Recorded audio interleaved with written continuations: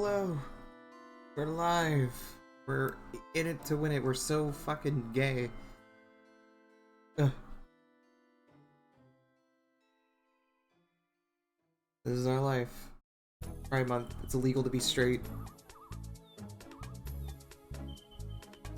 Anyone caught being straight is banned for 1,000,000 years.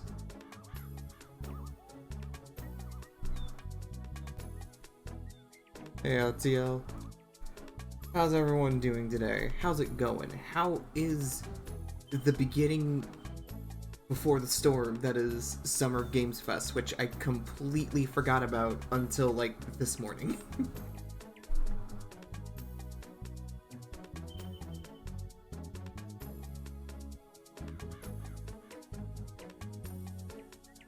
I honestly forgot it was happening today, and I was like, oh shit, I'm streaming today, too. I mean, I could have just literally skipped out on streaming and just watched the Summer Games Fest, but I don't know. Maybe we'll stream it here. I'll probably just put it in the corner or something while I draw. If I end up wanting to watch it. And we can have gay art and gay video games.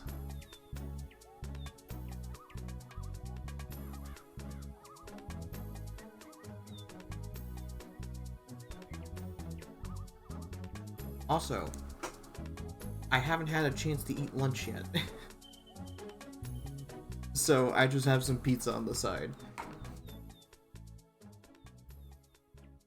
And I'll try not to make it a mukbang for y'all.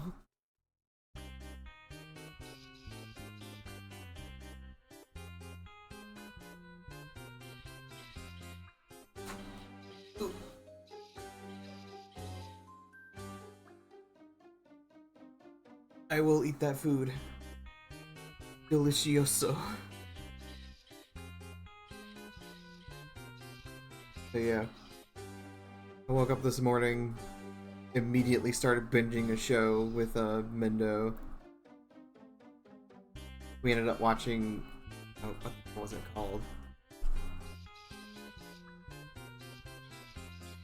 Put it down somewhere. It was like live action anime. Alright then, no problem, man. Have fun with your video games. Thanks for stopping by for a minute. Say hi. Enjoy your bird emotes, by the way.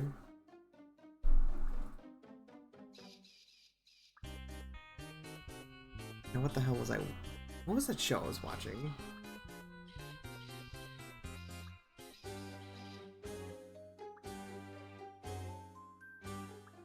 I'll find it.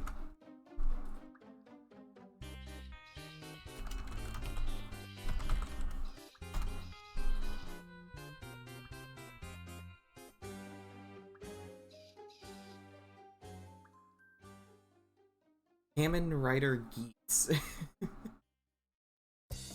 It was something. It was basically live action, but it had the cinematography and like pacing and acting of like an anime. And it just completely like threw me off because it's just like, this is so jarring to watch because it's like, it's exaggerated movement and everything in between and dramatics that's like so jarring to see when a real person does it. It's like watching one of those TikTok videos of like those girls who are like overacting to match like the animation style of like Disney movies and stuff like that.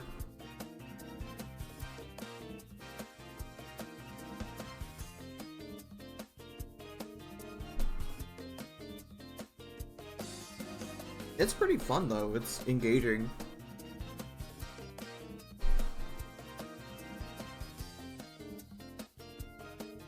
Love to watch more of it.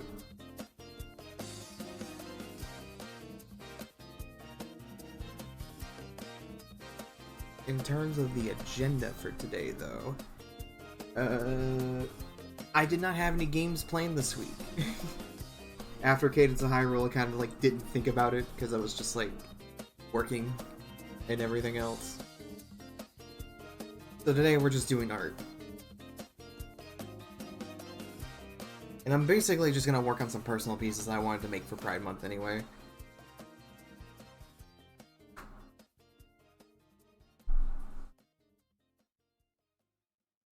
We will get started on that in just a minute. Double checking some stuff really fast. Make sure everything's okay.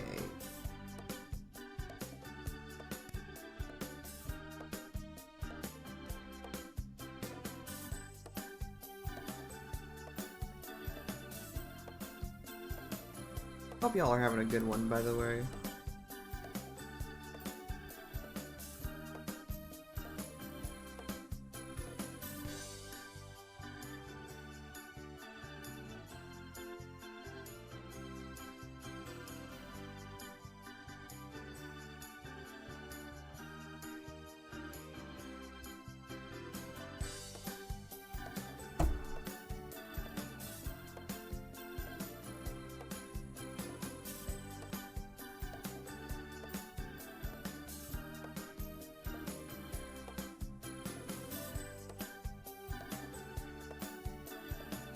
Good to see Bugsnax winning some Tumblr polls. That's what we need.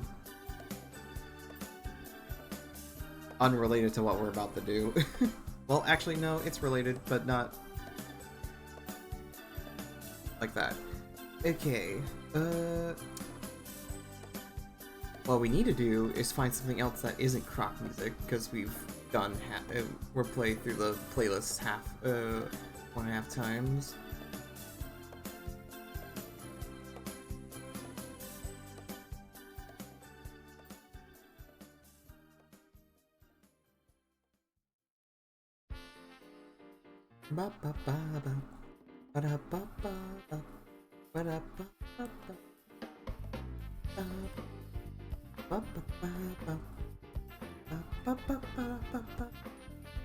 I really do want to play Croc at some point, though.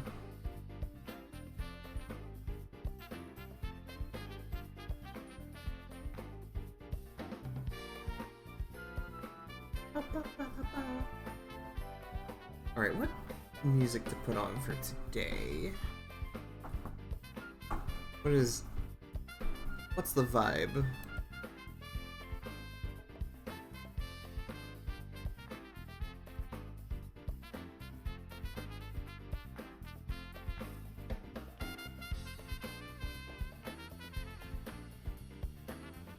I'm gonna go back to Ratchet and Clank. That's always an option. I was in the groove on that one, honestly.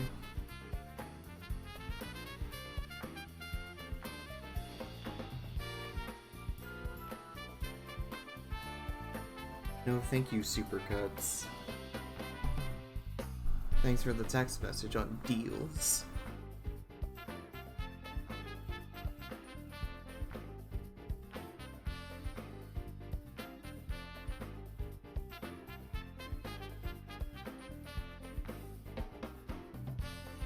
I don't like remember what's some good vibing tracks.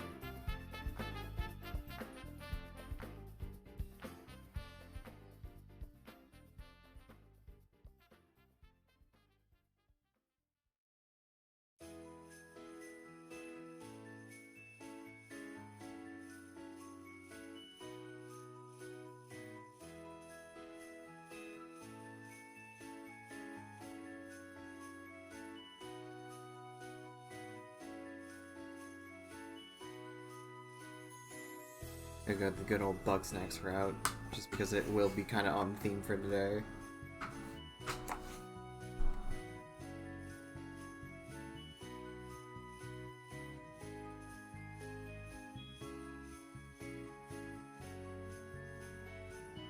Actually, I wanted to listen to Spyro: A Hero's Tale, because during one of our last streams, I had like a playlist.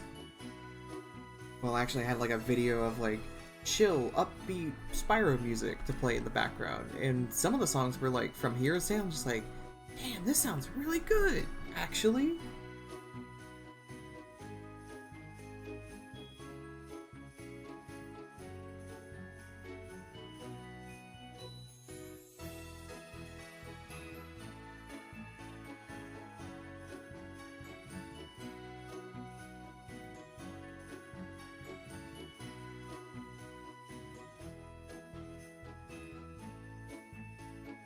Alright. Get out of here, Croc. You're my friend, but not now. Not anymore. You gotta stop. You're a menace. You're giving me a good time. There we go.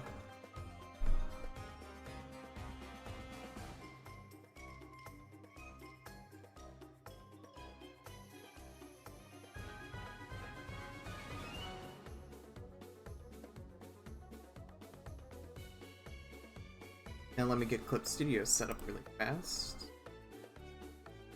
I had it up earlier, but I had to close it out because I forgot I didn't have my fucking pen pressure shit set properly.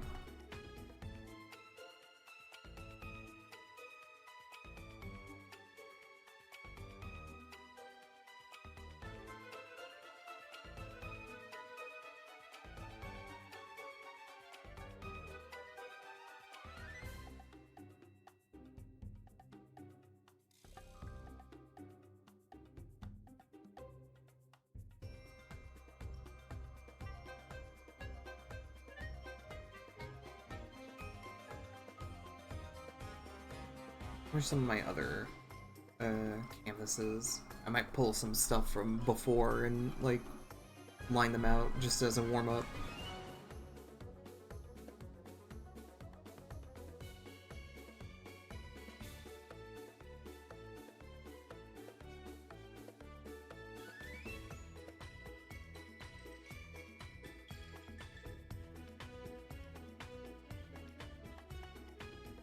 Also might need some reference for later too. Gay people in the corner of my screen.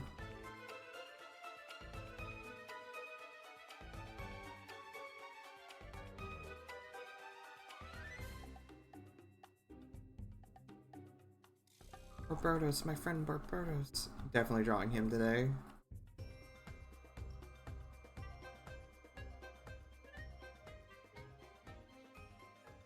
He's the guy ever. Can't live without him.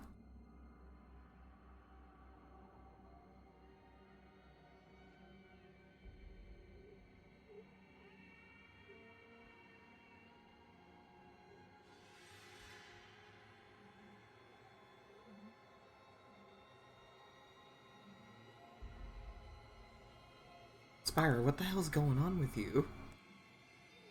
Why do we have a stinger coming on?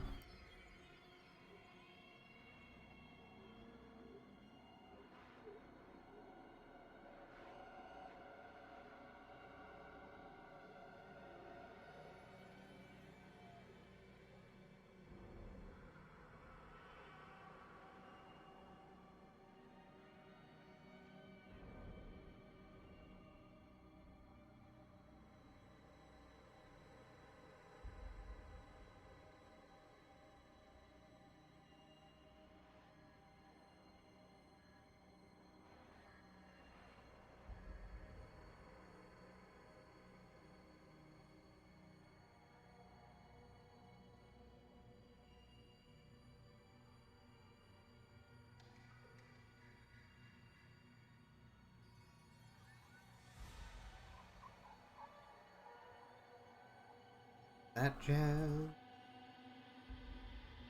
Didn't I? I'm pretty sure I saved like a reference. Yeah, I did. 2 down squat.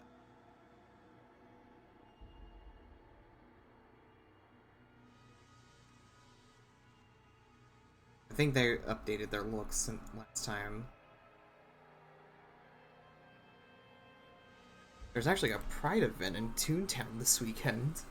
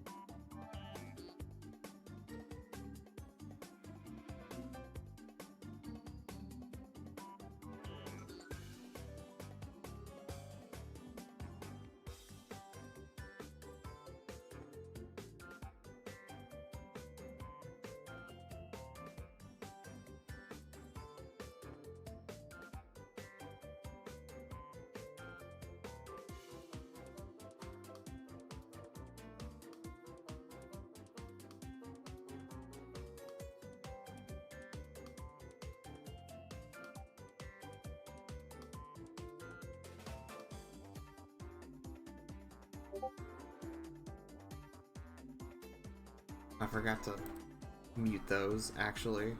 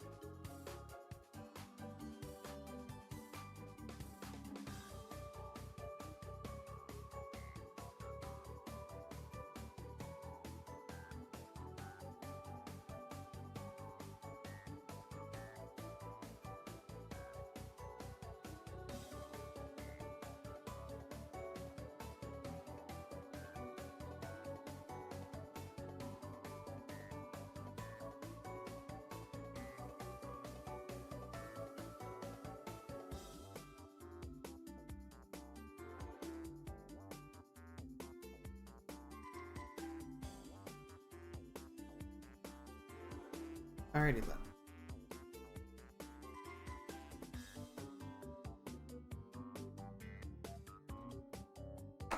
Let's actually get this started.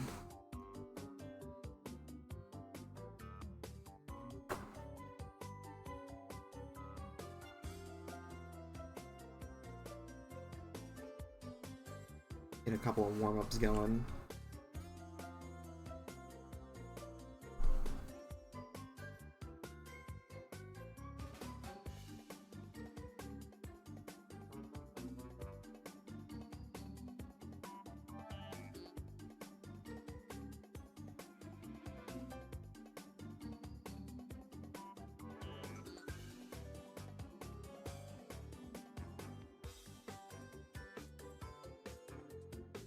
You always gotta practice your warm-ups.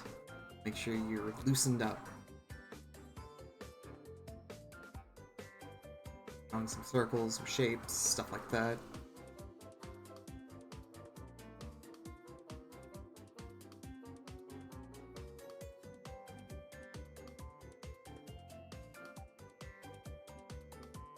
You know, the usual boring stuff before you get to the fun ones.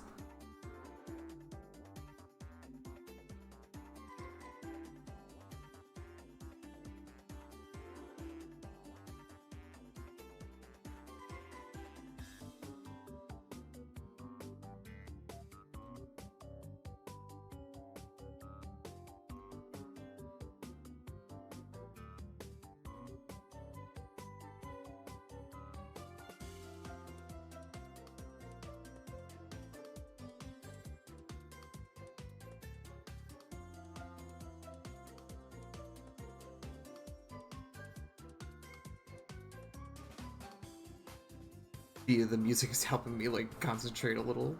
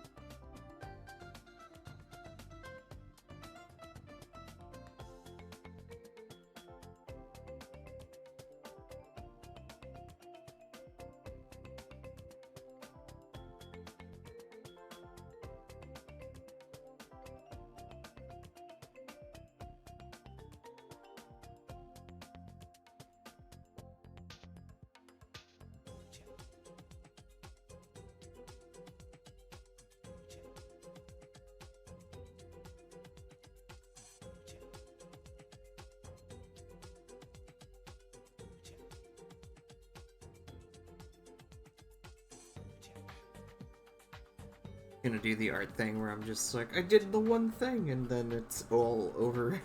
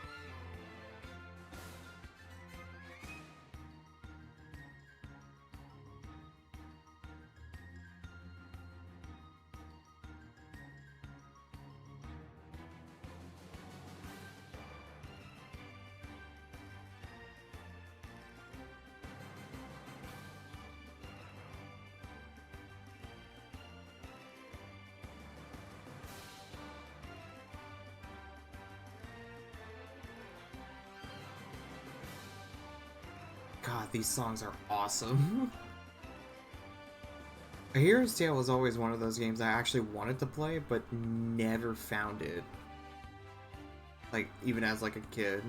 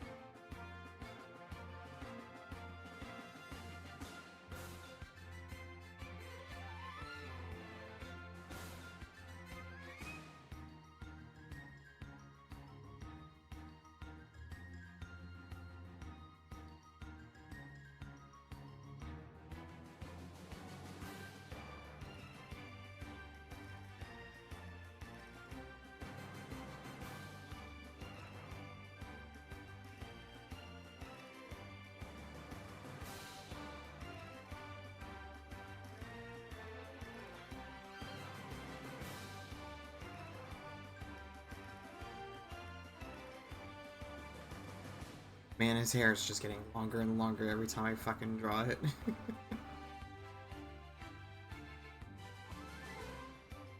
Which is pretty accurate to my own hair, honestly.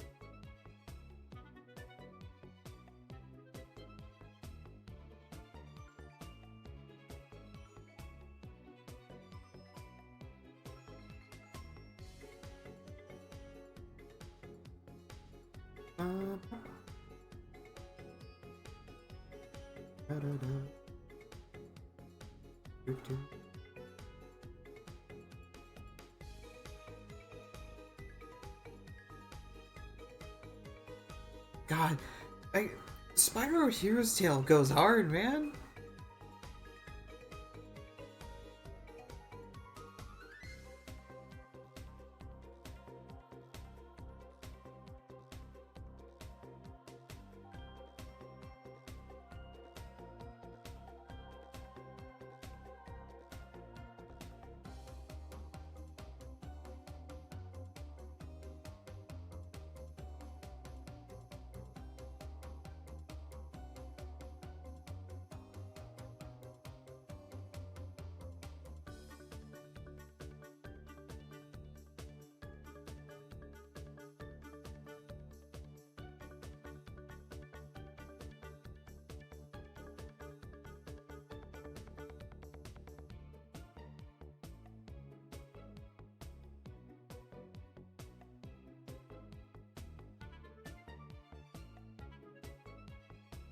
I wonder how Summer Games Fest is gonna go today.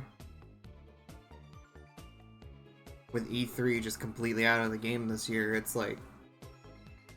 I'm pretty sure everyone's got their best shit ready for Summer Games Fest.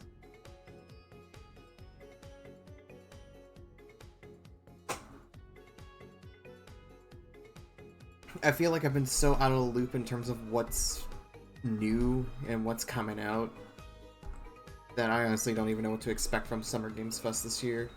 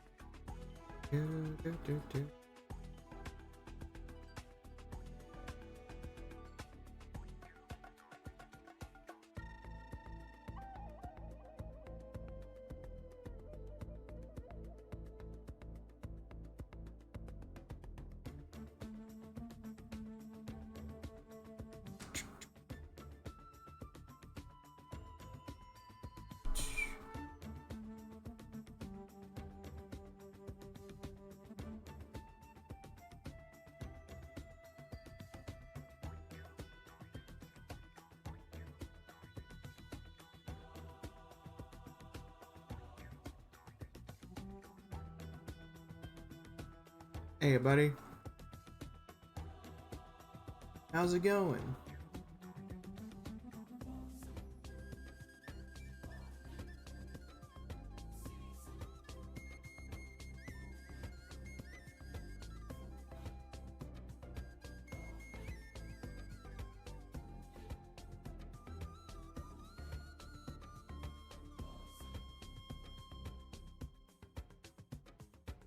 Just warming up with some simple doodles before I get into the big stuff.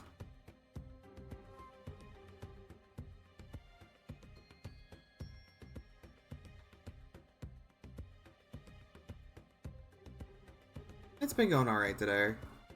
I woke up this morning, watched a new show with a friend called... I just had it too. I literally just read it out earlier.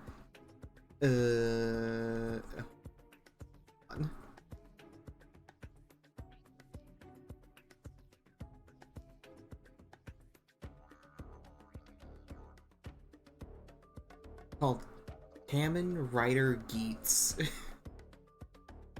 It's like a live action show with like... It's like as if an anime was live action, basically. Because it's got the cinematography and the pacing and the acting that you would expect from an anime. But now you're seeing real life people do it, and it's just like, whoa. Yeah, it was a recent release from like last year. And according to my friend who was like reading, you know, the inspiration sources for this, Fortnite clearly had an influence.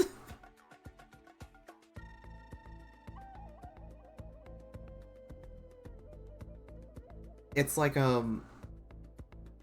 basically the world is like a game kinda where a bunch of people are selected to basically play in this game where they get like their own like Fortnite Power Rangers style suits and weapons and armor and shit. And it's about surviving to the very end so you can create the world, so you can reset and create the world that you want.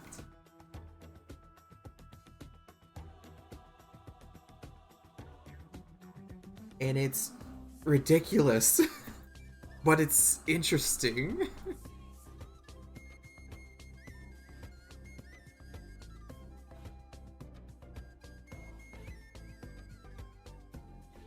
There were some other inspirations, but I can't remember on the top of my head right now.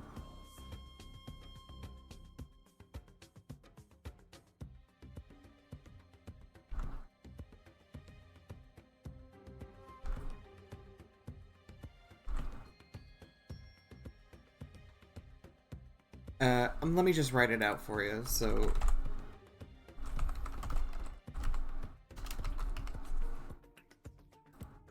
it is... I got that right. Yeah. Kamen Rider Geats. There's like 37 episodes. We got through maybe like 6 of them. The pace is like really fast. Or is it just Geats? Alright.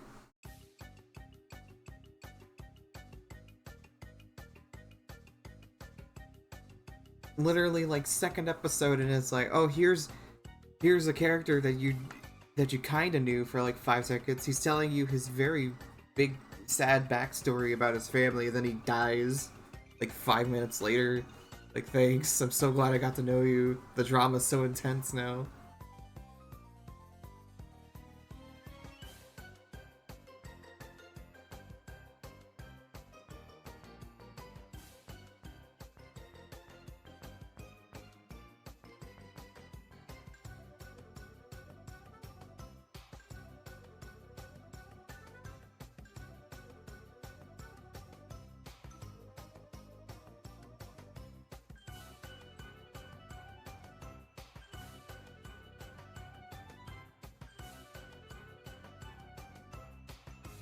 Yeah, that's what I'm saying. Power Rangers for real.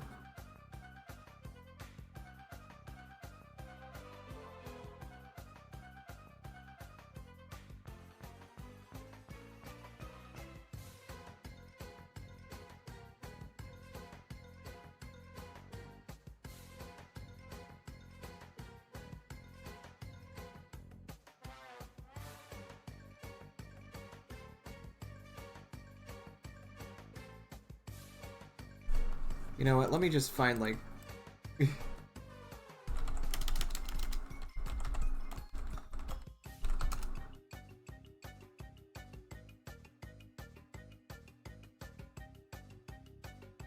the show is fucking it's ridiculous. And like all the props and everything in that show is like they're so toy quality.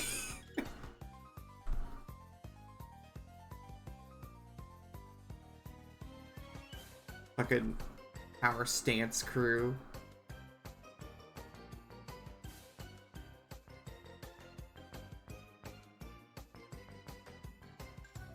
Gotcha. Literally, like, all the weapons and props and everything, it's like, it's so plastic and, like, toy-like. It's just like, this is obviously meant to sell something. But it's...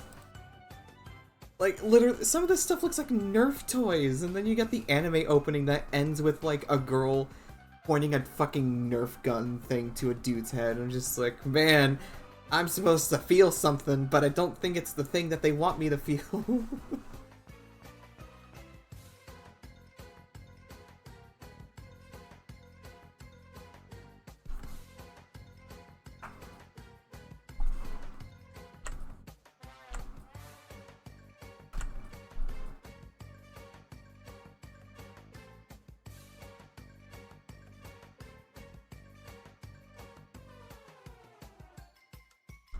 By the way, it's good to hear that you're doing good too. Artistic value is weird, yeah. I think what gets me is that they're so like shameless in their production and the way they act and everything. That's like I can't help find it endearing.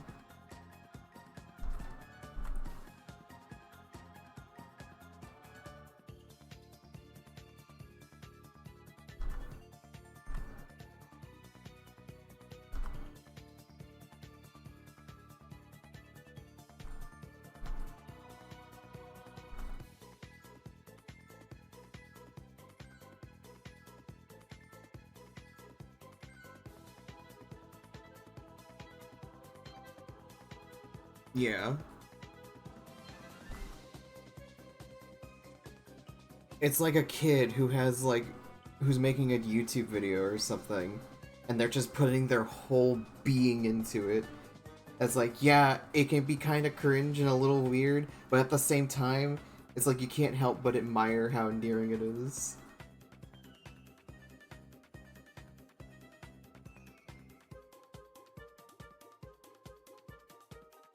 And even for like actual like full-blown production stuff like that too.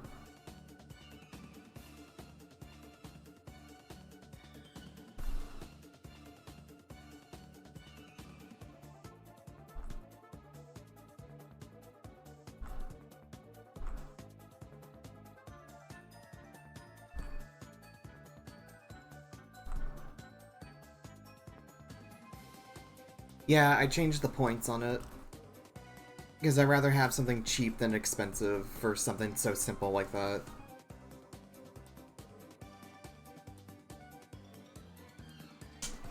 A better way to help remind me.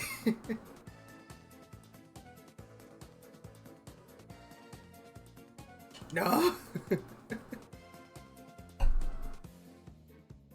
Don't make me sip!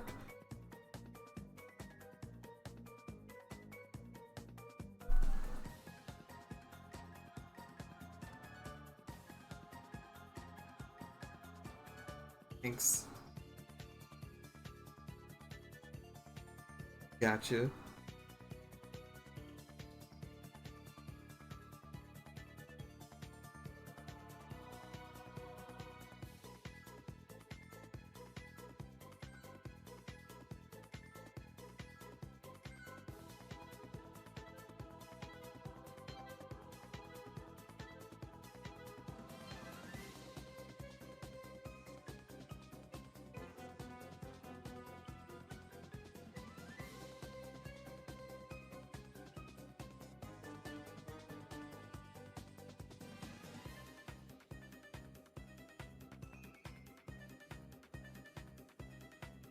By the way, we're about to get an ad.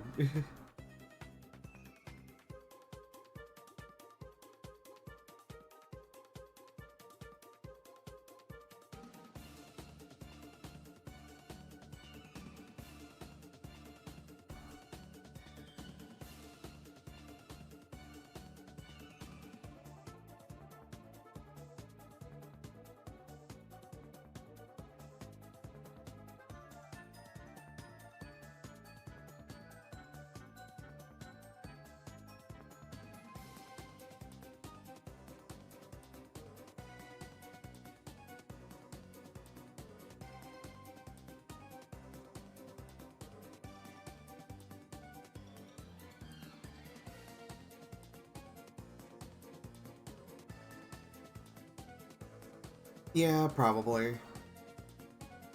I wouldn't blame anyone for having an ad blocker.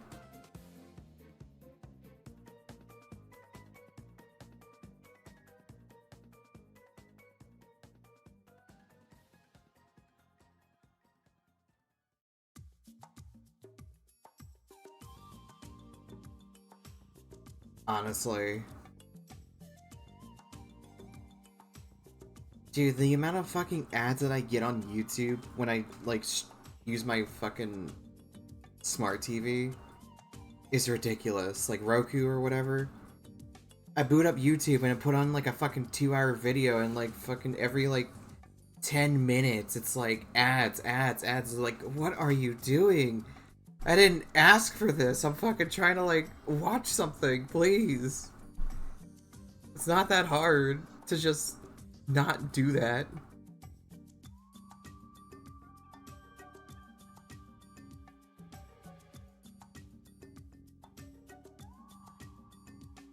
I did learn an easy trick to bypass ads that, like, won't let you skip them. At least when you're watching, like, on, like, your Switch or, like, on TV or whatever. Because if you, when an ad's playing, there's, like, a little, explanation mark thing. It's like, why do I get ads? And you can, and sometimes it lets you scroll down and be like, stop seeing this ad.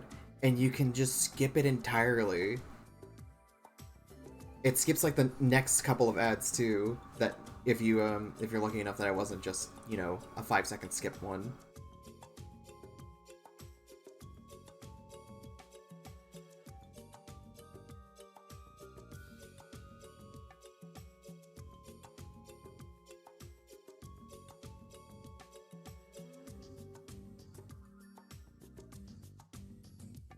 You.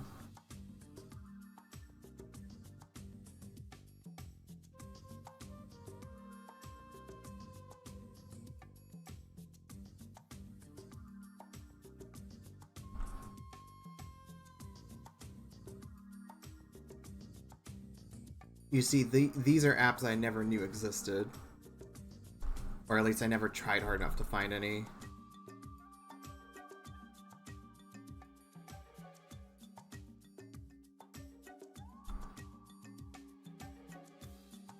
Yeah, I figured as much.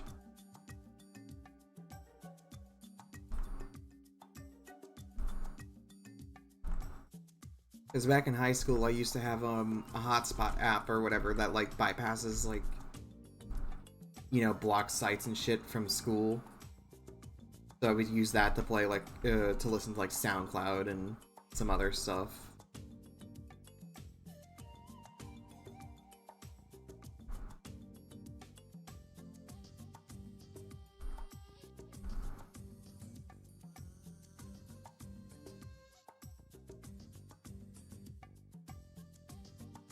Yeah, I have that one too on Firefox.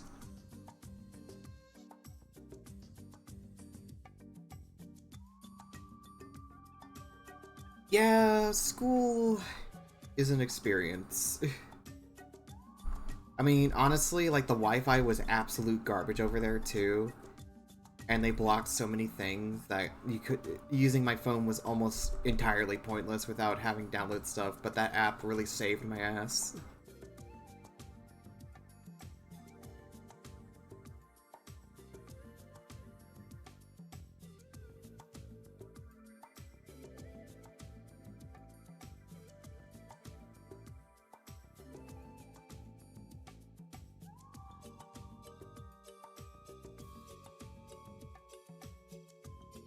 Ugh.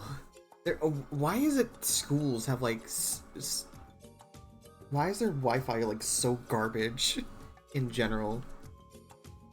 Like, every school I've ever been to has, like, the world's worst Wi-Fi, and the cell signal there has always been, like, just non-existent. They just become dead zones unless you walk outside.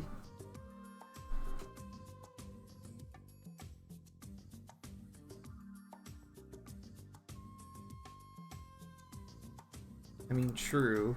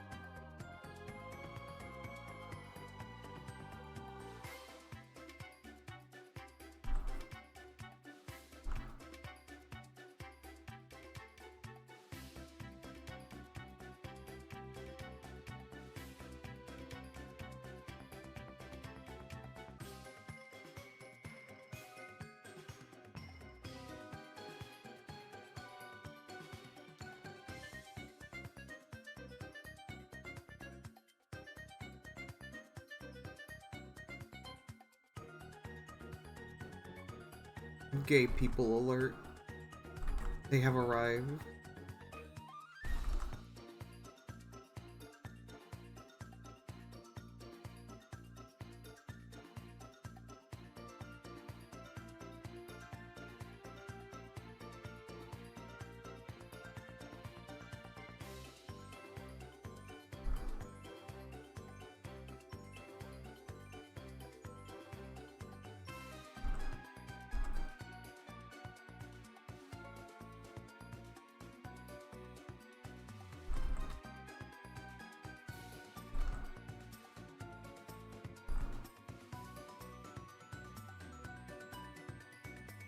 A little derp here, actually.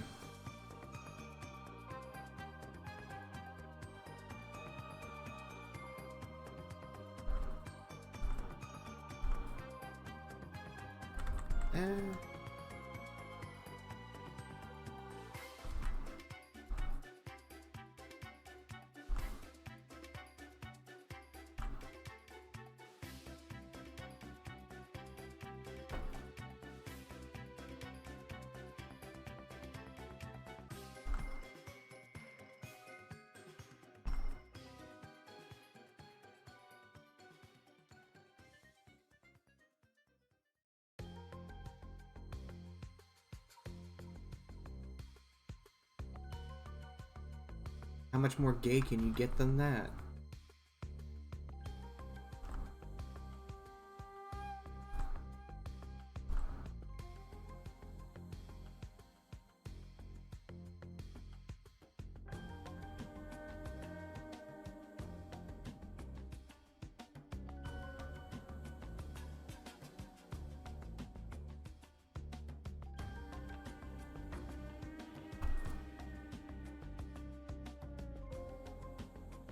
True.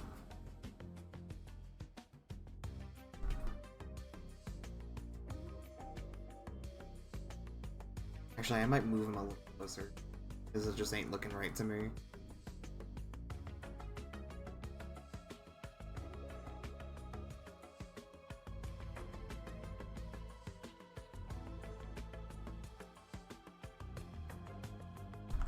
I am playing on like one layer actually, so I need to be careful.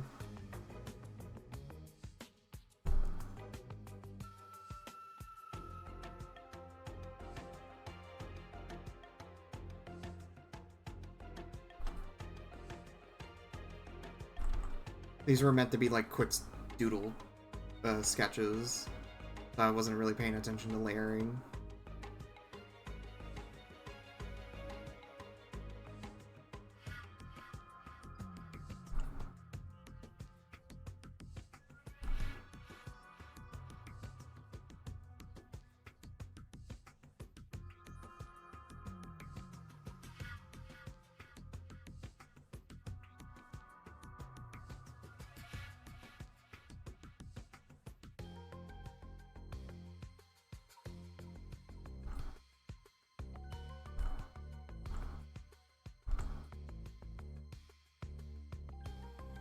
For real, that's my husband.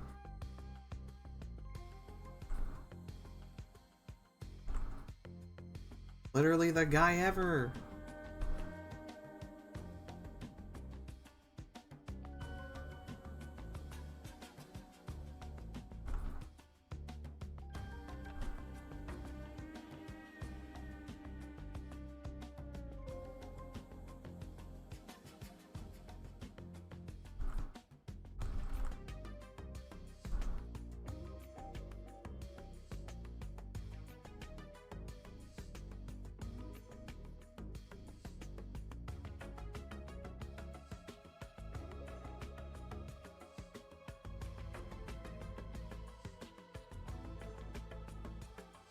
I need to do more stuff with them, honestly.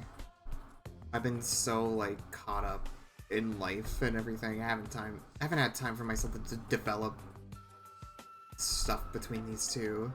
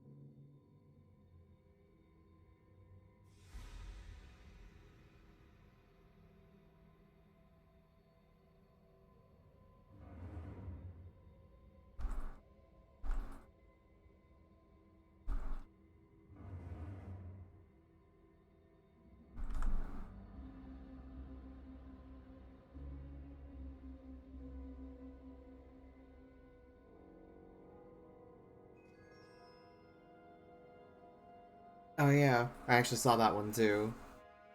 I had that saved on my likes. I should really reblog it or something. I don't really mess around with textured paper stuff for like backgrounds or anything. But I could mess around with it once or twice to see how that looks and feels.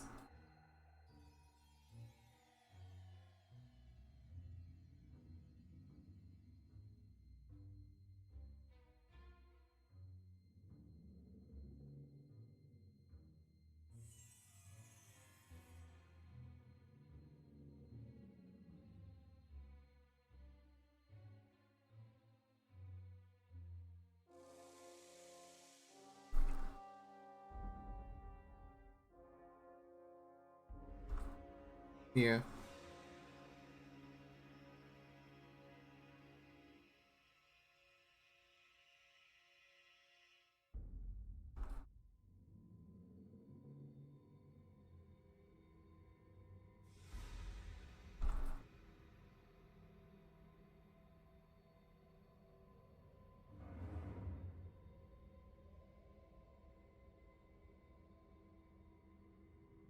I think it looks nice too.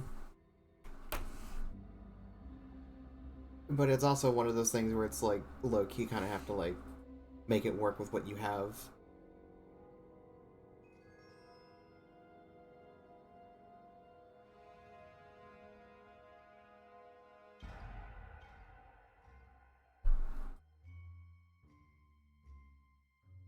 Oh yeah.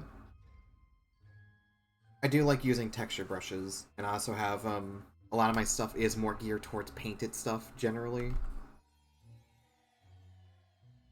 which is really funny to think about because like originally growing up, the kind of art style that I wanted was like more cartoony and cel shaded, but in the end, I end up adopting a painterly style, and apparently an art style that people say, "Oh, this is so nostalgic looking."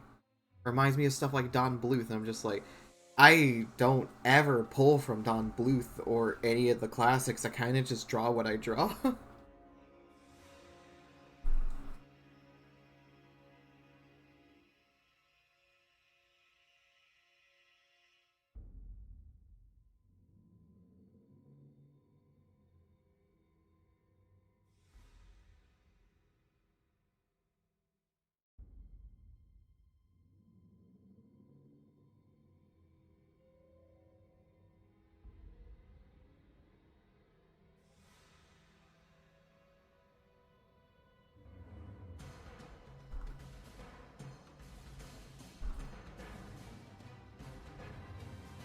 Thank you. Appreciate it. Your stuff's really cute too, man. You have a very good knack for like what's the word? Typography? And just like making graphics. I think that's the right term, yeah. Graphic typography stuff.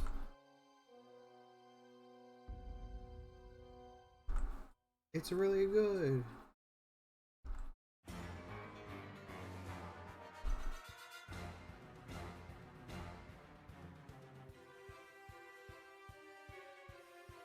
You're welcome.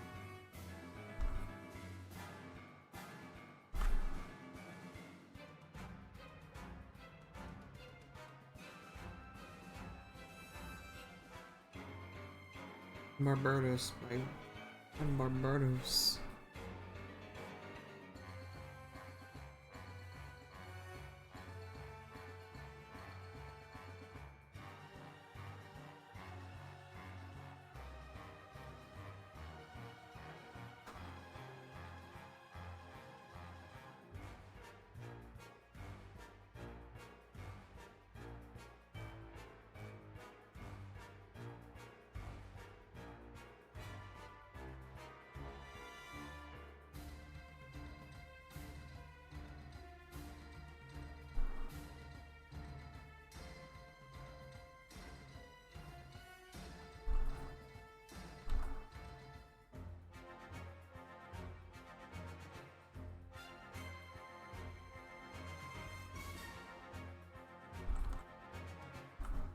I really do gotta get back into the drawing my bird, man, properly.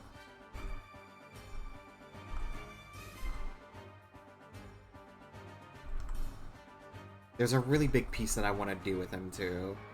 I actually have to commit to it at some point.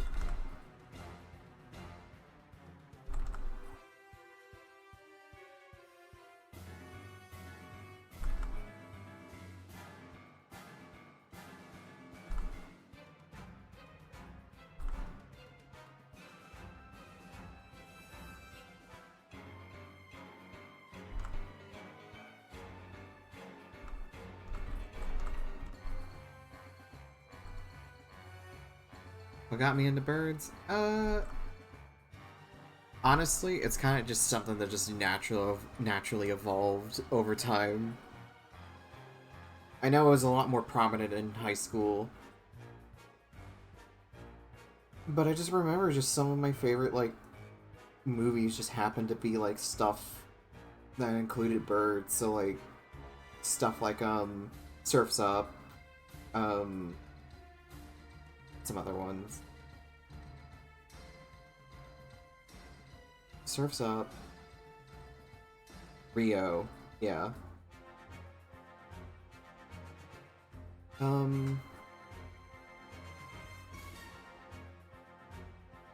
Fucking Lord Shen from Kung Fu Panda 2 was fucking awesome. And I just started drawing my little bird dude back in 8th grade. And I remember Infamous Second Son, like, he had, like, the bird, like, design, the bird star on his jacket. And I was so obsessed with it at the time that I would just draw it over and over again. And that it eventually evolved into my little bird dude here.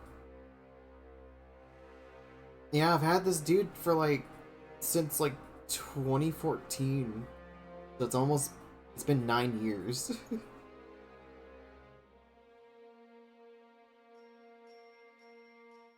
His general base design hasn't changed much since then, but he's definitely gotten a lot more livelier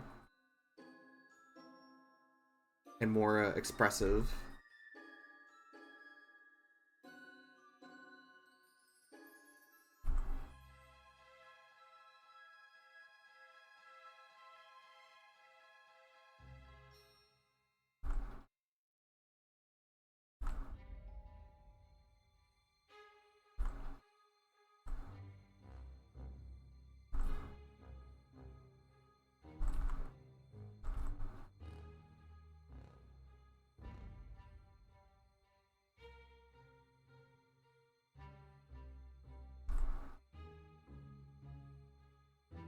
I'm glad you like him too.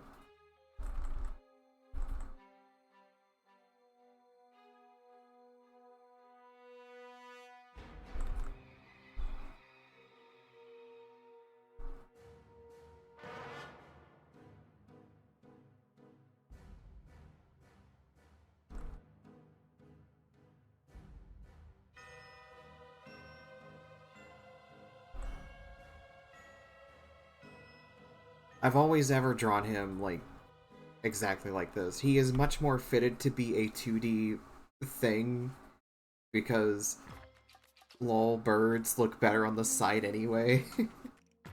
So trying to draw him from the front is like a nightmare. Something I personally never quite figured out how to make it look appealing.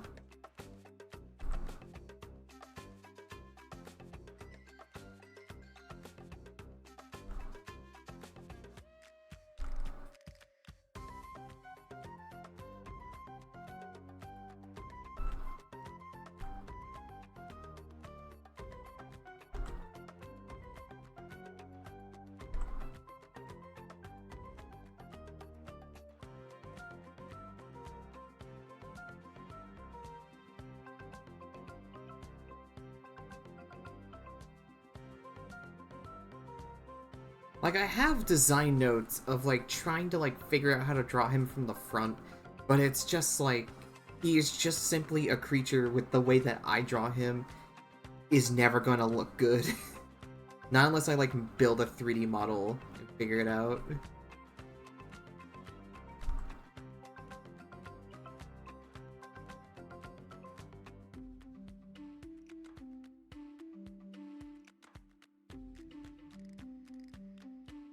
Like, I've thought about it, like, years ago, especially when I was in college, as we were building 3D models and everything. And I could have easily have made, like, a 3D model of my bird. And then I can, like, figure it out from there. But it's been years, and I'm afraid my computer will explode if it tries to run any 3D program now, because trying to run Maya, which is one of the 3D programs that I used during college, was very taxing on my computer, because I could barely open up, like, 2 tabs in Chrome without my computer crashing.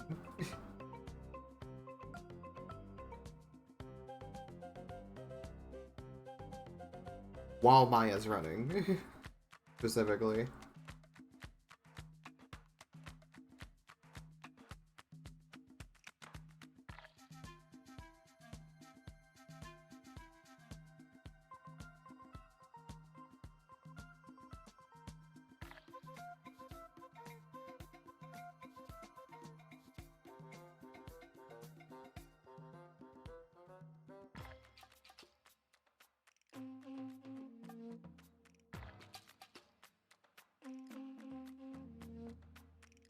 Blender's actually has been growing really damn well over the last couple of years. Because by the time I got to college, we were using only Maya for our 3D programming. 3D modeling. And, like, I've heard of Blender. It was a free 3D modeling program, but it couldn't, like, compare to what most things could do. But throughout the course of college, I was always seeing it, like, get these massive updates and, like, improvements. That it's honestly just as good, if not competitive, to, like, industry standard modeling programs. Which is really cool, because it's free and accessible, and anyone can use it.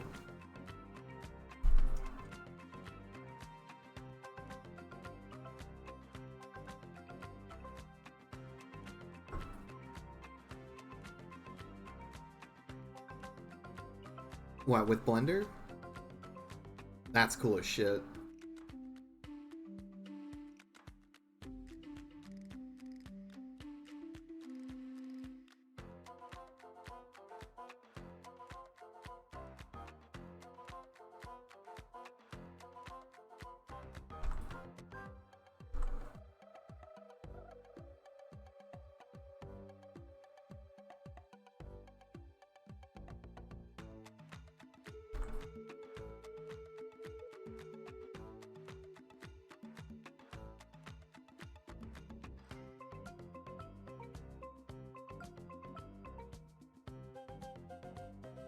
That's insane. All for free, too, which is the crazy part.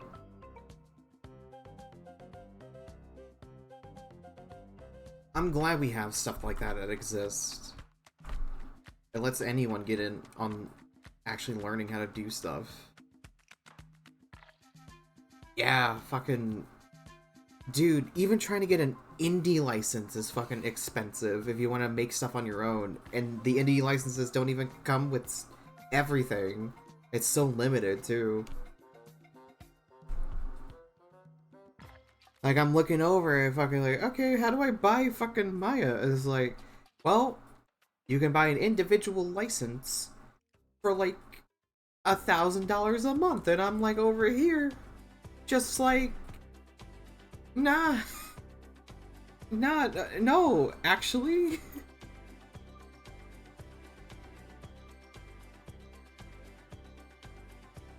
It's fucking criminal.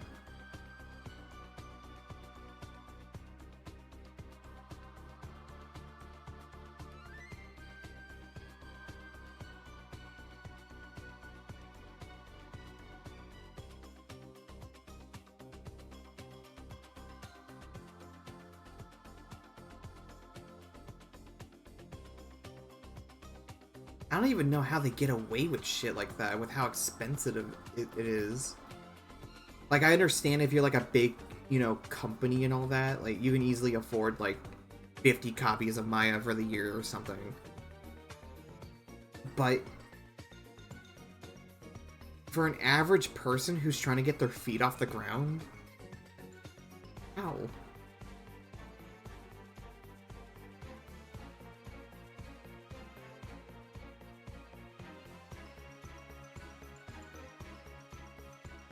I mean, yeah, that makes sense and everything, but still, it's like overkill.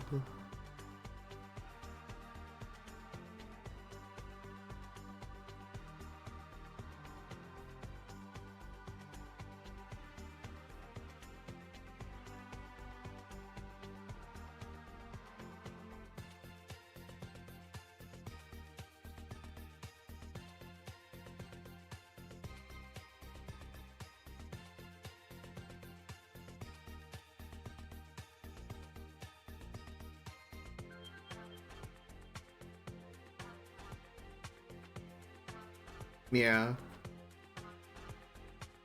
Thank God. What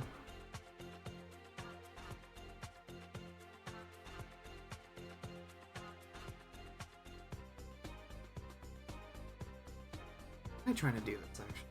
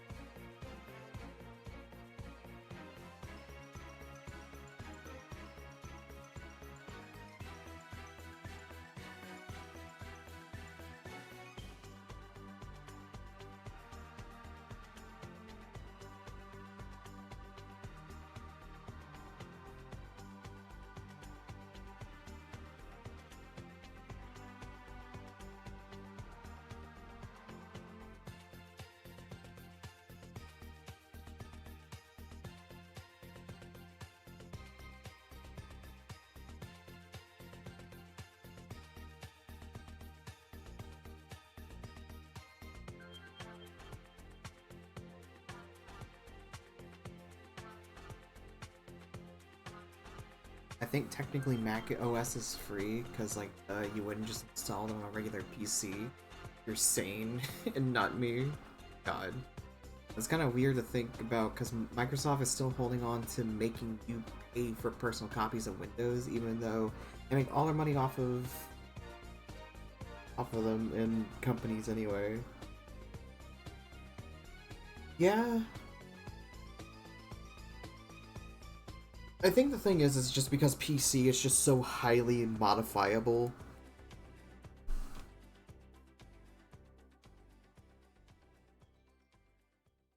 But it does like kind of make you think it's like, well, why wouldn't they just give me Windows? Why do I still have to pay for it?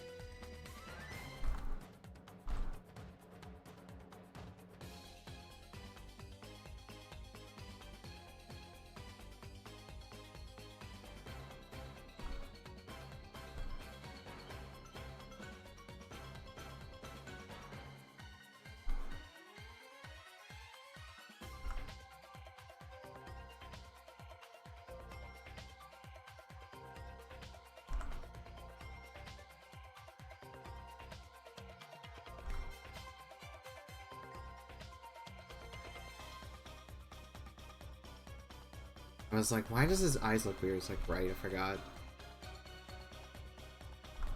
A little outline for the rest of it.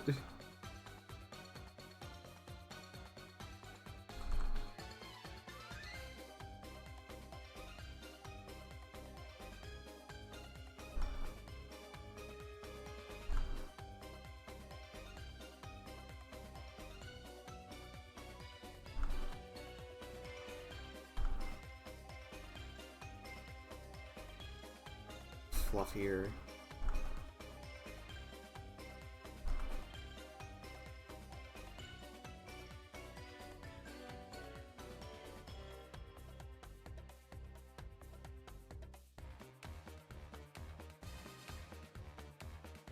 Nah, that's too messy, actually.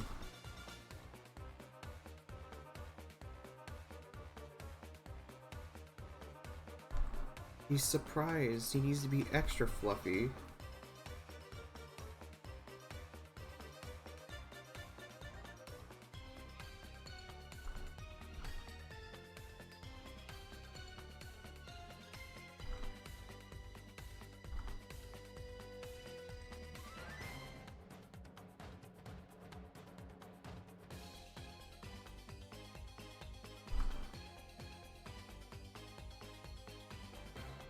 More like frazzled out the way I'm doing this.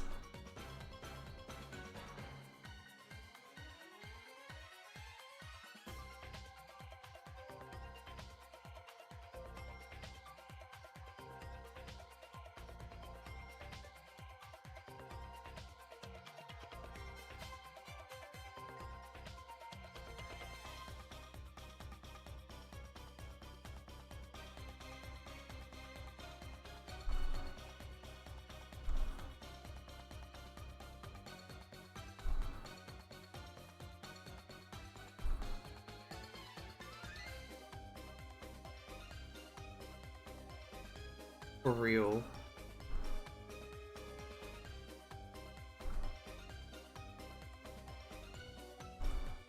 I remember seeing those videos. Wasn't what, like, I think the main reason why they were even scared to begin with was because it was just like a completely foreign object had entered their like fucking area of awareness without them noticing.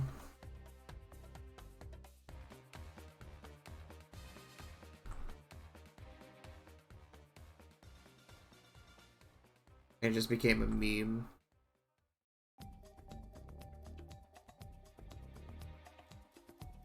Cats are scared of cucumbers. Press a like, share, favorite.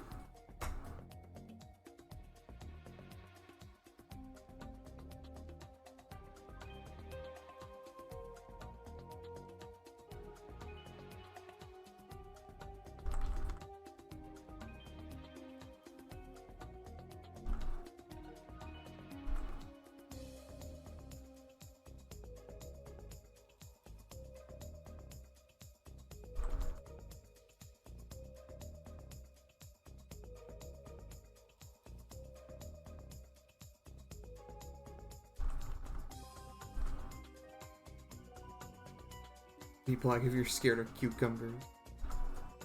It's just crunchy water.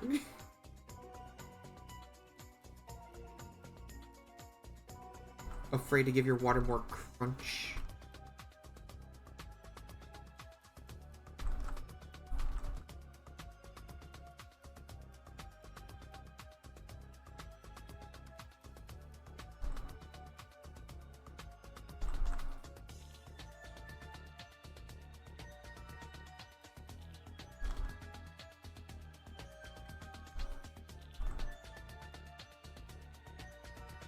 Weak-willed cucumber haters.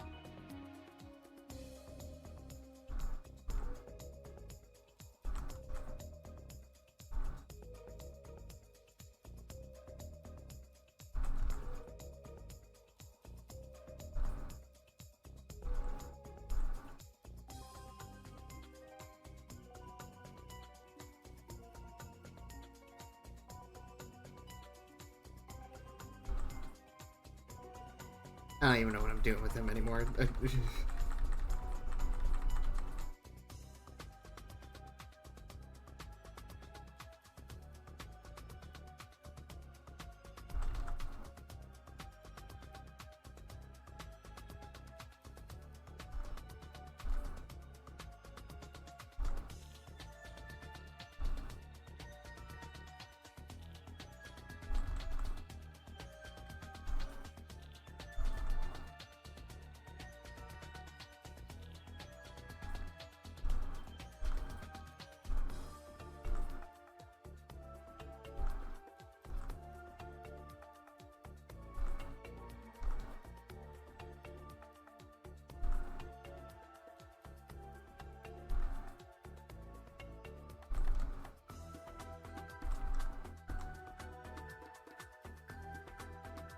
Enjoy some Ultra Kill, man. Get a good score. The Devil May Cry of shooting games.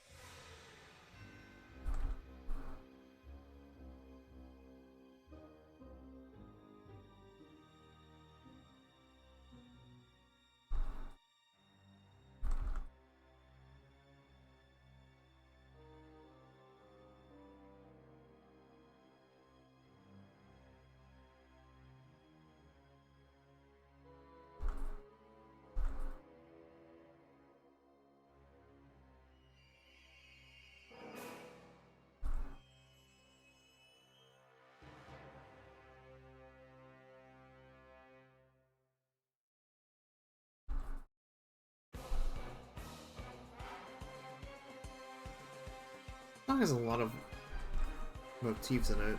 Motifs or whatever it is.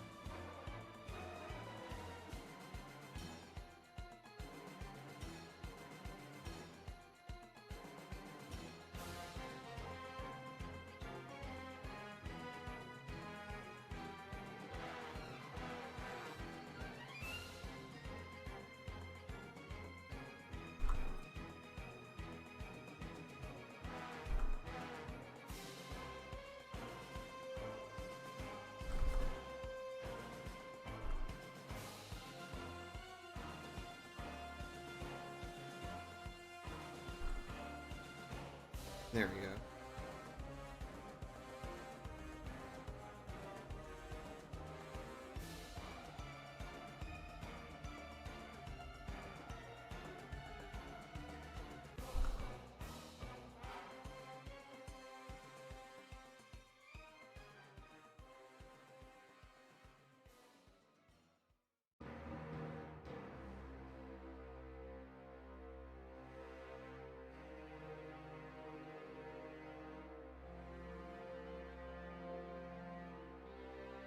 Little guys everywhere.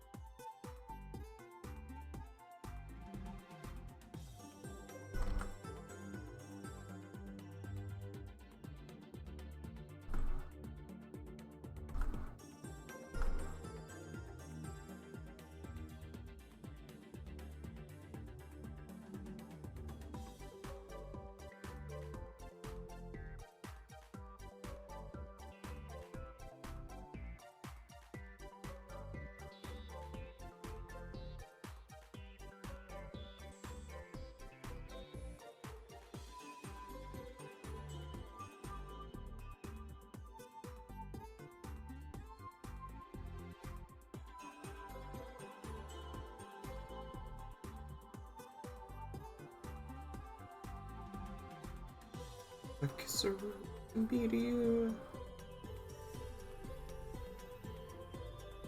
A media.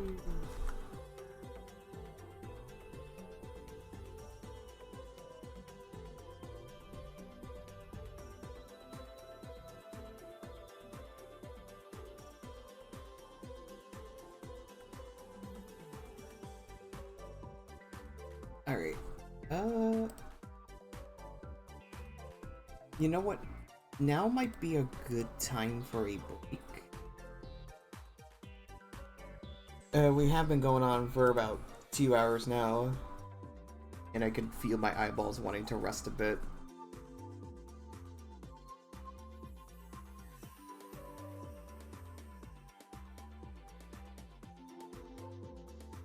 So, I will leave the screen like this for now. I'll just leave a little BRB thing. I'm gonna go ahead and get a little bit of a stretch going. Eat a little more food in my system. Should be no longer than like 10 or 15 minutes. And when we come back, we are probably gonna attempt a little bit of a bigger piece. I want to do that pride piece that I wanted to do.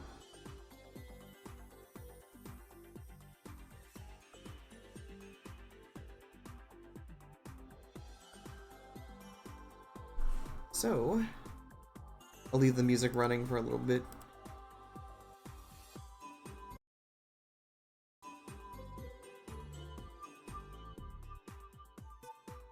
I'll mute myself and we'll be right back. 10 minutes.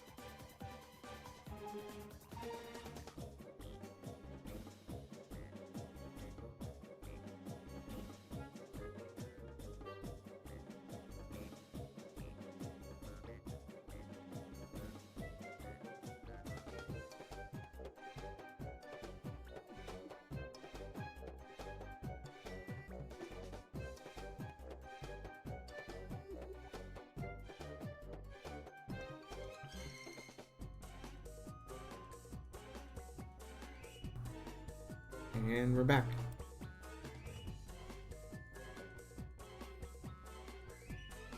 Hello, gamers.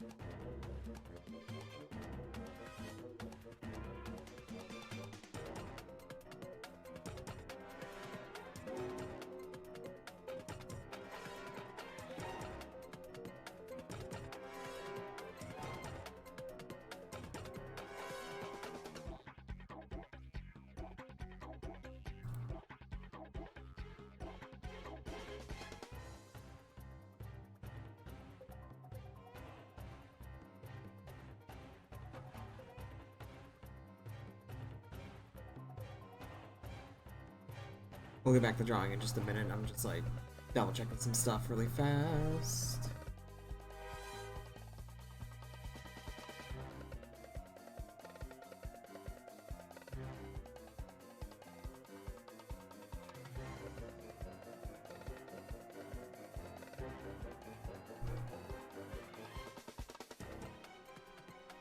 I was actually reading up on stuff that I was missing from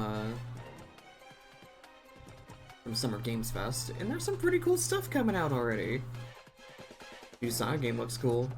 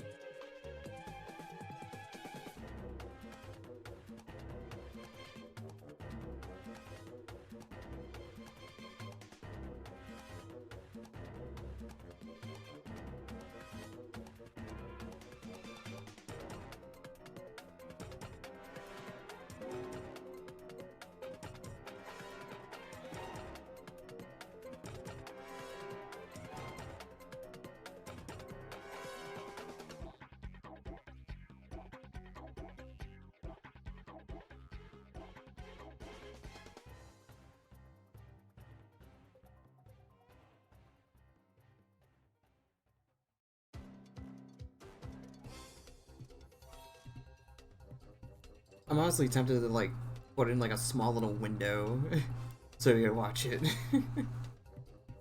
We've missed quite a lot at this point, but eh.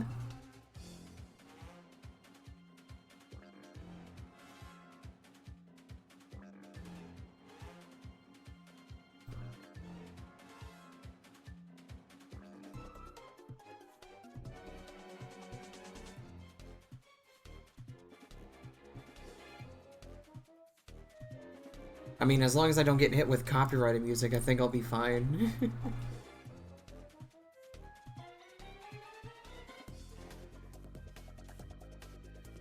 I was actually looking at my Tumblr post for my commission thing that I just did, but it's not appearing in one of the tags, so I'm just like, cool, I love when Tumblr functions. I might end up having to repost it. Which I'd rather not, but I'll wait like another hour or two and see if it pops up. Otherwise,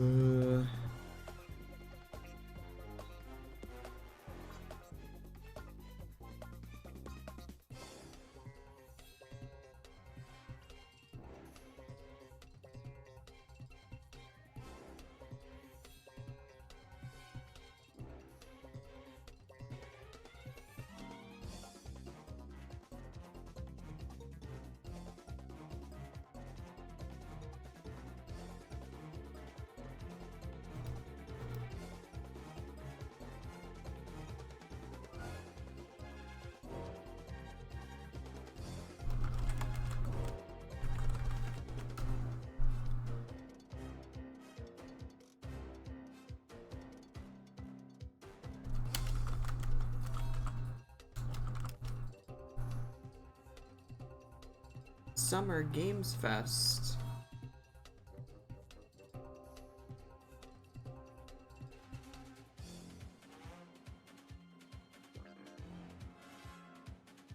I don't know which one.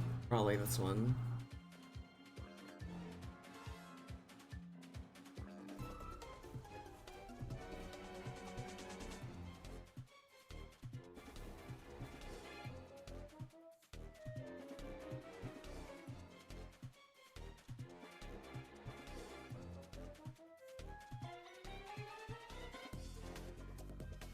Yeah, sometime. I mean, it's been better over the last couple of months. Stuff would actually appear in the tags, but apparently my commission post is the one thing it doesn't like right now.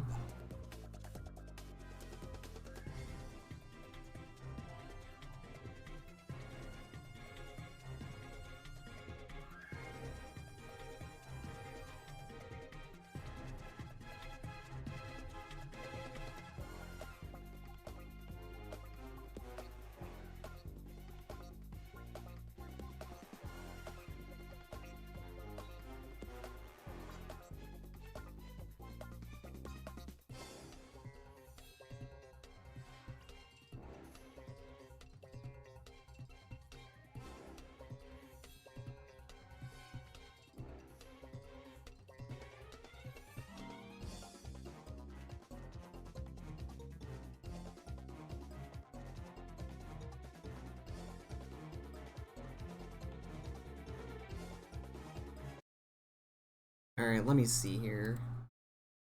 Let me see if I can get a window opened up for Summer Games Fest.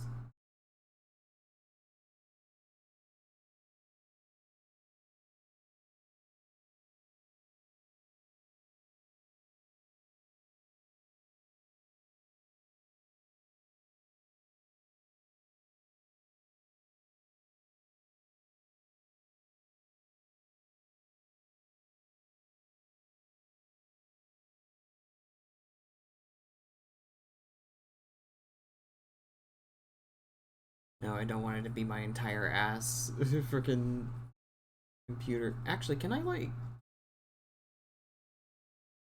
Hold on a second.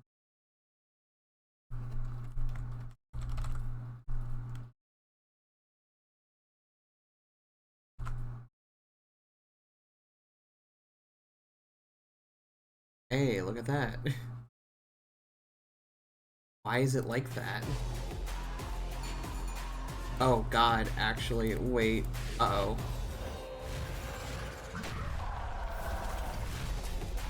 No, don't listen to that, actually. I didn't think it would do that. Cool, thanks. That's exactly what I want to happen.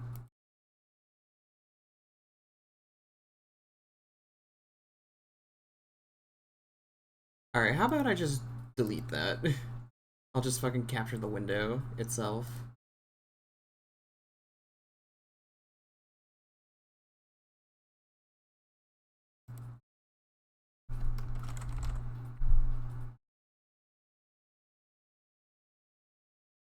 Wow, would you look at that? That's cool.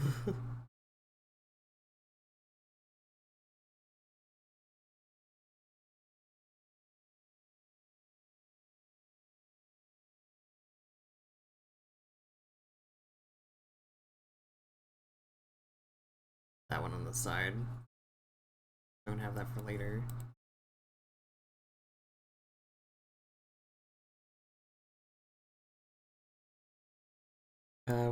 That's the crop one.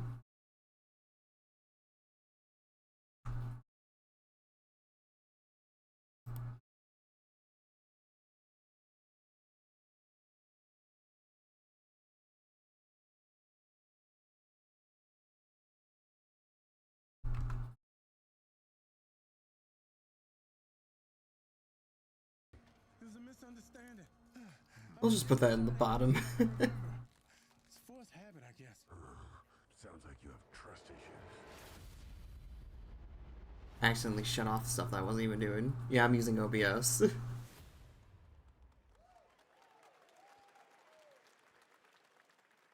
Let me know if it's like too loud or quiet. Duplicating oneself in order to multitask. This new hack and slash game with a tactical twist allows you to do just that. Brought to you in France, here's the world premiere reveal trailer of this Funga, the time shift warrior, coming later this year to PC.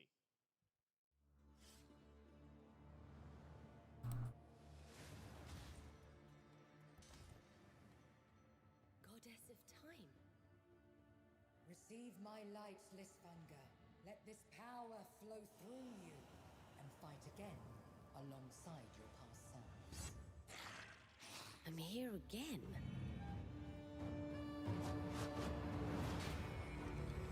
That's another me. I look good. That a little bit louder. I rewind. I begin again, but with another me to fight with. You're coming with me.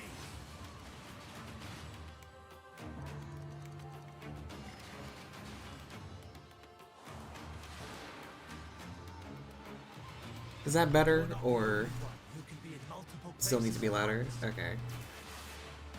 Everything is good. Man, look at them video games. Wow. Summer Games Fest. Wow. Oh, whoops. What the hell did I just do? IP from Ascendant Studios, a single-player, first-person magic shooter called Immortals of Avium. It's fast and fluid. It's an FPS in a fantasy setting, kind of like Doom with magic. It also has a I think that was great news from the other cast, day, led wasn't by it? Darren Barnett as the main character Jack, and he joins us now. Hey, Darren. Hey guys, Great to have you with us. Owen, thank you. This is such a cool game, super high production value, spectacular gameplay. Tell us about the guy you play. You're the main character, Jack, right? Yes, I am playing the main character Jack, as seen behind me. He's a battle mage that controls all three forms of magic, triple threat. He's brash, he's funny, but he gets the job done. Well, it's the gameplay, as we've seen, is just so fast-paced. There's so much action in it, with all the spells, the spell casting, and the magic. What can you tell us about the story and sort of how this battle mage, Jack, comes in? He sort of becomes a battle mage, right? Yeah, he kind of comes from nothing. He's, I guess they call him a street rat, is what he was. But he, during a time of intense trauma, he summons the power to control magic. Becomes part of the Immortals, which is like the elite Navy SEAL squad of this world called Avium, and they are in the middle of an Everwar fighting for the control of magic. Okay.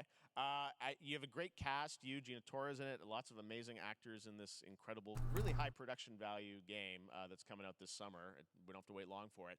And I know you brought something with you to share today, which is a gameplay sequence. Which I was one really of the stretched my most fingers epic while I sort was of on parts of break. the game, right? Yeah. So this is a wild part of the game. This trailer is going to be showing you the Immortals and myself confronting Sandrak directly, who is the top villain of this game, and trying to end the Everwar. And it's taking place in like one of the most badass levels of a video game I've seen.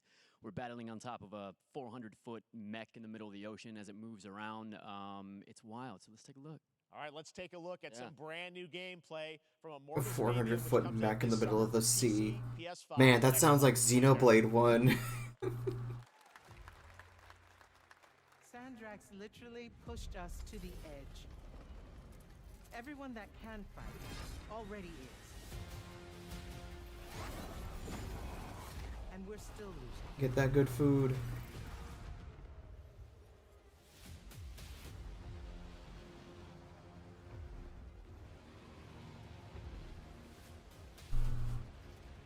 Welcome aboard, Immortals.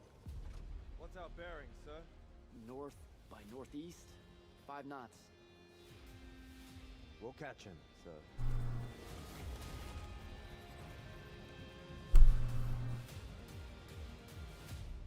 Electronic farts.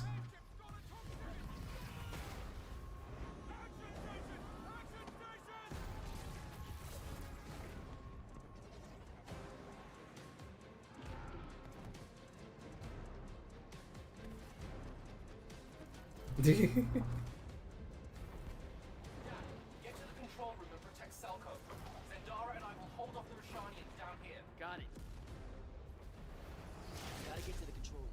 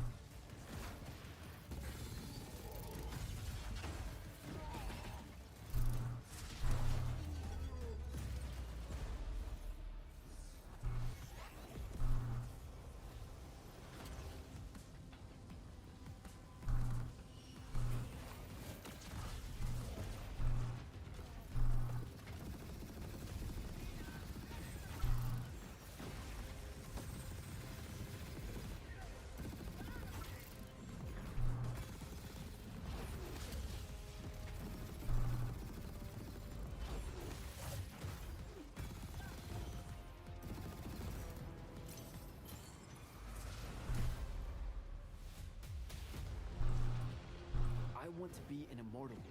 I want to fight this war as one of you. You're what's called a Triarch.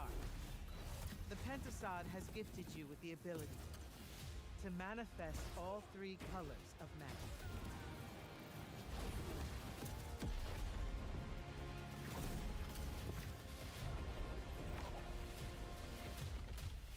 We're only going to win this one together. Sigil up.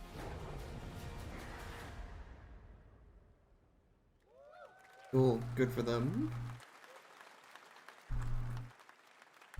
Love that we get to show you guys so much amazing raw gameplay today, and that game looks incredible. Coming out this summer from Ascendant and EA.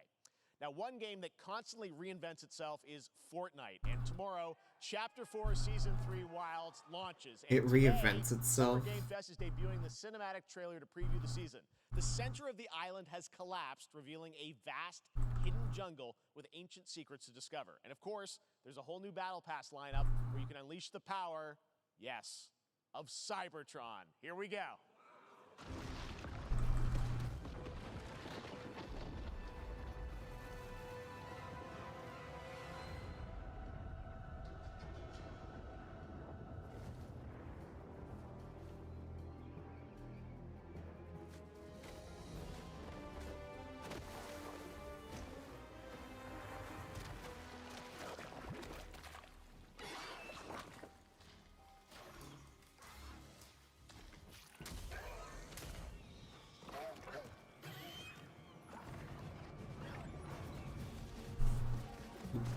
Right back.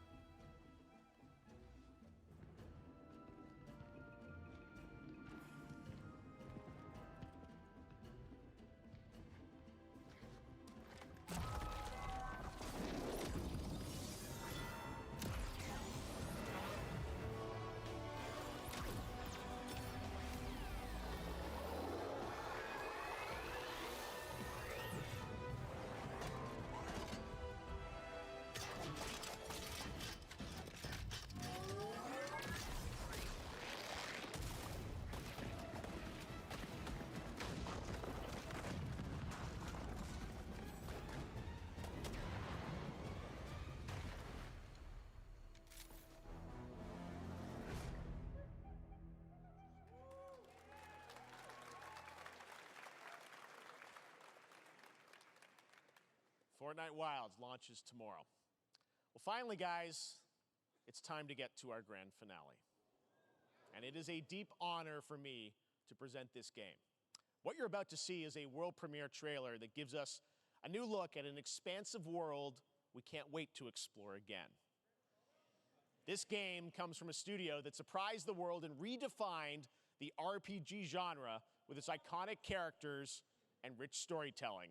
And I want to thank them for this trailer for one of gaming's most anticipated upcoming releases.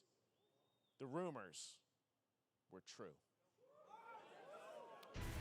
We're still here at the scene of this terrible disaster, caused by a massive tornado which swept through sectors 0, 1, and 2. Amidst the wreckage of the expressway, search and rescue operations are already in progress.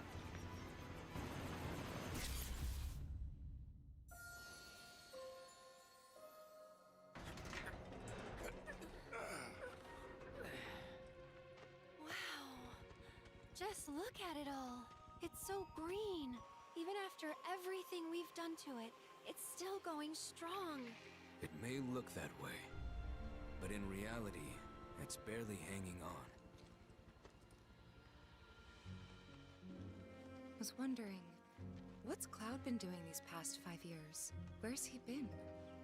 And you're asking me this? This is gonna sound crazy, but as far as I know, Cloud was never in Nibelheim 5 years ago. The life stream. It is the very essence of Alright, I'm our back. star. What'd I miss? The blood coursing through its planetary veins. According to Hojo, they're connected to Sephiroth. Oh, new Final Fantasy Shadows stuff. of the Cool. Mad, I believe he called them. Sephiroth was in Midgard. We fought him. Whatever happened, he's alive. But why come back now? After 5 years, doing who knows what?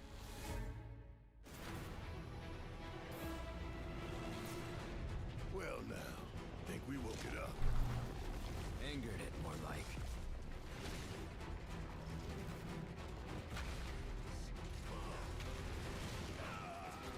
Feast your eyes on the Turk's latest and greatest, Elena.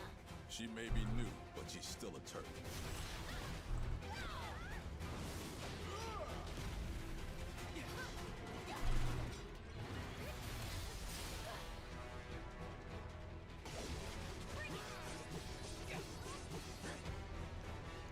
This is gonna excite a lot of people, especially Final Fantasy VII fans. Oh, those are some new things.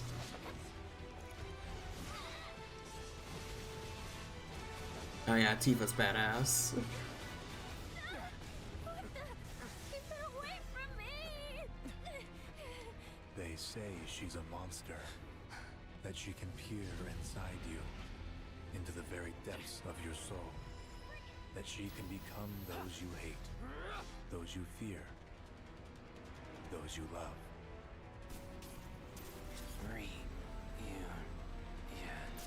Reunion. Oh god, it's that phrase that I kind of know about. I don't even know what it's all about. You know that I killed her. So, who is she?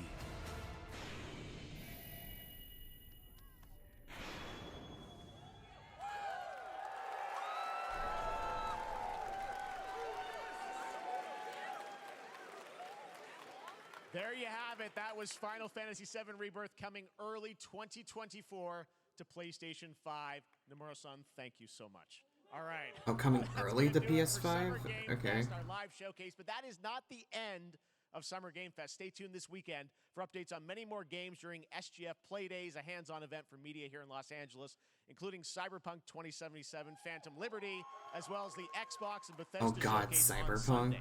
Right Did now, they? though, stay tuned What for the hell are they Daily Edge, doing? I Am 8-Bit and Double Fine, which celebrates the independent game culture with a number of new Guys, game Days of reviews in the next hour. Divs. We'll see you this summer, later this summer on August 22nd for Gamescom opening night live in Germany, and again in December when we come together here in Los Angeles to celebrate 10 years of the Game Awards. Thanks for watching, everyone. We'll see you soon.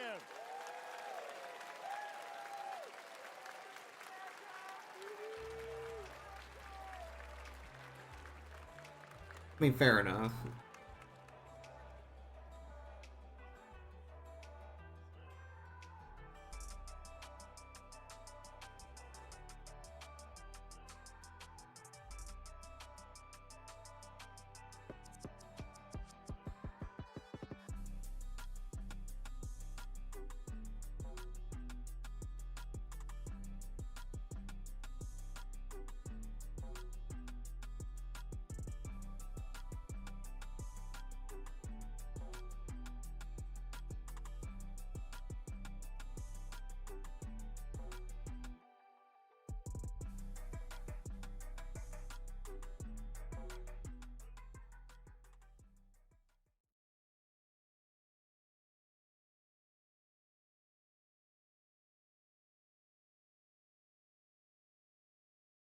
Alright, so that was Summer Games Fest. I missed like 70% of that.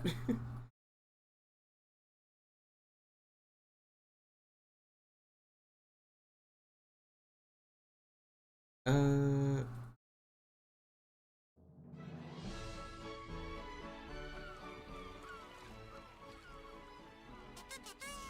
Well, it starts in a few minutes anyway.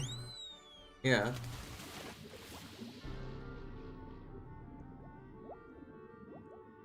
My Twitter.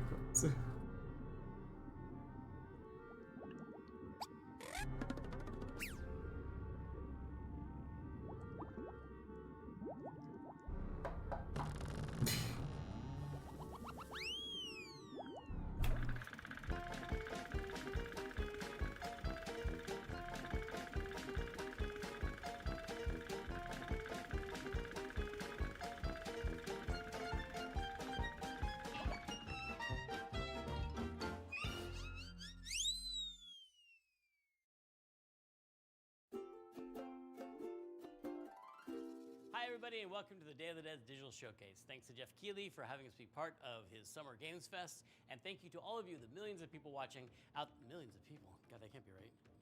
This thing has really grown since it started 10 years ago here in San Francisco. Day of the Devs was an idea from Double Fine Productions and their friends at I Am 8-Bit to put on a show that really celebrated video games and focused on the fans and the developers and brought them together to meet and celebrate games. It started as a live event here in San Francisco where we had developers showing their games where people could play them and also listen to music and eat food and drink, and it was really just a festival of amazing creativity and a very inspiring event. And then during the pandemic, it became digital only, and now we're doing both, a live event and a digital showcase so people from around the world can enjoy all of these amazing games. We had a record number of submissions this year, more people wanting to be part of Day of the Devs than any year previously, and we have more world premieres today than ever before. I'm excited. I hope you're excited, and please, without further ado, enjoy Day of the Devs. Day of the Devs. There would be effects on that. It's not good. I'm pleased to introduce a brand new game from a team that is near and dear to my heart. This is from Greg Lobanoff and the team at Wishes Unlimited, who made incredible games like Wandersong and Chicory. Here's their new logo for Beastie Ball. Ooh. Let me see it, actually.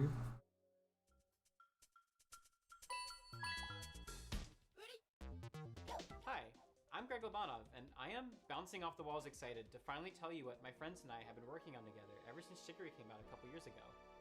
Introducing Beastie Ball! Beastie Ball.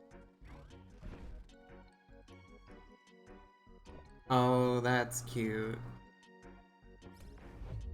Beastie Ball is a turn-based RPG where you coach a team of beasties to play Beastie Ball, which is kind of like volleyball. You play as this customizable coach character, and you can explore this huge open world, recruiting all kinds of beasties to your team. Then you can challenge rival sports teams as you rise your way through the Beastie Ball rankings. Oh, that's awesome, actually. Beasties are highly social creatures that evolved to play sports. In their natural wild state, they're constantly playing Beastie Ball to build friendships, to settle disputes, or just to have fun. When beasties play together, they actually become friends with one another. And depending on their personalities and their teamwork style, they can form different kinds of friendships. But whether they become besties or rivals or partners or sweethearts, they'll get some kind of unique combo ability that only that pair of beasties can do, which can turn the tide in a really tough match.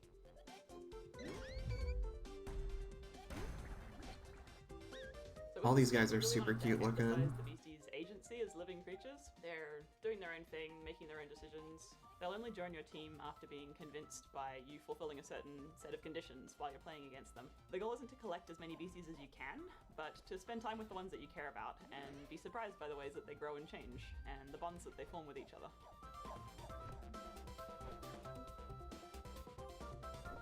We knew we wanted to create a really wide variety of beasties that each have their own ecological niche and way of playing Beastie Ball. So we're working with a really wonderful bunch of concept artists and spending a lot of time on each design. All the beasties have a range of colors and sizes, and their poses and animations are all hand-drawn, which gives us lots of opportunity to express their personalities and their different ways of moving. To help Dude, that's fucking kick-ass, actually. Doing unique voices for them.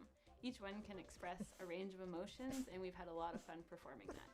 But it's not all just friendships and rainbows. This game is about sports. You come from a tiny town built around a nature preserve. You're kind of underdogs until one day when the Beastie Ball League shows up and starts tearing down the preserve to build a stadium. Your only way to stop the construction is to rise all the way to the top of the Beastie Ball League. I will say, this is much more different than I was expecting from the team behind Wonder Song and Chicory. Where to go, who to challenge, and in what order. And every time you defeat a ranked coach, the other ranked coaches become stronger.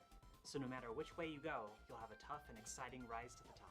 We're so excited to finally reveal this. It's a really special project for us. And if Beastie Ball looks cool to you too, then please check us out at beastieballgame.com. We're going to be revealing a crowdfunding campaign very, very soon, and we'd love to have your support. Thanks very much. We can't wait to talk to you more about Beastie Ball.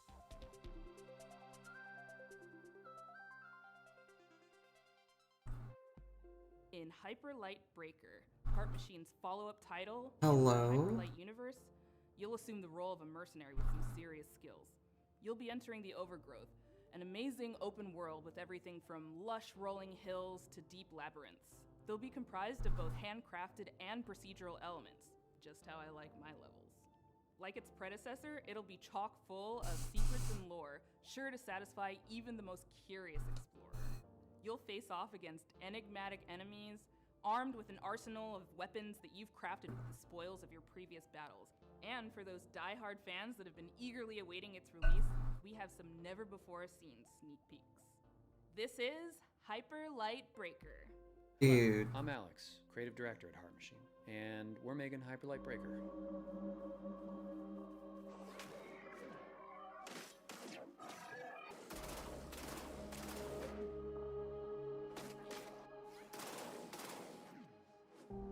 Badass.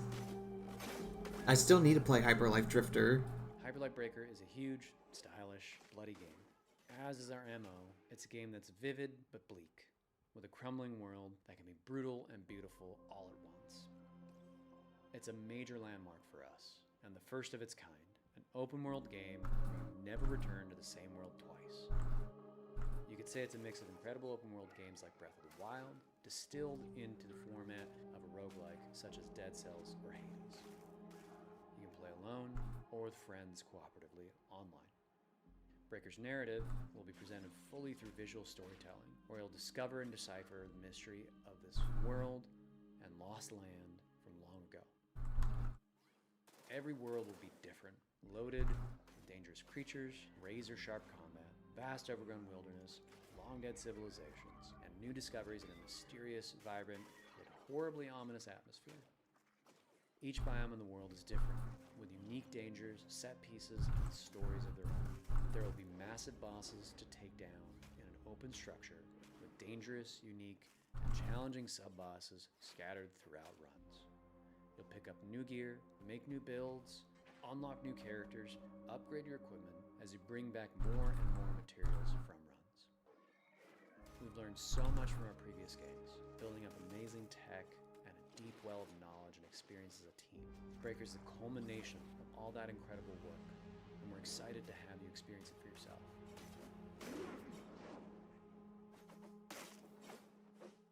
It's a very pleasing looking game. The game as we come closer and closer to early access. Also, sick nails, my dude.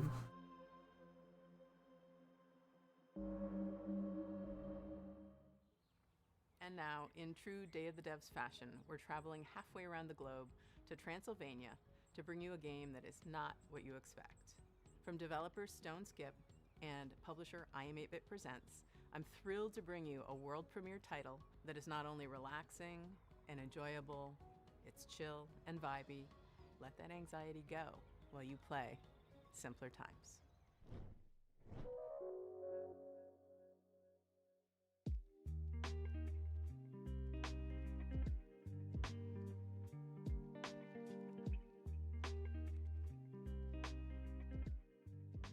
Hi there, welcome. I'm Lara. And I'm Dragos of Stoneskip Studio. We are a small team from Transylvania, and our mission is to create meaningful interactive experiences. Our first game, Simpler Times, sheds light to the beauty of the ordinary and serves as a place from the past where you can be present. Simpler Times follows Taina on a heartwarming journey through her memories as she prepares to leave her childhood home. Man, it's getting pretty full. Starting to feel like I'm never gonna come back. We want you to slow down and savor the present moment by immersing you in Taina's world. It's apple picking season. My favorite. Through visual storytelling and mindful interactions, you will journey alongside her as Before I started doing the flag. and uncovers her authentic self.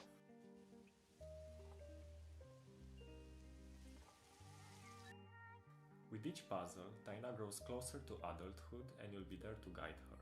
From simple activities like picking dried leaves from a plant to more complex ones like building a birdhouse, you'll interact with objects that hold sentimental value for Taina. I really wish I could take you with me. I'm gonna miss our duets together.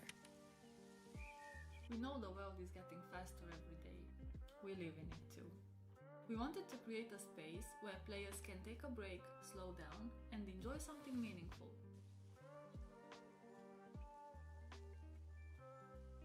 Simpler Times stems from stories we believe need to be told and heard.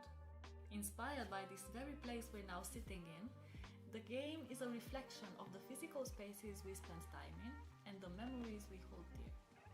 I've spent so much time here looking out the window. It's hard to believe that I won't see this view for a while. We want to build a sense of awareness and appreciation for the world around us, encouraging you to reflect on your own memories and experiences. Simpler Times is coming soon on PC and other platforms, so make sure to wishlist on Steam and follow us on social media. Thanks for taking the time to listen. We hope you'll enjoy playing Simpler Times as much as we enjoyed creating it. Bye! Bye! It's like childhood is the beach and growing up is the sea. Can I still take all these seashells with me? Can I lock them in a chest with my memories?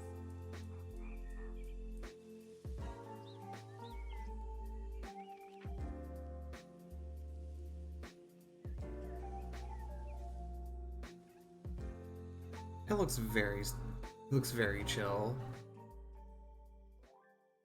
This next next game is from Sad Owl Studios and Thunderful Publishing. It's a really unique puzzle game built around a camera mechanic where the photos that you take become 3D worlds to explore. This is Viewfinder. Oh, Viewfinder? Oh wait, is that fucking crazy, like, perspective puzzle game? Viewfinder is a difficult game to describe in words, but if you saw it, you'd immediately recognize it. What is this place? It is a game that, gives players a lot of freedom. What's an old photograph doing here? You can take photos or find photos and then make them into real 3D spaces. Hang on, did you just shift reality? Sick. God, that's insane. What's unique is the central mechanic where you're using a camera and pictures to reshape and reconfigure the world around you in order to solve challenges in creative ways. It's such a How do you make something like that? And I think everybody is just gonna have a different experience of how they play Viewfinder, and that's just a really nice thing to it. A perfect fit. An elegant solution. God, video games are fucking wild. That doesn't look right.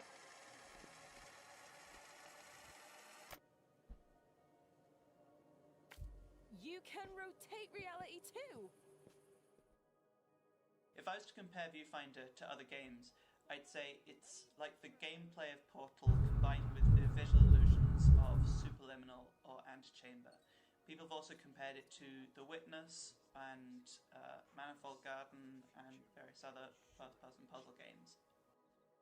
It's a puzzle game, but it's very sandboxy and playful and open-ended. The whole concept of when we started is that when you actually create something, you do destroy a lot of things, and that's just a very important lesson in creation. Viewfinder is created by different people, and we have people from all over the world who have such a diverse and interesting cultures. Each character comes from a different culture. There's a lot of sort of culture-specific props and items and themes who you learn about, mostly through environments and environmental storytelling. And so we've tried to sort of make these special spaces that really represent that character, who they are, what they like to do. I'm sure you noticed by now, but using film was always Mirren's idea. One of her many passions. What? Always fond of games. It's just very important for us to just put in what we know so that the rest of the world could also, have a glimpse of the experiences that we've had. This must be the next stage. Let's go! Oh yeah.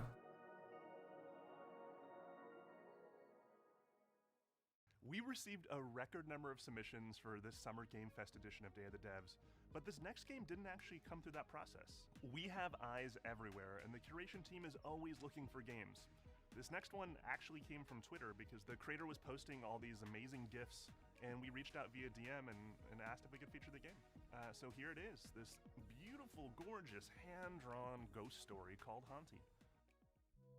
Hello everyone, my name is Leo Dasso, and I'm with Moonloop. Together we're making a game called Haunty. Oh, that looks really cool.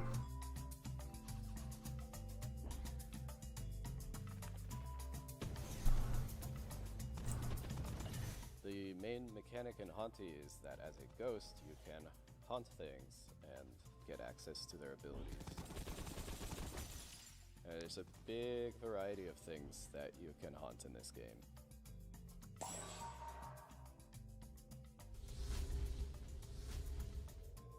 I think you'll have a lot of fun sort of exploring around. God, this game what looks... different things you can haunt and...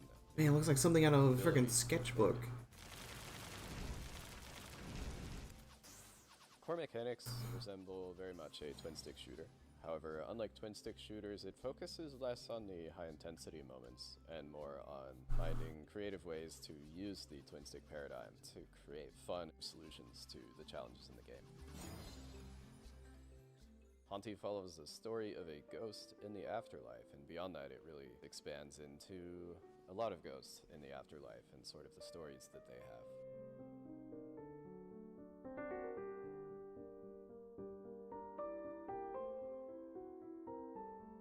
The progression and story of Hanti both center around collecting these stars, and the stars have this special ability that they give ghosts access to pieces of their past life that they've left behind. The environments and characters are all carefully crafted with a 2D hand-drawn style, so there's a lot of painstaking frame-by-frame animation work in there. And we have a fantastic soundtrack.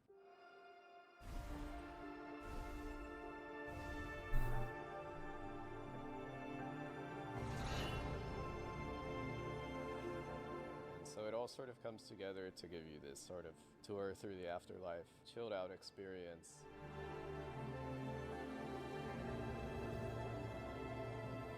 If this is something you're interested in, be sure to wishlist it.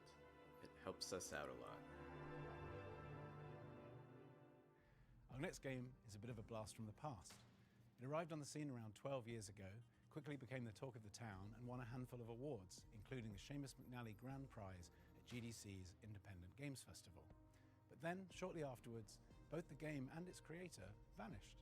That game was Cart Life, a slice-of-life simulation game that put you in the shoes of various street vendors and tasked you with setting up a successful business selling bagels or newspapers.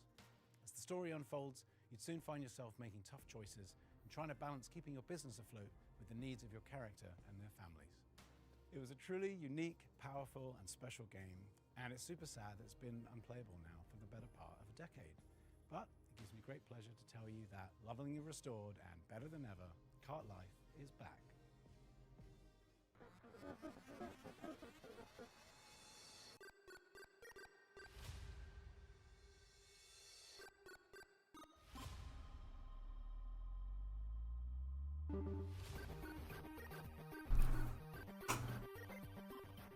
Hi, I'm Nick Herman. I'm with Ad Hoc Studio, and we're here to show you Cart Life. Cart Life is a retail simulator developed by Richard Hoffmeyer. Oh, and was fuck. originally released in I like 2013, retail where it simulators. won a bunch of awards at the Independent Games Festival. For a variety of reasons, he ended up pulling it off Steam, but all of us at Ad Hoc are such big fans of Richard's work. Now we're partnering with him to help bring it back.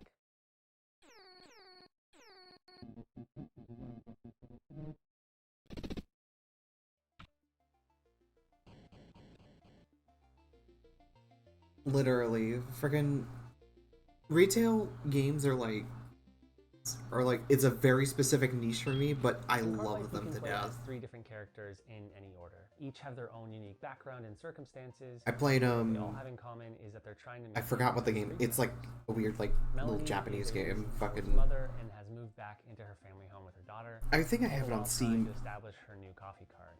Hold on 1 second. Andris is a Ukrainian immigrant who is trying to put down roots in a new town by opening a newspaper stand. And Vinny has big dreams, but never enough money to make it happen. He's hoping that Oh, hey. will help turn things around. for Hey, him. Oakley. Managing your own cart is not an easy job. Just like in real life, How's it in cart going? life, your resources are limited. So you finally caught a stream. You need to take care of yourself and others, and how you prioritize the needs of your cart against your Welcome. personal Hope you've been having a good day so far. will determine the outcome. We're doing art, and also I decided to just turn on Summer Games Fest and just put that on the side. Because I completely forgot it was on today.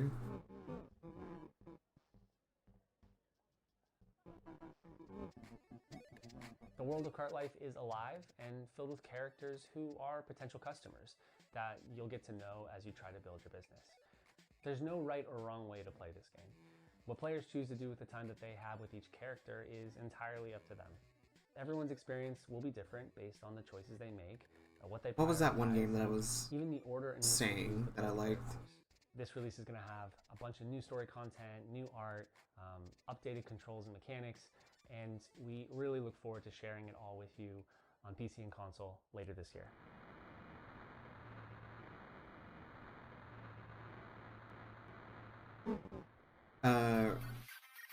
Ricketeer? An Item Shop's Tale? Yeah, that was the one. That was like the first like retail game that I like actually really got into shop management stuff. As we get deeper into the grind revival, things are getting And then I've picked up similar games beforehand, like Moonlighter. I haven't gotten super far in it. There's some other ones too that I can't quite pin down at the moment. This is the world premiere of Hellscape. Potionomics, I fucking absolutely adore that game. That game is amazing. I still need to beat it. And today we'll be talking about Hellscape.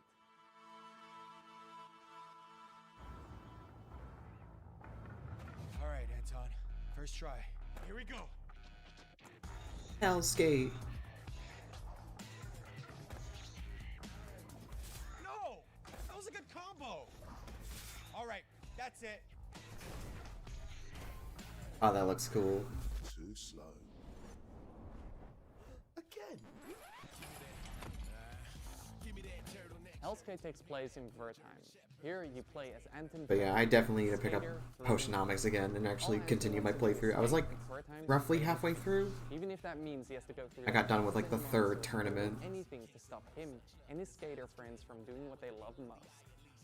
The skateboard mechanics are very similar to the arcade-like games such as Tony Hawk Pro Skater. I mean, our lead game designer Steve But actually yeah, worked on Tony Hawk's art-wise, working on the big piece right now. We were kind of doodling for a little while. The far-off, far-flung land of 2002, I worked on a game called Tony Hawk Underground. And at the time we were working on it, we were thinking, man, this really looks a lot like an RPG or an action RPG. You have all these stats and Now, upgrading and all this kind of stuff. It's let's get super cool, super the neat, actual right? big piece But, rolling. Of course, we're bound to Tony Hawk. We're bound to the real pro skaters. It always seemed to me that skate graphics create and imply such an interesting world, but it's not a coherent world that you can visit. So that was one of the motivations behind Hellscape. Hellscape is a skateboarding roguelike game. It fuses together old school skateboarding with the tricks and traversal, manuals, grinds, jumps, balance meters with a roguelite structure. Just like with other games in the roguelite genre, death is a central mechanic in the game. When you die in a run, thankfully you don't lose everything. You keep your resources which you can use to get permanent upgrades such as tattoos or skateboards, which act as weapons. James and the Giant Peach. What are these lyrics? Combat in our game can be described as a fast-paced skateboard hack and slash. While you have your light and heavy attacks, the core of the gameplay revolves around your skateboarding tricks. The game should be quite easy for people to pick up and play. It has a combat system which is meant to be very friendly, very forgiving and rewarding, especially at the beginning. And then gradually it teaches you and ramps up the skill of the skateboarding, where you need it, when you need it.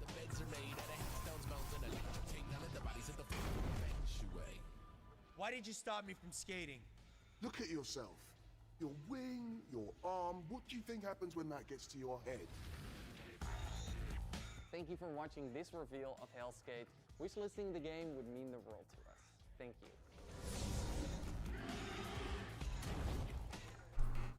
In our next game, Henry Halfhead, you play as Half a Head. That's it. Game. But it's so much more than that too, because you see, Henry can be many things, can be anything, in fact. He has the curious ability to be able to transform into anything he can reach. Using this peculiar power and perplexing form, you'll live the life of the title character, navigating sandbox situations crafted by Zurich-based developers Lululu Entertainment, and in so doing, maybe ponder the philosophical questions. Who is? How is? What does it mean to be Henry Halfhead? Welcome! May I introduce you to Henry? Henry's not just anyone. If there You know what, I should probably save since I haven't really saved at all during this entire stream. everything in their reach. Yes, everything. And that's how they manage their daily life. The familiar noise of Henry's alarm clock announces the dawn of a new day. And it will keep ringing until Henry gets up and calms the nervous... So thank you. Doing that right now. Tick tock,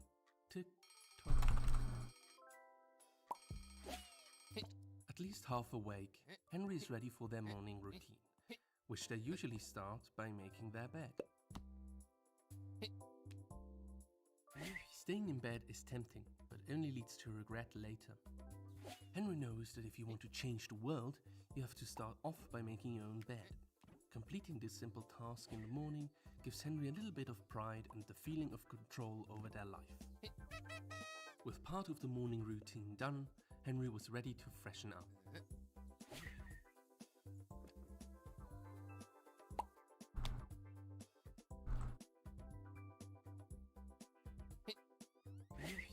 For hours, Henry could sit there, lifting the seat up and down, pretending it was a singing mouth. Not too hot, not too cold.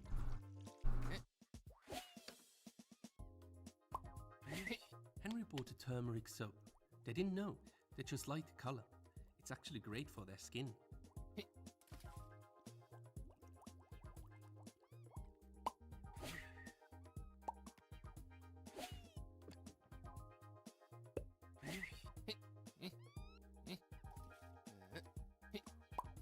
That got all the dirt. Henry should now dry themselves. All clean and dry, Henry is now ready for a proper breakfast. Breakfast with a warm beverage is important, and so is keeping up with the news. That's this week. That's all for now. Have a wonderful day.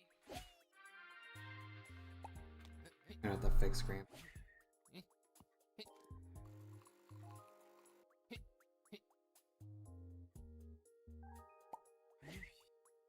The best drink Henry can make from beans.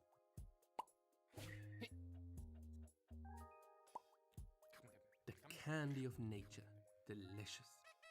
Well fed and well informed, Henry has to get ready and pack for work.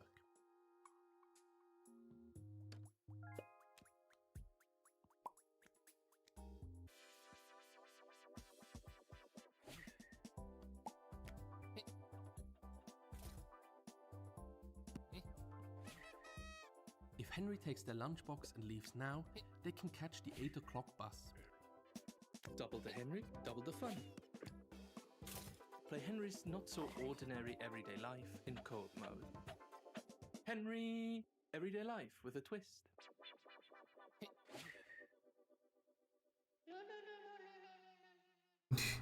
Our next game is from Jeppe Carlsen, a creator who's perhaps best well known for his work as master puzzle creator on Limbo and Inside.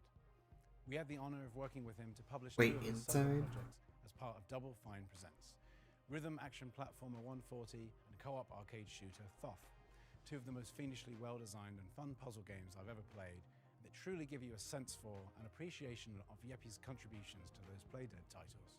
His new game sees him teaming back up with Jakob Schmidt, composer of 140, and applying his trademark puzzle skills to a beautiful, mind-bending adventure game. This is Cocoon. Hello, I'm Jakob, co-founder and audio director of Geometric Interactive in Copenhagen. I would like to show you what our amazing team has been working on for the last couple of years, our game Cocoon.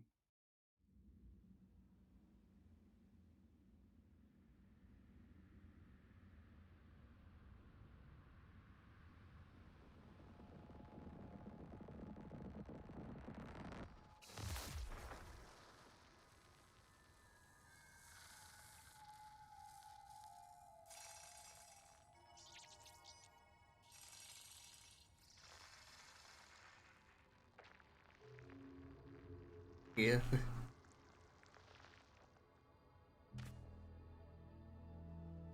Okay. Oops, didn't mean to do that. Cocoon is an adventure game with multiple worlds, and each of these worlds are contained within an orb.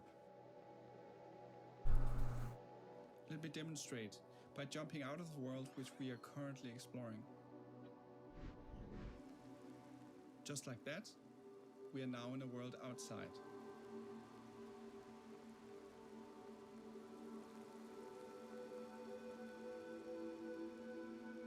Oh, that's The awesome. orange orb here contains the world we were previously exploring.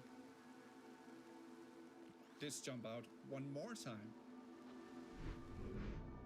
Man, it's just like the fucking, like, Procreate Infinite Canvas bullshit. Using the orange orb that we picked up.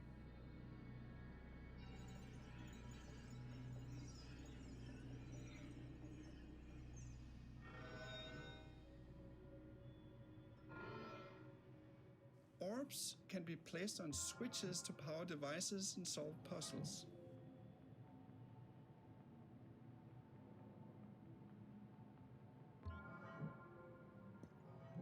And you can even throw them into pipes.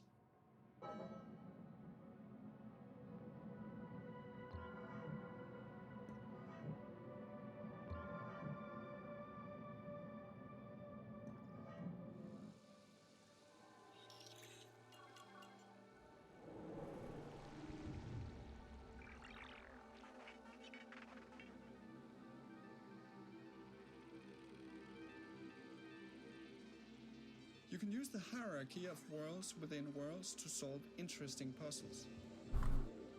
For example, to safely avoid this moving barrier, you simply jump out of the world, let it pass by, and jump back in.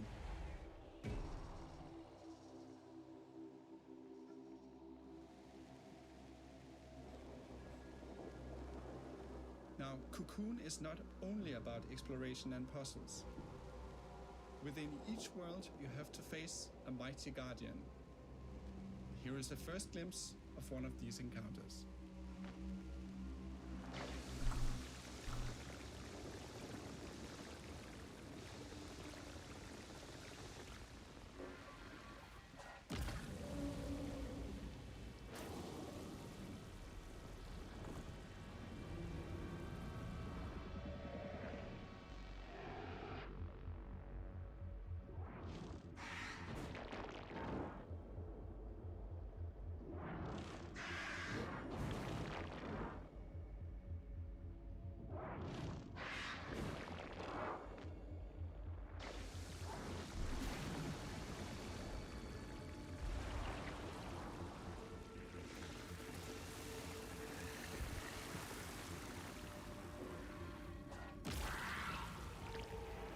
God damn. We hope you look forward to exploring the mysterious worlds of Cocoon, releasing later this year on Steam, Xbox, PlayStation, and Nintendo Switch.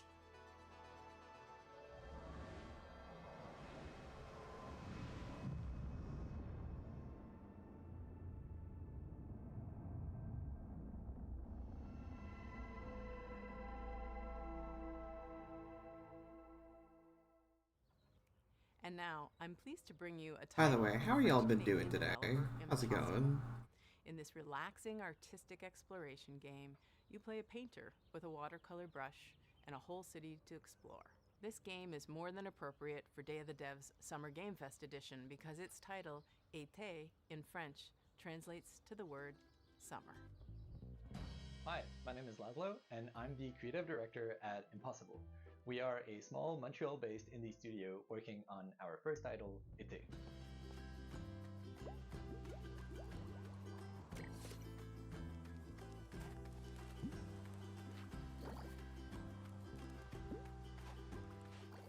In Été, you see the world through the eyes of a painter, with every surface acting like a blank canvas, just waiting for you to fill it with color. That's good. Été means summer. I'm gonna have to go back and watch because it's set through this in again our just so I can add some French-speaking stuff to my hometown of wishes Montreal, too. Canada, as you step into the shoes of a painter who's traveling abroad for, well, the summer. This is a game for people who love pure Nice. Nice, nice, nice, You're nice. free to roam open city scenes at your own pace, following your curiosity, getting sidetracked, and discovering secrets along the way.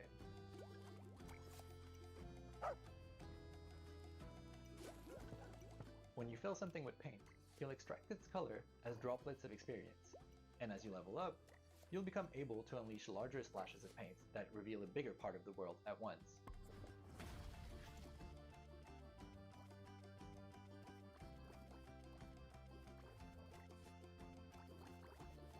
You'll also meet plenty of locals, taking part in their lighthearted, everyday anecdotes, and some of them will even commission artworks from you.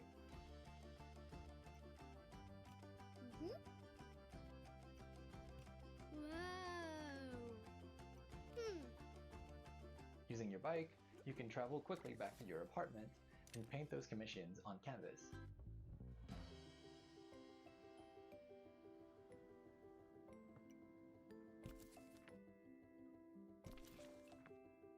That's where your creativity comes into play. At your easel, you can create gorgeous watercolor artworks using anything you've discovered in your expedition so far. Stamps on your canvas can be freely moved, resized, rotated in 3D, and even recolored. The canvas is pretty much your sandbox that lets you put your own spin on commissions. And if you're feeling inspired, you can paint as many creative artworks as you like without any kind of limitation. With hundreds of unlockable stamps at your disposal and dozens of commissions to inspire you, the only limit really is your imagination. Apart from living your best life as the friendly neighborhood painter, you'll also get to meet other like-minded artists, like Marianne, an ambitious photographer, and Theo, a talented musician, among many others. If you manage to befriend them, maybe they'll let you in on their best-kept secret, an abandoned building that could become your very own painting studio. But you'll have to dive into that story for yourself. It is coming out in 2024, and we hope you'll enjoy your adventures as a traveling painter in this lovingly crafted, whimsical summer world. That looks really cute. I like Hi, little everybody. photography, How was the show so paint far? This games. is the time where we take a brief break to talk about the long and complicated process by which we accept games into the nominating committee and all the legal ramifications and the technical rules that go with the accounting of the... Tim, sorry. I thought that, yeah, I thought I was doing something here too. All right, okay. All right. Hey, Kelly from Indie Mega Booth here with a very exciting announcement. We're back.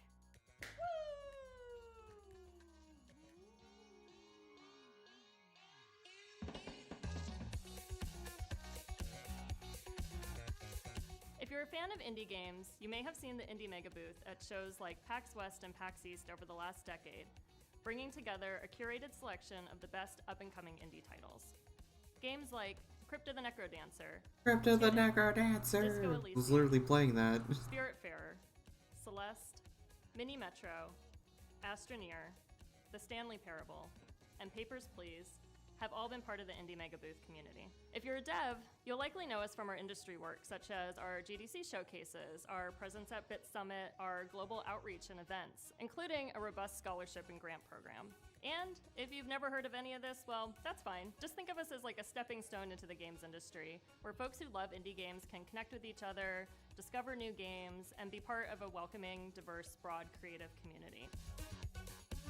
Indie Mega Booth has been in hibernation during the pandemic, but we are so excited to announce that we're finally waking up from our big long slumber, and we're ready to move forward with IMB 2.0. Head on over to our brand new website, indiemegabooth.com, and be Indie Know by signing up for our newsletter. Learn about new games, upcoming showcases, digital sales, and the best ways to help support the games and developers that you know and love. As we've always said, individually we're tiny, together we're mega.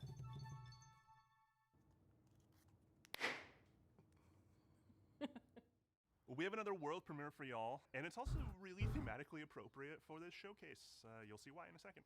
It's from the aesthetically amazing studio called Land and Sea. They're famous for the Alto series that you know and love, but this next one is not what you're expecting from them. It'll be herding your way. It'll be flocking your way. No, I like herding. Flock. It'll be herding your way next year. No, hey. Can't trick me like that. Is it birds? Hi there, my name is Harry Nesbitt, and I'm the founder and creative director of Land and Sea. We're a small team from the UK, best known as the developers of the Alto's Adventure series. Now, over the last few years, we've been busy growing the team and laying the groundwork for our most ambitious project yet. It's an entirely new IP that aims to build on the themes that we care about most as a studio. And we're super excited to be able to share this exclusive first teaser with you today. So please take a look, and I'll be back at the end to tell you more.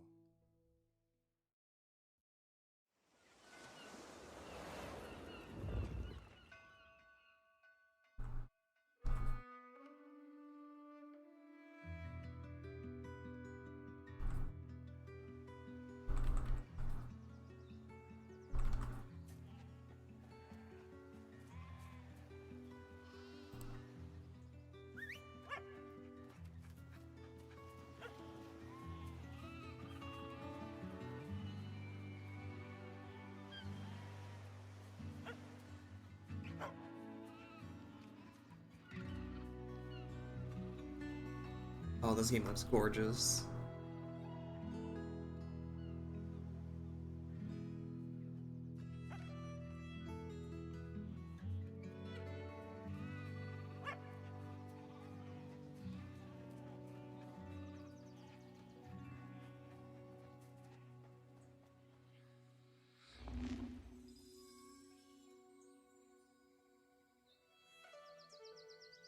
Summerhill.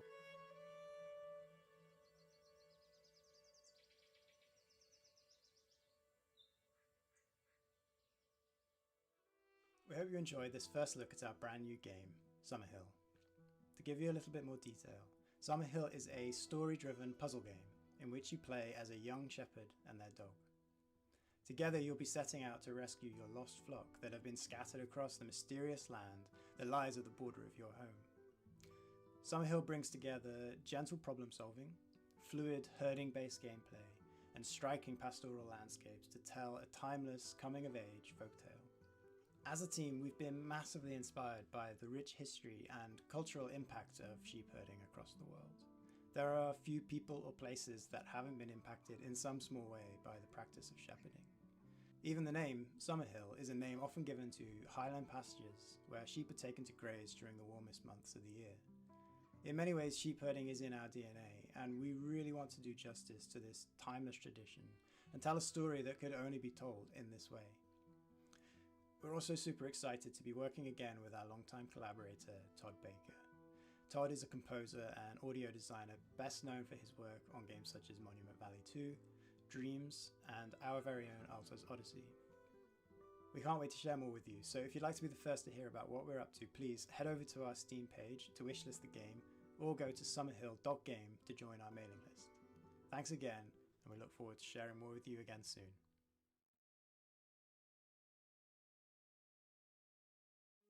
Next up, we have an update on Eternights. This is from Studio Psy, essentially a one-person team with a few friends helping out on the side, and it's a dating action game. Now, you've heard a lot about this title. Sorry. What's happening? I'm sorry, Greg. I know I shouldn't be interrupting Day of the Devs. But it's urgent. A virus has turned most of us into... I don't know how much longer we can hold out. It won't be easy, and the road will be long, but who knows? Maybe we'll find one more thing worth fighting for. Eternights is a dating action game that takes adrenaline-fueled combat and mixes it together with a heartfelt love story. Can I be honest for a moment? Sometimes, with all these infected, it's too much. And it's during these moments that I'm happy to have someone to lean on.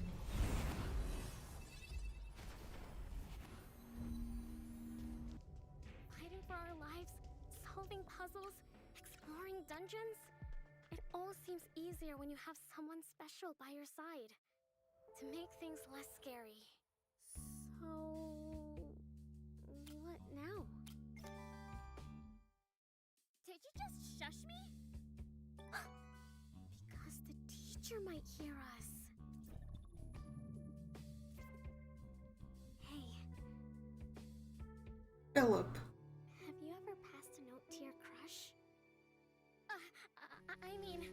Wow, Doki Doki Literature Club got, like, really weird after this reboot. Wow, we are so cheesy. Minigames! We have so many minigames that can help you unlock unique skills and spells in battle. So yeah, you can fight monsters, explore dungeons, date? I mean, so many things like train, scavenge, date. Did I say date twice? Anyway, you have to manage and balance all these activities if you want to save the world. The clock is ticking. Okay, cool. Bye! Save the date. Save the world. Wishlist now. Next up, from Italian-Icelandic developer Evil Licorice, comes a nostalgic Evil licorice. gadget building sim that demystifies electronics engineering and allows you to share your creations with the community. Hello everyone, I'm Marco Bancale from Evil Licorice, and I'm one of the designers of Retro Gadgets.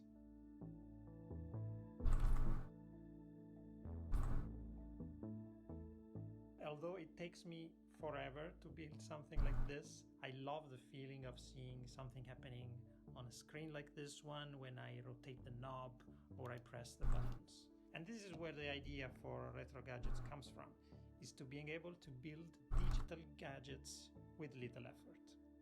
We love Pico 8 by Lexaloff because it brings you this retro environment where you can build your own games in Lua.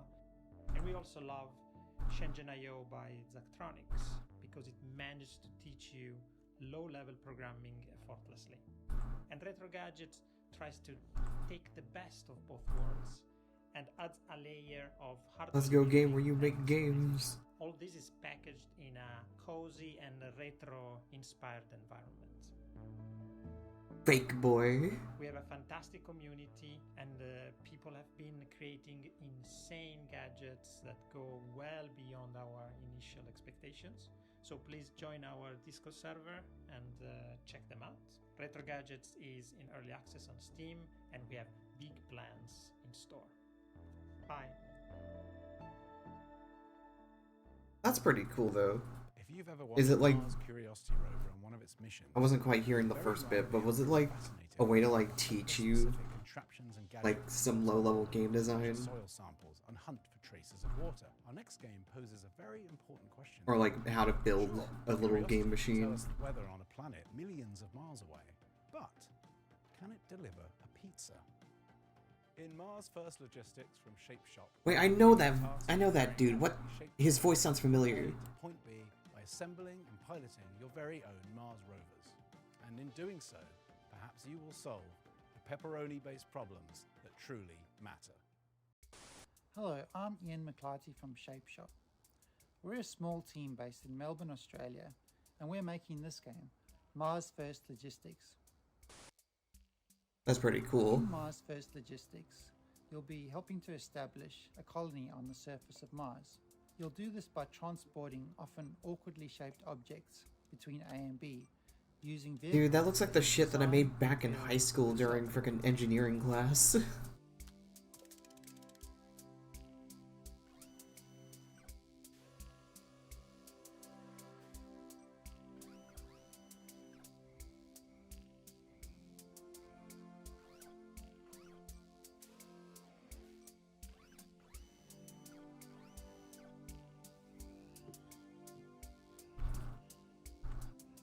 As you complete deliveries, the game will give you new toys to play with.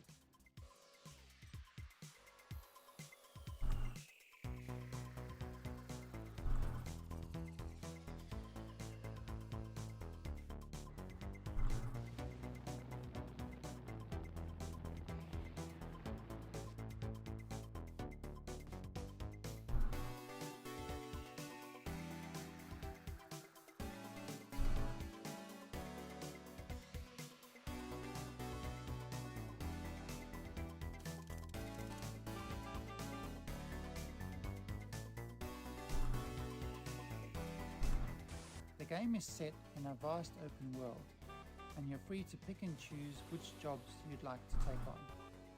There's a mix of procedurally generated side jobs and handcrafted main contracts. In the main contracts, you'll be helping to construct new buildings in the game's world.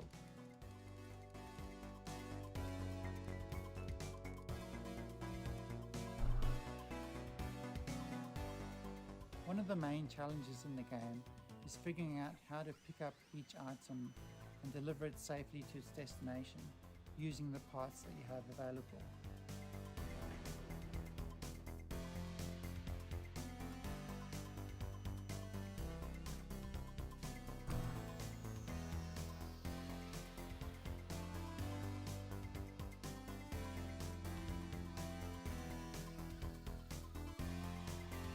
Man, this is just like Death Stranding. And as you build up your collection of parts, more creative options will become This is available. Death Stranding's half sequel. I think a lot of the fun in the game is just messing around and being creative in its editor.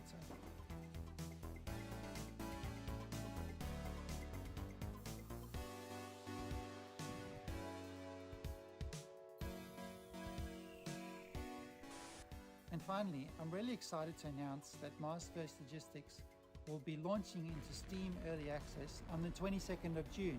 That's just 2 weeks away, and we're really looking forward to seeing what everyone builds in the game. Thank you. Any interesting announcements? Well, hi, welcome, and also thank you. You'd think the aftermath of the worldwide I kind of caught like the tail end of the Summer Games Fest, like the big one from them, and we're watching Day of Devs right now. There's a new Sonic game that looks pretty cool. It's 2D, but got 3D assets and everything. There was some pretty cool relaxing ones too in there. So buckle your I wish I was taking notes. For the world premiere of the stylish, seaworthy Salt Sea. There was Hyperlight Breaker. That's gonna be like an open world roguelike game from the guys who did Hyperlight Drifter. We are Die Gute Fabrik. I'm Hannah Nicklin from Die Gute Fabrik, and we made Salt Sea Chronicles. We're super stoked to show you the Yeah, I world know. I didn't know premiere of either Salt until Sea today. Chronicles. It's a flooded world, story-driven adventure game where you play as a ship's whole crew. Oh yeah, Viewfinder. Yeah, you take pictures, and then you like line it up with the world, and then you create new pathways and stuff. It's crazy. At the beginning of the game, you're going to discover that Maya, your captain, has gone missing, and together your ragtag crew are going to heist a ship and set out across the Salt Sea Archipelago in search of clues. In each chapter of the game, you'll decide where to head next, who to explore with from the crew when you get there, and what to say to the people that you meet along the way. Salt Sea Chronicles' unique art style is brought to life by beautiful animation, and each location is built on the fragments of this world that came before. Our art team have really done an incredible job. There was also One of my Beast favourite Ball. I locations think that's what it was called. Santos, and on that It's like island, Pokemon, but with there lives symbiotic volleyball. with this community of cats.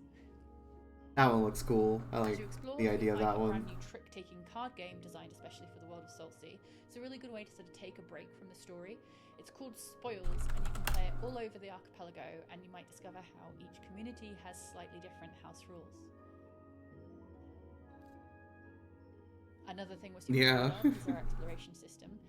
So we're sort of done away with the walk of shame in adventure games.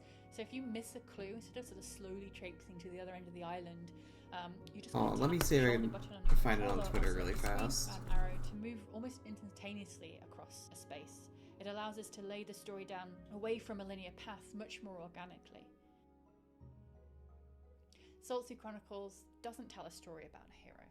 It's a story about a Indie games have community unique and card how to games. navigate the world Play them together. more than the And actual each thing. community Yeah. that you meet in turn is going to be rich and amusing and If you want like a strange, cool maybe little even like have its own things going deck on. building There's also shop a strong management sense of game, genre check out research Potionomics. too. So while you That might one's be really new to the cool. world I of love that Salt Sea, one. you'll know that you're in a Scooby-Doo chapter or a Romeo and Juliet chapter or a detective one. There are plenty of laughs, but tough choices and meaningful moments too. Our writer's room of award-winning storytellers have done an incredible job. Joustus. We're so God, delighted to share I was Salt Sea suffering so hard through Joustus because it's like I thought I explore understood the everything, world, but I get my get to know ass the handed to me characters, so and many hear what times. paths you chart when you play. Still really fun though. All right, this next game, sorry. Tim keeps texting. Let's see. Oh, Tim wants me to read something. Apologies, but this seems important. The thing I love most about Day of the Devs, says Tim, as me as Tim, I don't know, is getting to know all. It's called Beastie Ball. That's what it's called. Hearing them describe their I almost games had it. and their creative process, but I wish I could hear more. I wish I could be a fly on the wall, eavesdropping all their private conversations, all their ups and downs, their triumphs and tribulations, while making a real video game over the course of 7 years. Too bad there's no way to do it. Or is there? This is actually pretty cool. Two-Player Productions was embedded. Oh, Oakley, I just saw your DM. Oh, that came out great. Dude, the folds on the flag. Dude, that's so good. Unlike anything you've ever seen in games. They're so shaped. All the intimacy, Love all them. the tears, the outrage and joys, and all Can't the things that believe happen it. in development Gay that people are never real. gets documented because who has access like this? So here's a very quick sneak peek at their incredibly long series. We highly encourage you to watch this thing. It's amazing. So what's next? Second on Steam. To get to the dollar amount we're talking about, it's probably going to take financing from a lot of different avenues. They started existing today. They really did. Whenever Grasshouse is going to start, Tim's just going to start taking our people. I should really try and focus on getting this line arted. But you know, it's fun. It'll be really rewarding when it's done. You went save and then started.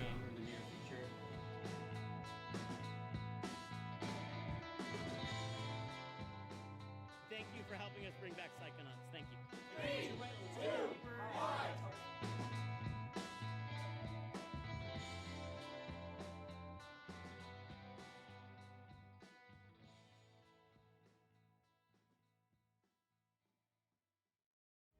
To submit your game for future Day of the Right, Devs, bandanas or of to your just hear about plushie. Day of the Oh, Devs that's in really general, cute. Go to dayofthedevs.com for more info. Thank you to all the incredible sponsors that have been I with know, us since right? the very beginnings of Day of the Devs. We're going on 11 years. We could not pay for any of this without these sponsors. They donate to us, ask for nothing in return except a showcase of incredible games from indie devs all around the world. So please, applause for all the cool logos on the screen. We appreciate you. We couldn't do this without you. Thank you. Thank you again to the incomparable Dose One. He's been supplying the beats for all the transitions between all these amazing games ever since we started doing these digital showcases for Day of the Devs. Thank you again. You're a hero amongst heroes. Go check out his music. It's amazing. Hell, Dose One is incredible. Thank you for watching Day of the Devs yet again. If you're looking for more information or you just want to subscribe to the coolest newsletter in all the land, go to dayofthedevs.com. The URL on your screen. Follow us on social media. We got more coming up this year. Thank you to our friend Jeff Keighley. The Summer Game Fest showcase was amazing. We're so happy to be a part of Summer Game Fest for these last many years. Definitely stick around. We're not completely done yet. We have a musical performance featuring the sounds of Auntie New looks cool. Caledonia. Yeah, thanks it to our friends does. who made the game Chia. It's worth it. It's really f***ing cool. Happening right now.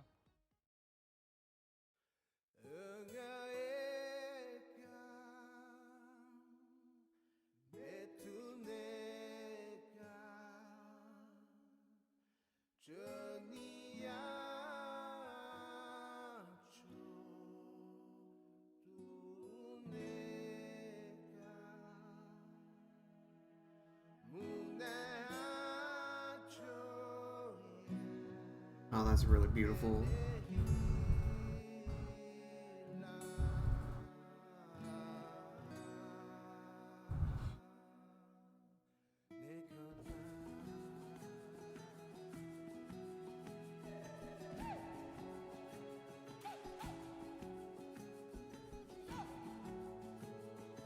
For real, man.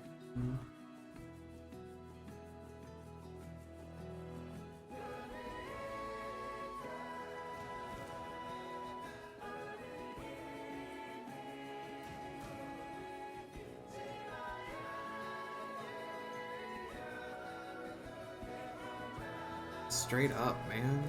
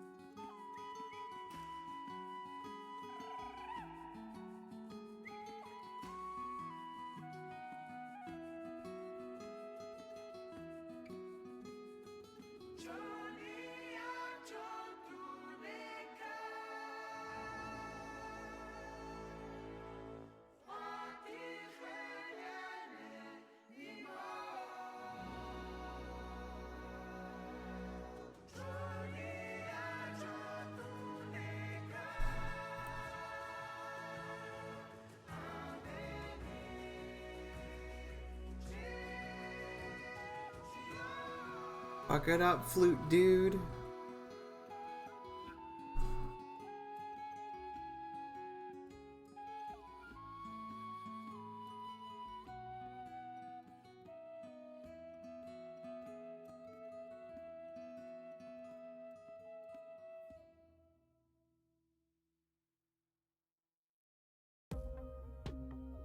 Reverend Hill? I don't think I saw anything about that. Oh, that was it? Oh, that was it for Day of the Devs? Okay. What's the schedule again?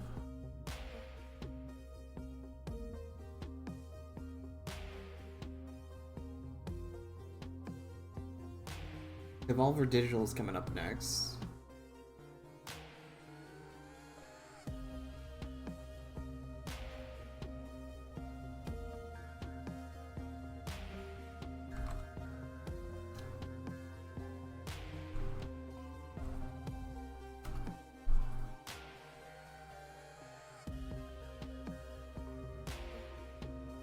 They do.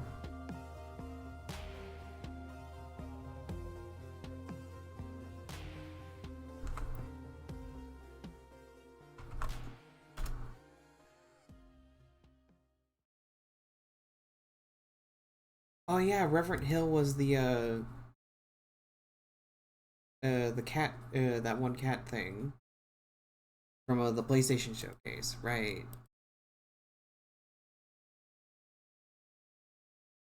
I still need to play through Night in the Woods. I started it like 2 months ago. I only played like the first 30 minutes because it was like 1 in the morning.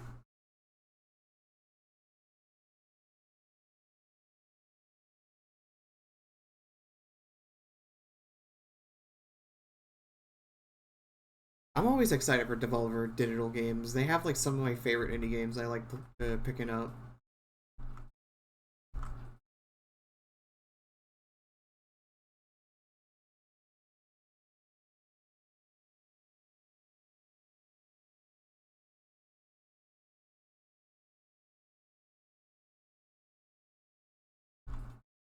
Gotcha.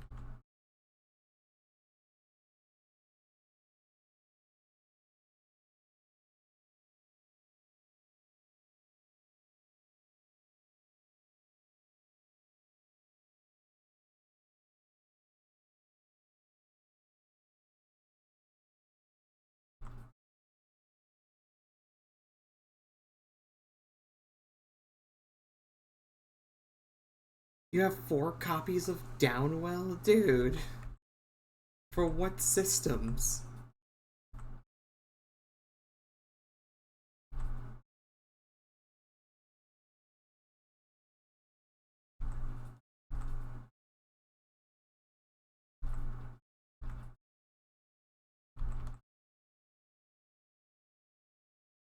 God.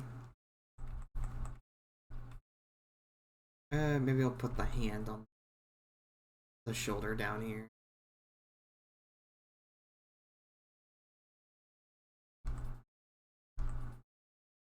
I have Downwell for a Switch. I actually bought the physical version that also came with the vertical like grip thing. So I can actually play that game vertical in handheld mode.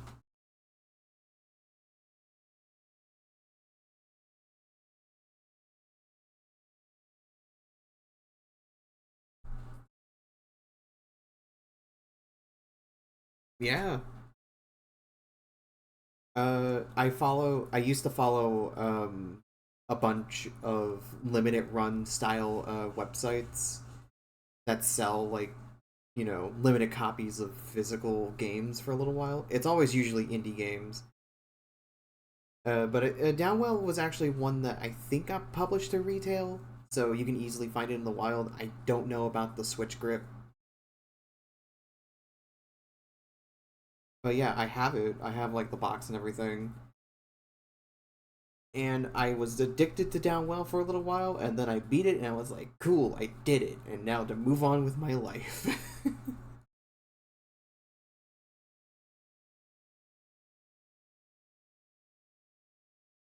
I used to collect a bunch of limited run games for a while. When I was in college. So I have like a steady supply of frickin' indie games just sitting on my shelf from them, including from super rare games and special reserve games.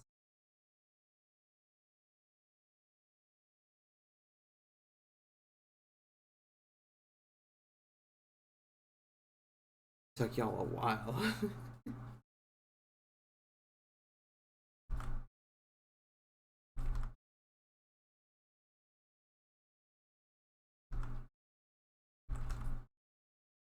It's hard, but it's definitely doable.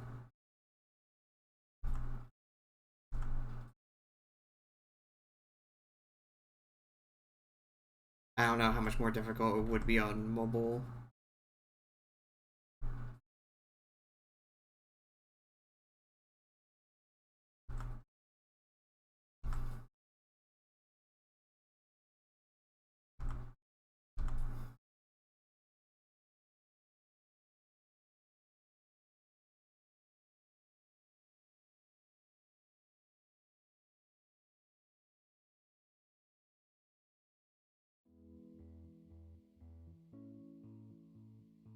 "15 minutes.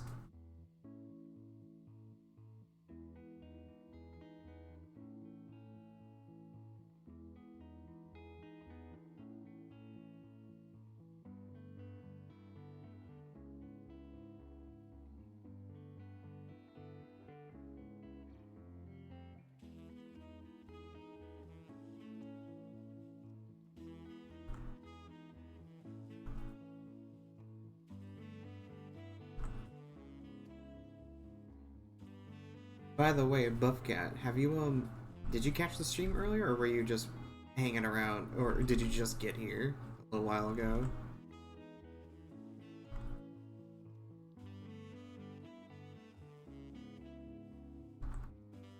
Alright then. We were I was doing some doodles beforehand just to warm up and everything. Hold on one second.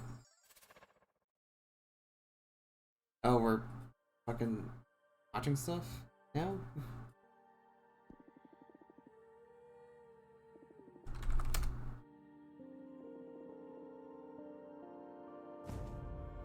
Oh, thank you. I'm glad that you liked my stuff all the way since then.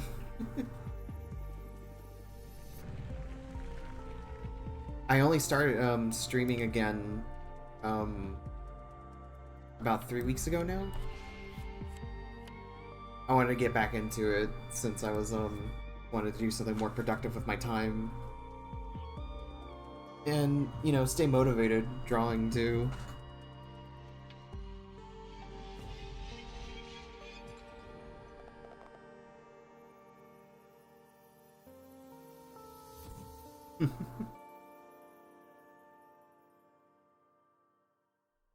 Brambles, my man. I have to make it real.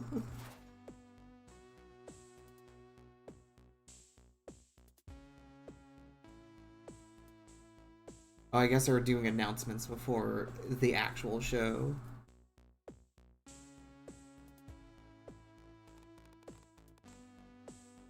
I know my art's kind of like slowed down since like the beginning of Bugsnax, but like it's mainly just life. But I do know that when Art Fight starts coming around, I'm definitely gonna be streaming a lot of art.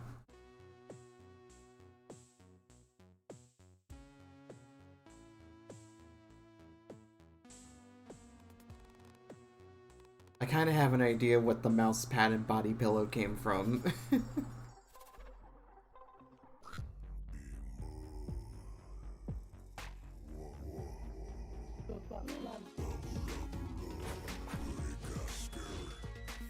Oof, yeah. I mean, I'm still looking for a remote job right now.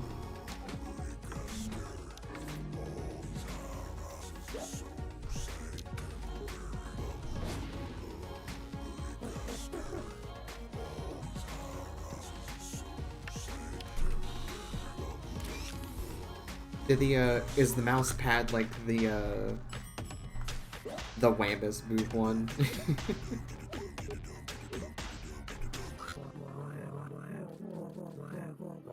And is the body pillow the Filbo one?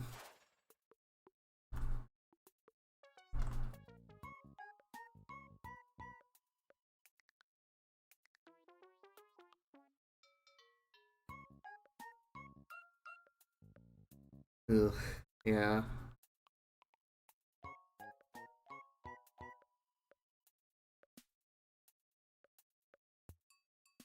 Yeah, I'm mutuals with them. We talk here and there. I actually bought some of the school's keychains for Bluey.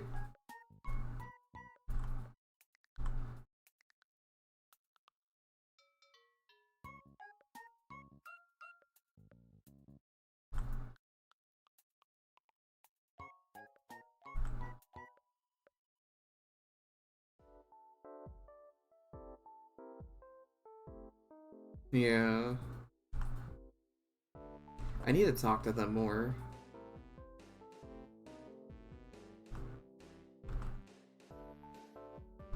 Just trying to balance everything and socialize is a goddamn challenge sometimes.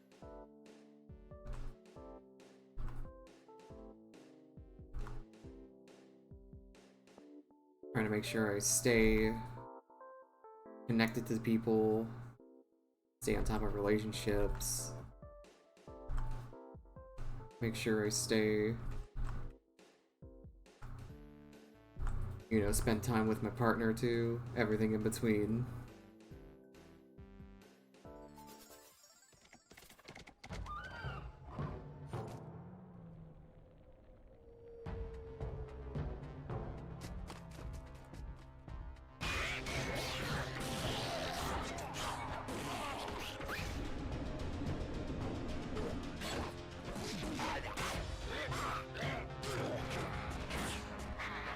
That's a neat looking game.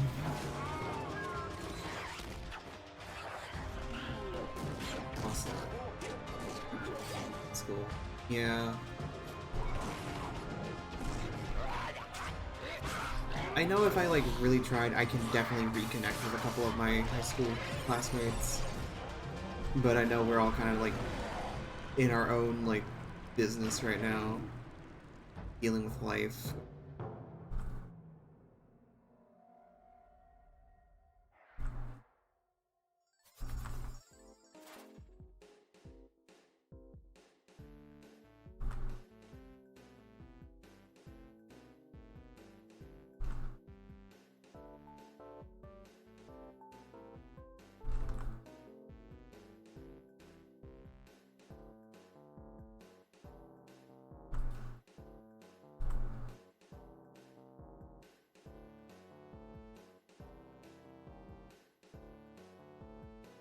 Oh yeah. Yeah, that is COVID really hit hard for a lot of people.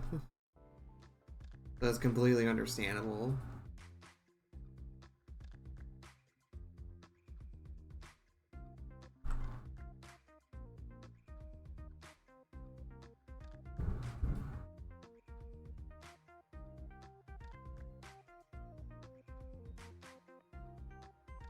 Oh no, I am way far away from New York. I live in the South.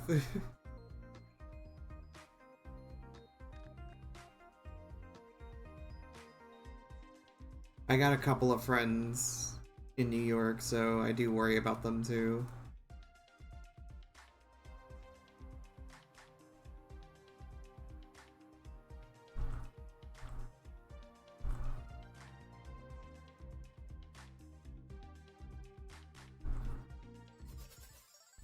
Karmazu is a joyful cooperative platformer where up to 10 random players team up and must combine the abilities of 50 different characters to win and complete a loop. Throw yourself on a spike and lay down an adorable little tombstone. Karmazu is about helping people, working together, and finding bliss in cooperation, even when things go wrong.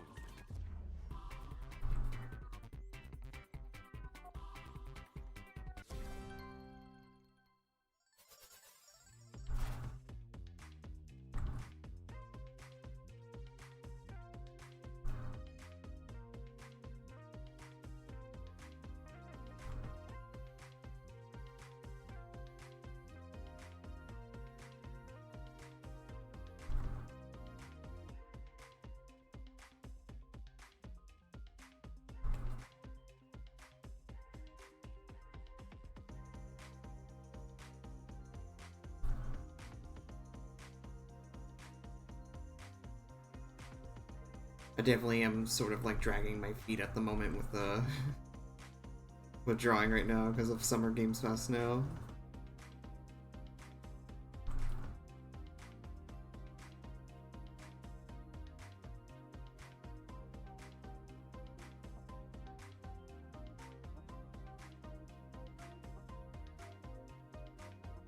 By the way, Buffcat, do you draw too? Or are you just like following people?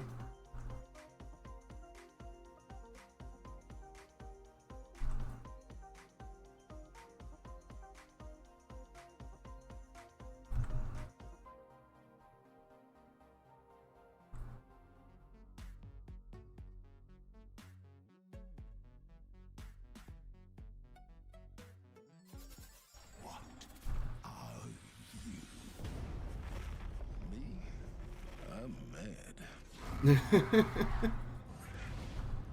Fair enough.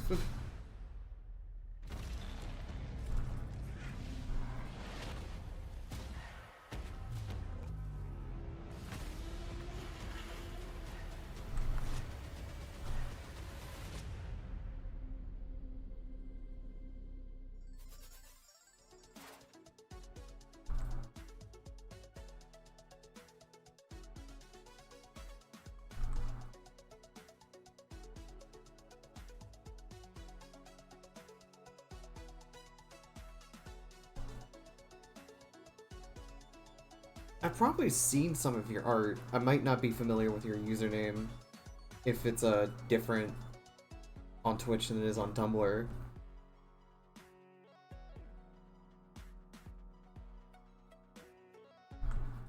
Send me a link. You can send links in my Twitch chat since everything's so small.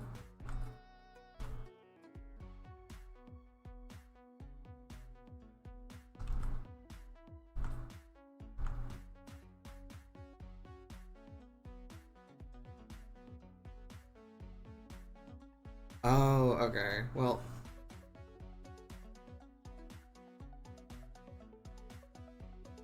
are you on Twitter?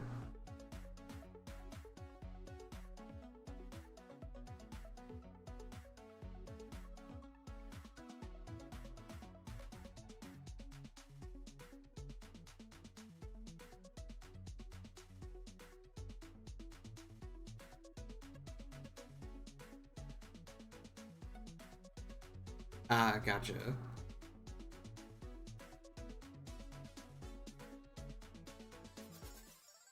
Yeah, I'm curious.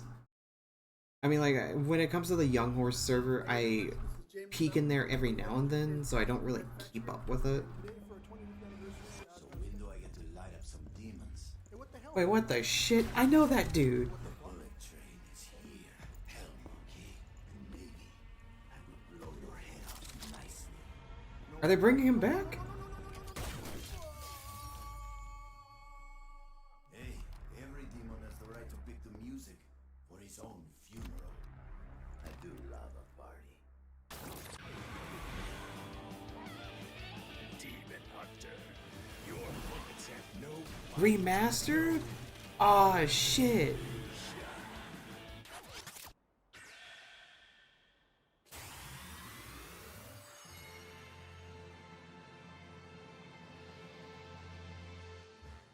Grasshopper Direct? Oh, shit. Oh, that's next, that's like in a few days. Next week.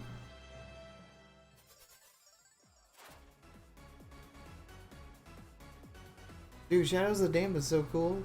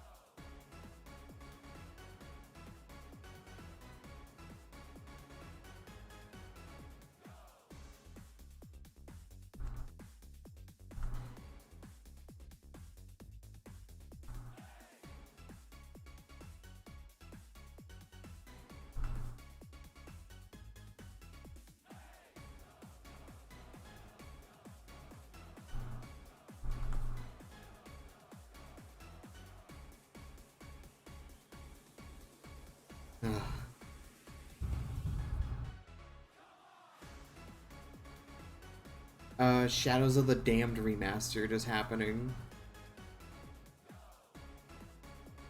Hey kids, it's me, your old pal Volvi, your favorite video game character. Remember me? I'm back. 10, 9, 8, 7, 6. It's an old 360 game. It has like, it's made by Suda51. It has like crass humor, but it's also like an over-the-shoulder third-person shooter with a bit of a Resident Evil 4 influence from back then. Icon of the gaming industry, more influential than any pop star or politician. The most famous video game. Oh yeah, you can like DM me some of your art because I'm curious. Volvi. You know him as the star of all your favorite Devolver games. But where did Volvi come from?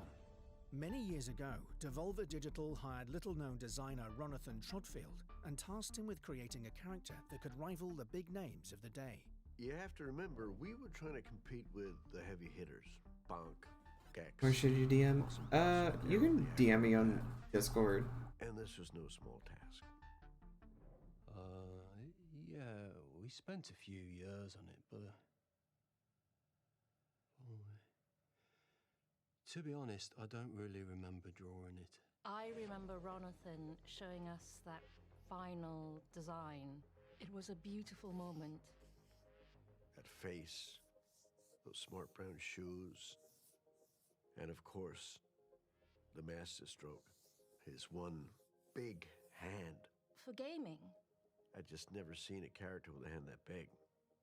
We knew straight away we had something special. Volvi was introduced to the world in his first solo game, Field Run, which went on to become a cult hit.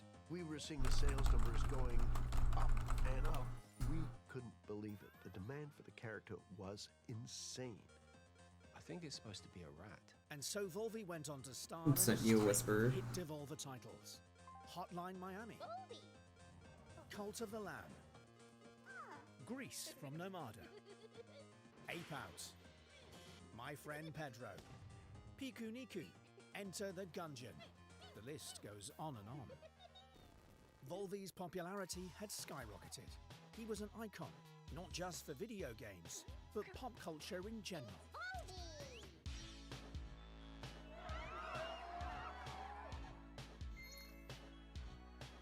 The Volvi merchandise was flying off the shelves. I'm talking clothing. I don't think this Volvi guy's real. And even a range of what we called Oops. edible snack foods. Volvi's Mystery Bites. Can you solve the riddle? Join Volvi and try to figure out what's in your mouth. They're confusing to taste.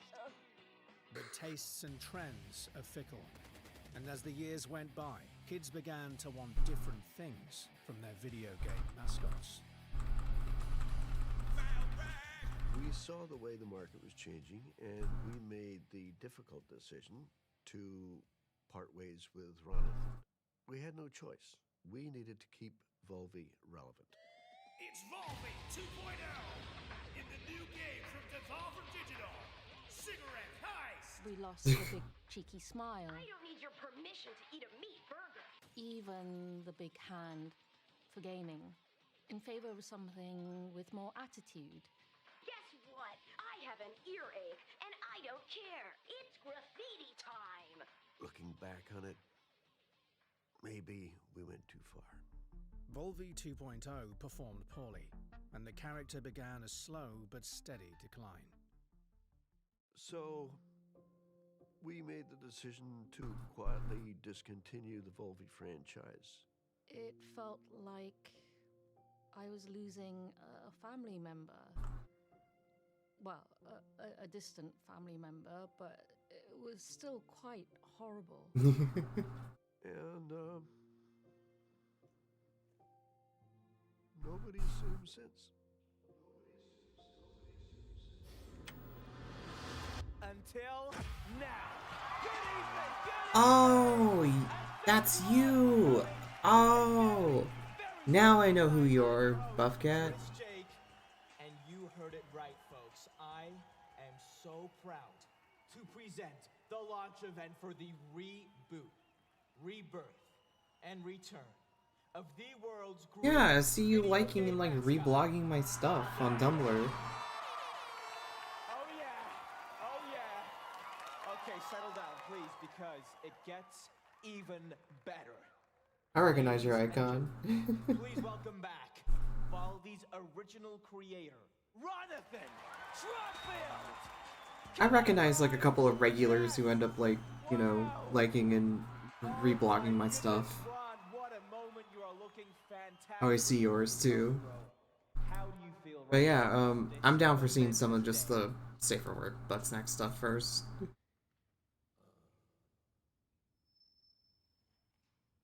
Very nice. Wow, that is beautiful. That is amazing. And I, for one, cannot wait to see what you and the team at Devolver have come up with. So, what do you say? You want to see him? Ladies and gentlemen, without further ado, may I present to you the new and improved Valve E! Wow.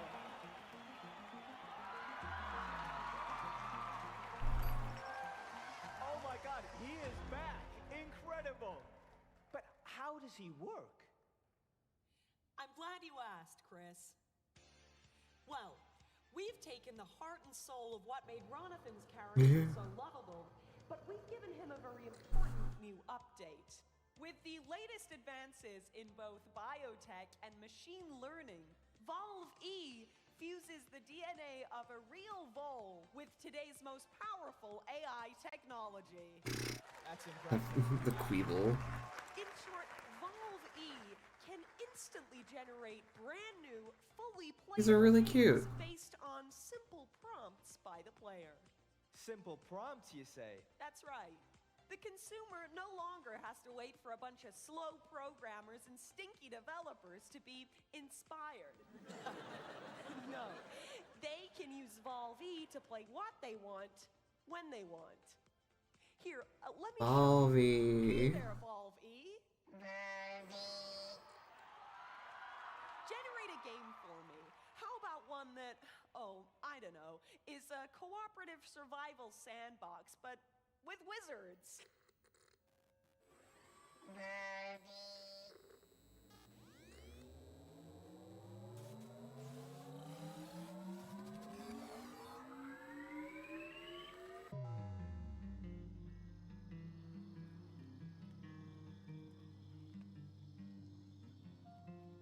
Listen, and I'll tell you a tale. There they stood, six alone, the hunter, the maker, and the wild swamp zone. The young chief. Oh, is this Wizard Gun? Remember, the gate was thrown wide, the horror inside.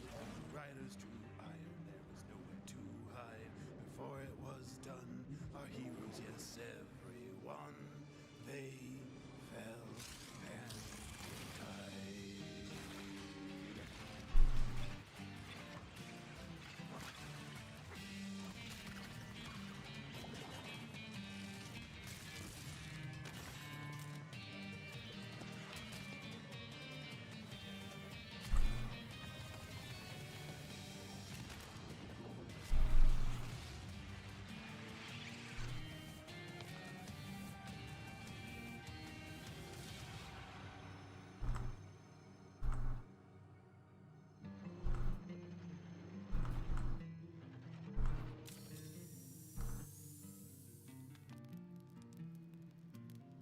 It's up to you now, kid.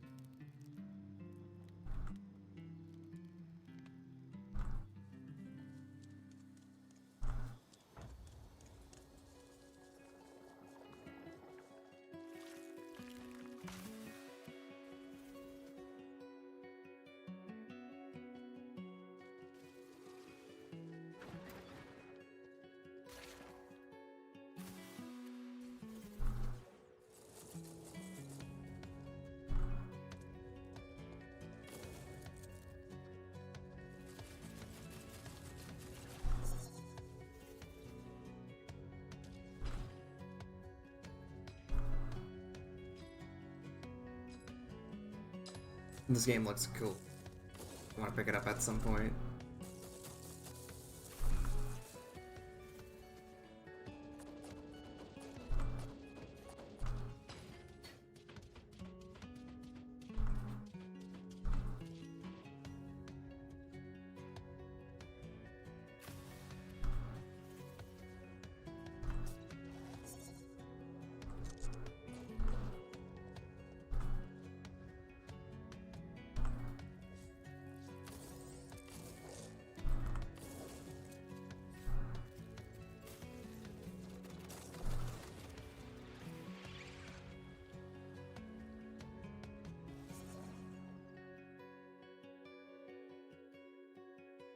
When's it coming out? Oh shit, single player demo. Incredible. So wait a minute. Are you saying that game was entirely generated by Valve E? No one had to spend any time or effort making it? Correct. There was no real It's out today. process at all. Just Valve E. The demo. And his wonderful machine learning.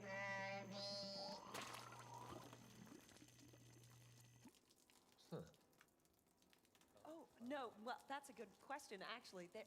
Well, each prompt and game idea has to be digested by Valve E's powerful system. And so, inevitably, there are some waste byproducts. Hello, welcome back. So back to the games. Do you mean to say that anyone can give Valve a prompt? Yeah. Even, I don't know. What kind of mod? Sure, Chris. See for yourself. Oh, okay. I'm nervous now. Hi, Balvi. Chris Jake. I'm a huge fan of the Talos principle, so I'd like to see something like that, but with new puzzles, a grander story, and big, beautiful worlds to roam around. Oh, and I'd like to see that gameplay right about... What kind of mod is it, though?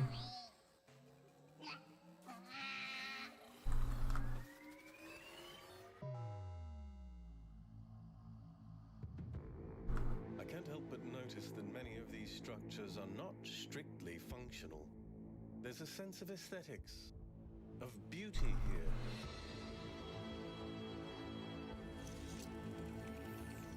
This place might be meant to test us, but perhaps there's more to it than that. What are we being Tetris. tested for? Our worth? Curiosity?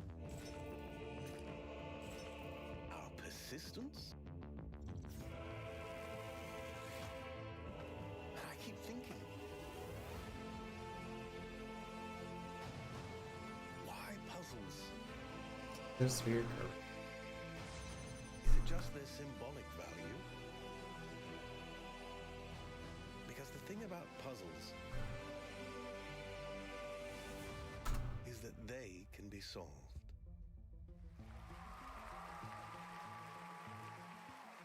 Yeah.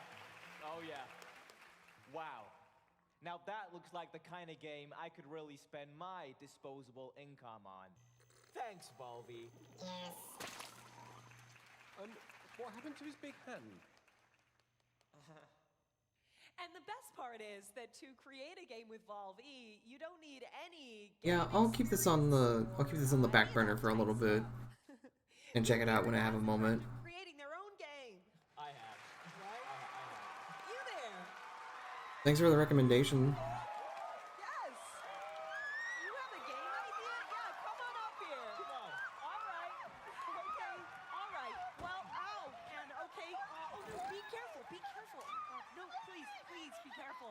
Sorry, it's just, I'm such a big fan. I've been playing with Valve ever since I was a kid. All right. So, do you have a game idea you'd like Valve E to generate? Okay, how about a super weird walking simulator where you control the character's legs independently from his body? Maybe there's some guys in horses' heads and possibly there's even a mountain? Right. But let's see, Valvi, what could you rustle us up? Yeah, it's actually pretty dark in here. I need to turn on the lights.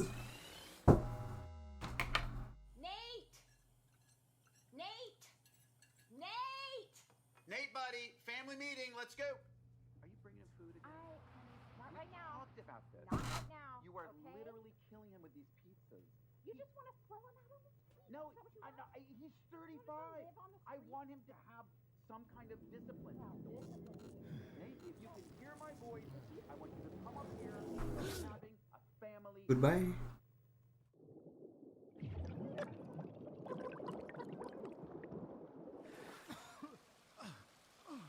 What the hell?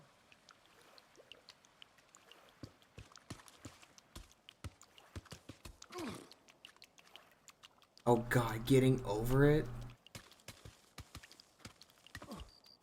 Oh no. Oh, that's horrible.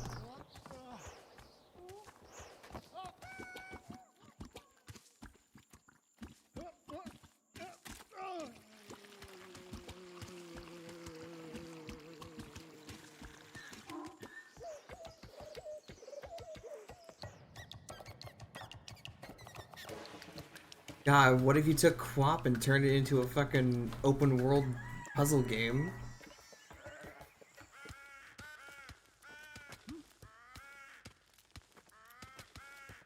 This man's got a dumpy going on. Oh, can you not? It's just, I didn't. Yeah, let's go back in time to when you didn't. No, I was just trying to catch it with my, sorry. With your just foot, using my, yeah, you tried to catch it. I saw it was starting to go, and I just tried to. You just kicked. You thought I'll give it a good kick No, to counteract the fall. Yeah, I was just trying to steady it. I might be over. Yeah, you might. You might have. I Yeah, over. You might have oversteadied Yeah, it. no, it's just a little oversteadied. Well, it's not steady now. No, well. See you later. Wanker. Wanker. Yeah.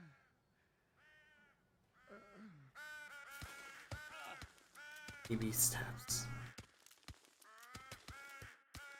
I know for a fact that I am not ever playing that game. But I am gonna watch Markiplier fucking scream his head off trying to walk around. But you don't own any of the intellectual property, and you still have to buy it. Okay, give her a big hand. Brilliant. So what happens if we bring a pro into this? Let's give Valvi something really special here. What's up, guys? Hey, yo! Hey! How we doing? Guys, I am watching live, and can I just say, what you were doing out there, incredible. I could not be more excited to be part of whatever this is. And thank you. We're all massive fans of your influencing. What sort of prompt would you like to give Valve E here?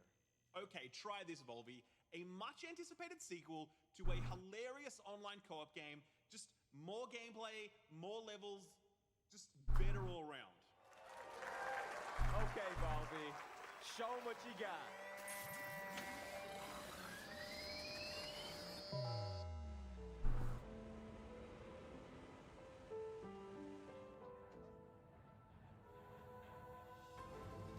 Does this human fall flat too?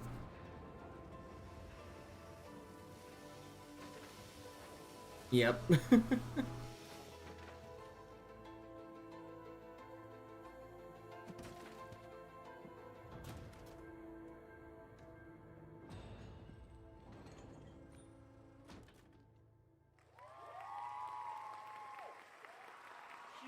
Fall Flat 2. I know I'd love to get my hands on a copy of that. Who wouldn't, right? Yeah, come on. Well, ladies and gentlemen, now that you have all met the new and improved Valve E, it's time for him to meet with you as we connect him to Devolver's global network of gamers. Yeah, that's right. Come on. The global network of gamers. Will be an open source tool free for us all to use. Wow, that is generous. Here we go! Open source, huh?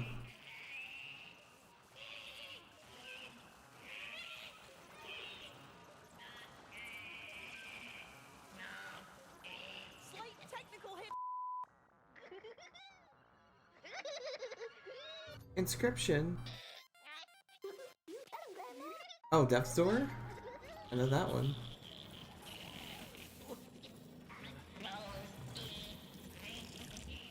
Honestly.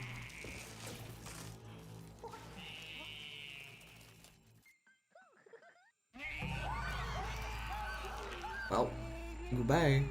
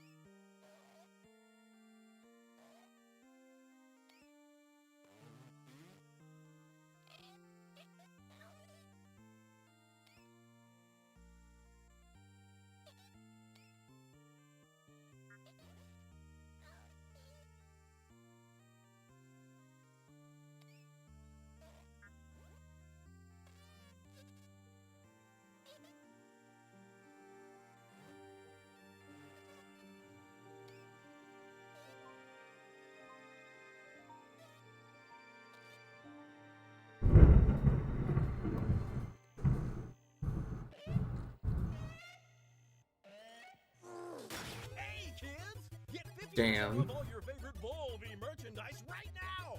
Buy it now. A Division Devolver, buy it now.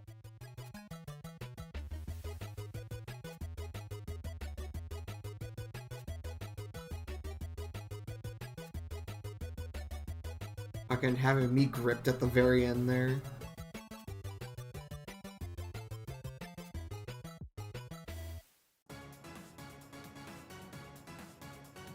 Cool, thanks, Devolver Digital. Always making every freaking year so interesting. What is Accessibility Summer Showcase?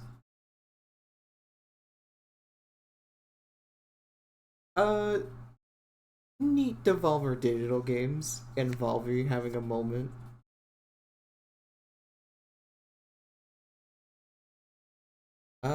And that's all that she wrote for today.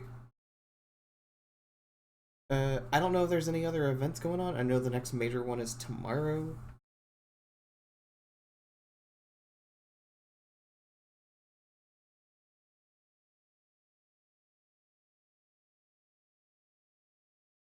Not weird, cynical at all. Of course.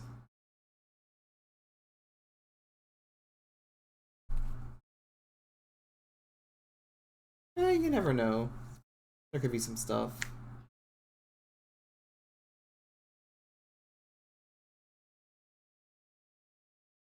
As well as games made by disabled developers. Cool. There's also Tribeca Game Spotlight tomorrow. Future of Play is Saturday. Oh, the Wholesome Direct. Oh, that's back. Yeah. June 10th. Nice.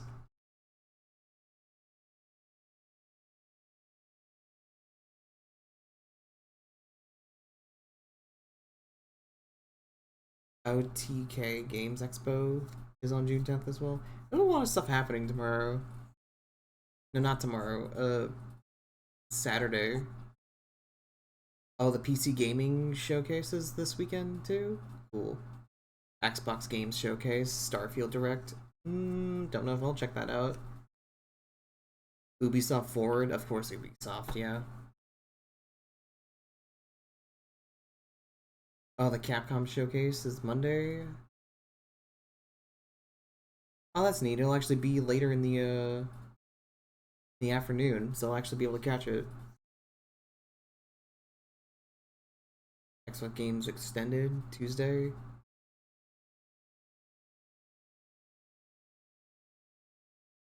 RGG Summit Summer. Oh, the team behind Yakuza. Okay. On June 15th.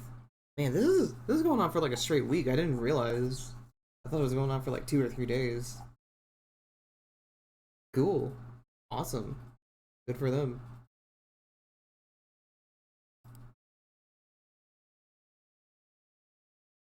Anyway, delete that tab.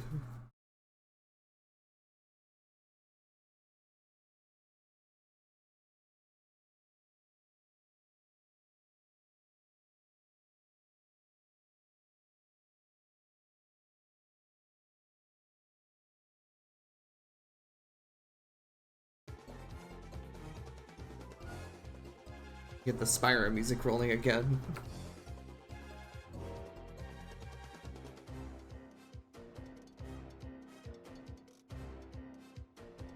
That was interesting. That was fun. I'll definitely have to go back and check out some more stuff later, just to catch up on stuff. I'm definitely dragging my feet with art today because of that. I'm gonna try and get the outline done and see where I'm feeling after that, because I don't think... I've been going on for a while today.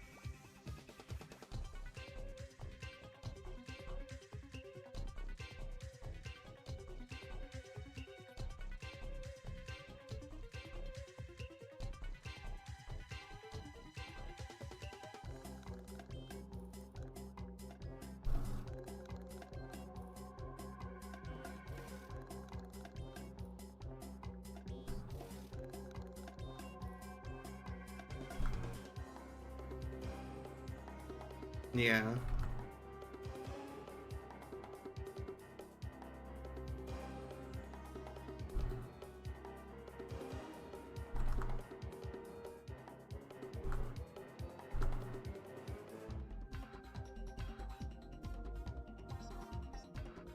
To be honest, I still don't have anything planned for tomorrow in terms of like games, so I might just continue working on art again tomorrow.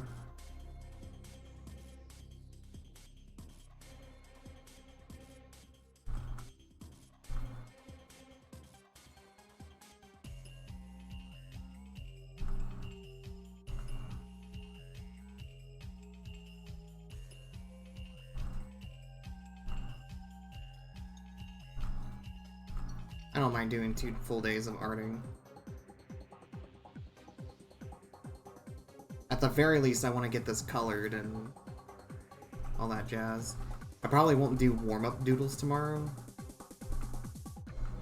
because I've already gotten started on this. So if anything, it'd just be colors at that point.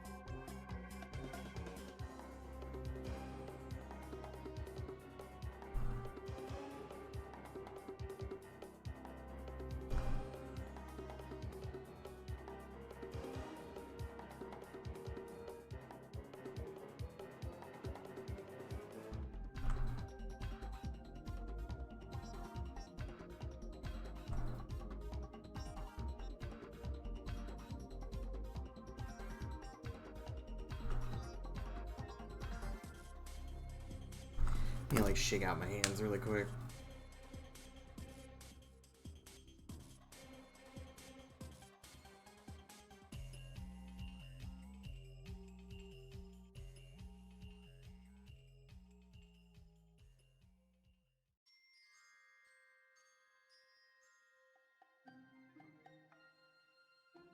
Stretch out the fingies.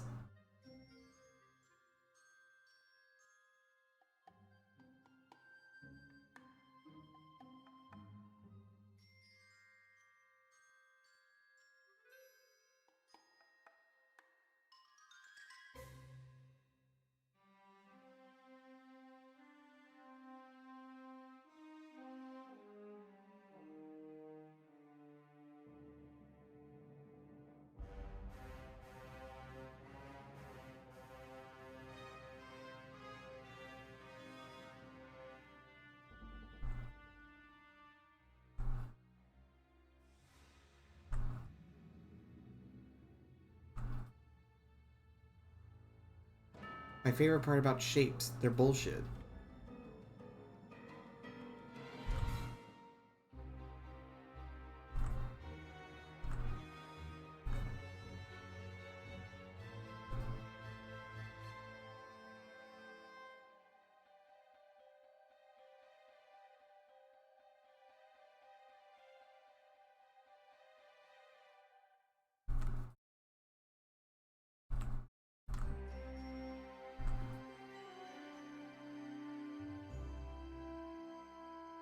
Shapes are so shapes, until they're not.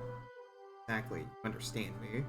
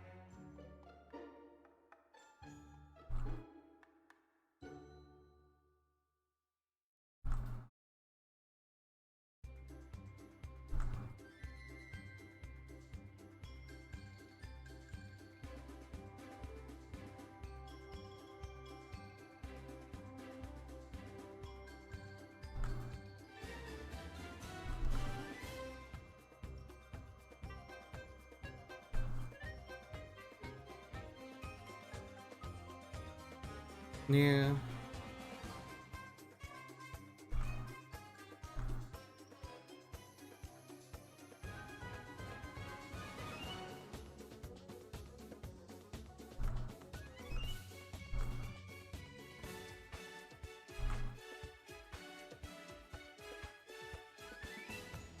Yeah, I remember my first couple of, like, Grumpus Doodles from, like, when I was first getting into it were, like, pretty rough. Trying to understand them, figure out, am I going attempt the canon style, or just, like, morph them into my own thing? And eventually, I did morph it into my own thing. Because that was clearly the better choice.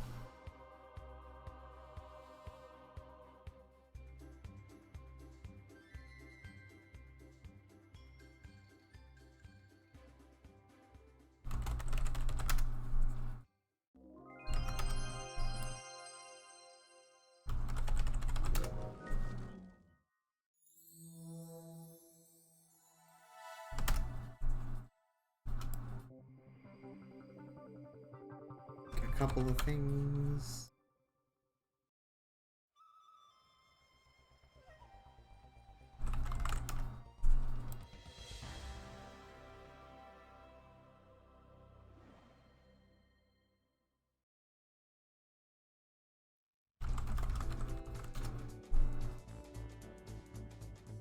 Nah, it's all good, Phil. It's all good.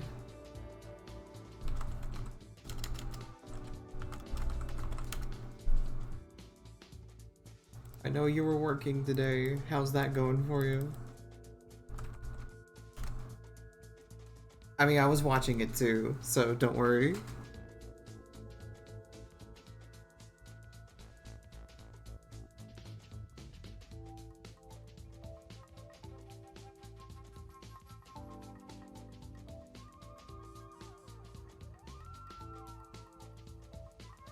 Good to hear.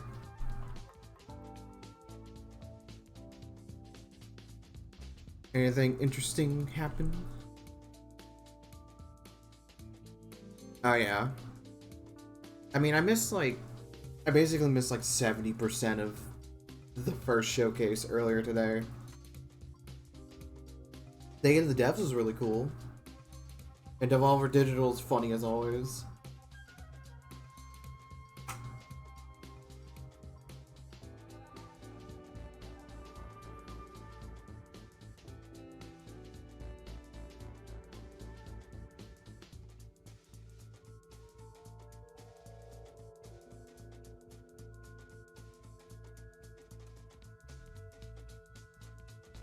Alright, cool.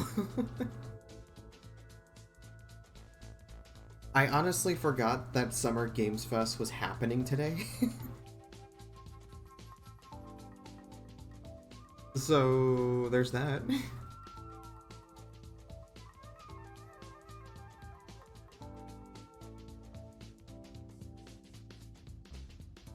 I heard about that.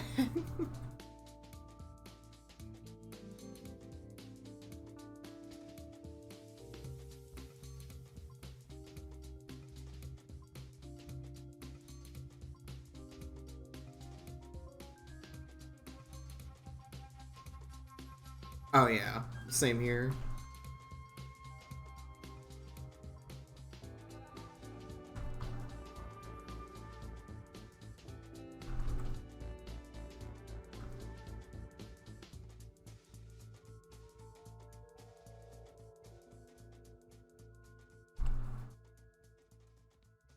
I honestly forgot that it was going on for like a couple of days. I thought it was gonna go on for like 2 or 3 days. No, they're going all freaking week. I'll wait till next Thursday, I think.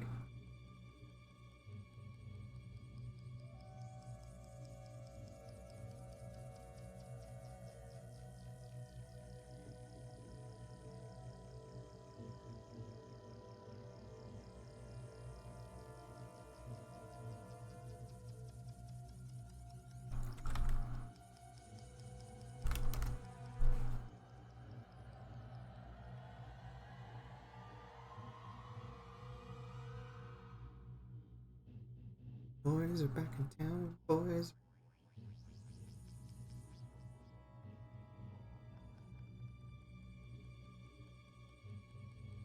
Yeah. I mean, basically, E3 didn't adapt, and they were having a lot of shitty, like, situations the past few years, so it's like, yeah, Jeff's got this. Jeff can handle the big boys now.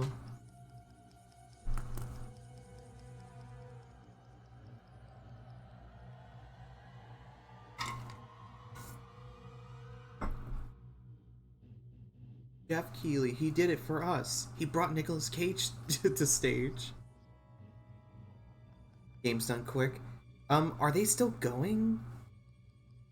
Because I only managed to catch like 1 or 2 of them.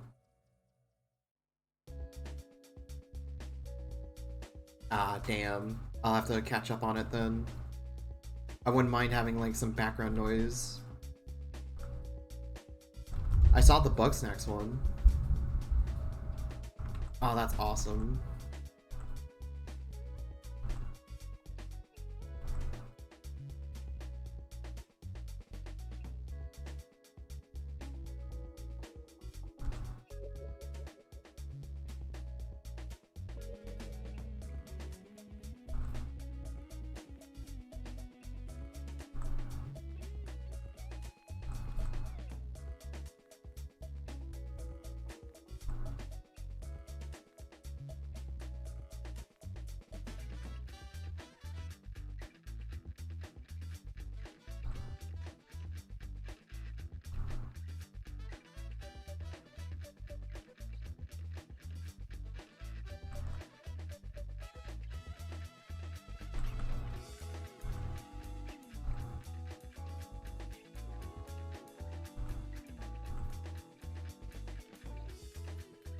I'm always interested to see what GDQ's always up to whenever they hold their little events, but I always happen to miss like a majority of them.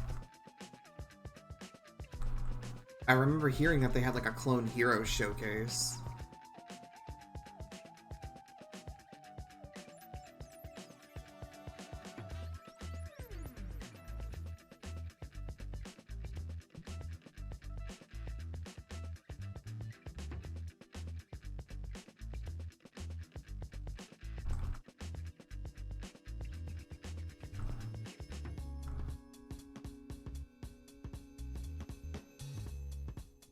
Oh yeah, I bought it too, actually. I was like, you know what, fuck it, I deserve something nice.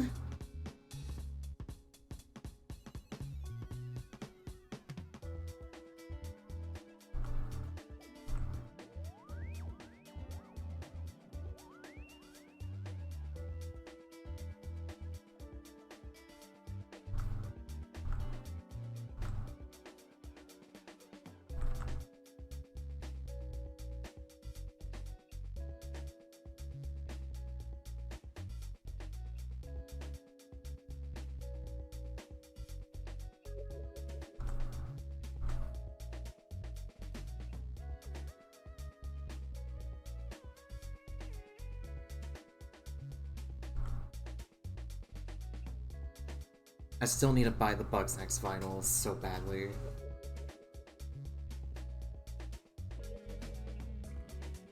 And I want to buy Street Fighter 6 too, man. Fuck. There's too many good things. There's too many good games right now, and there's too many things I want.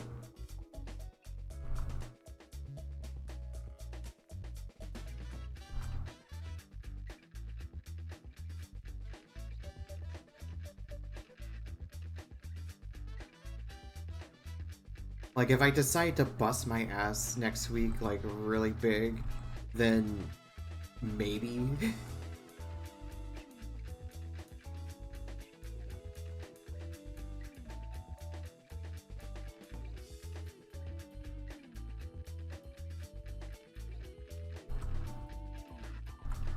It's the Floofty Enjoyer.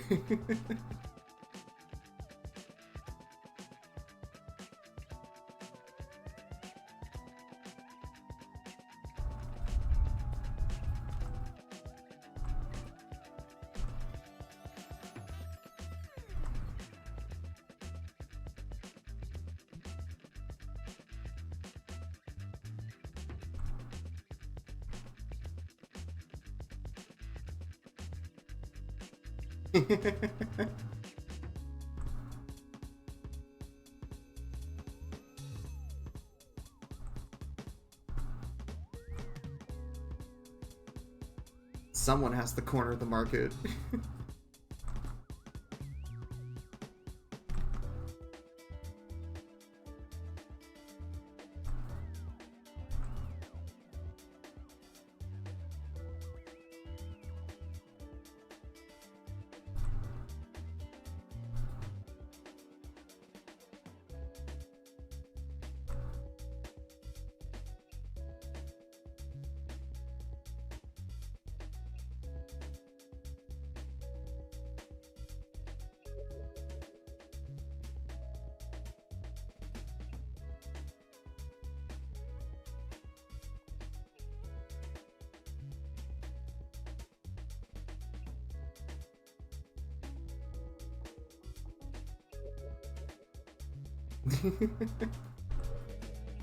Shaking hands. Can we get Cortical up there too?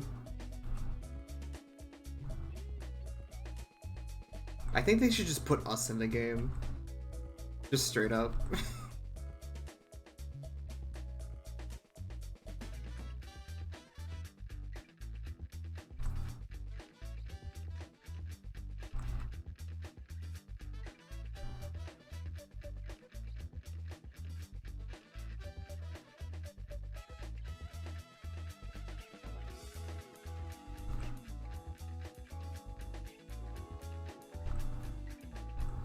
Yeah.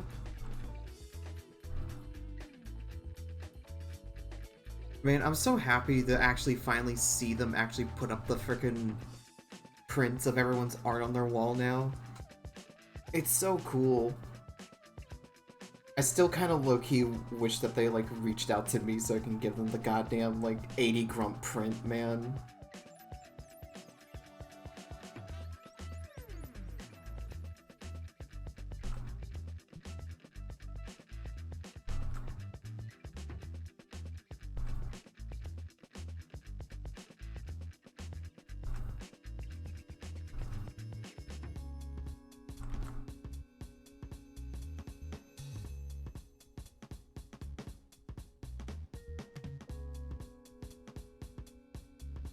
Bugsnax 2 featuring all of our OCs. Honestly, they don't even have to make new. They don't even have to come up with their own ideas. They could just take the communities. They take all of our Sonas and OCs.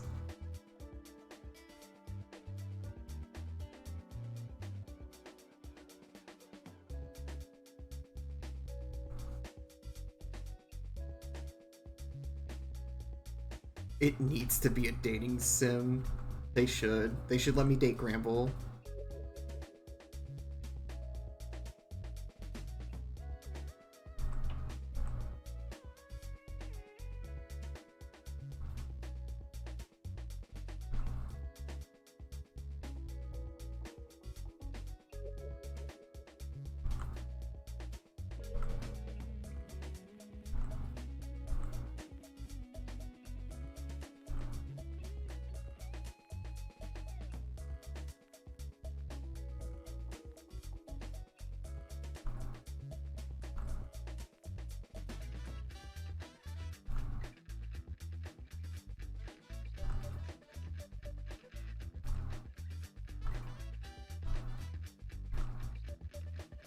Barbados, my friend.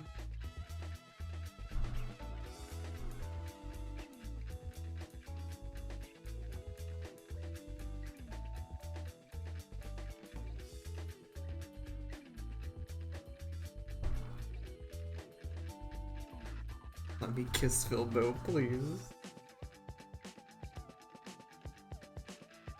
They should have a mode where it's all about macking out.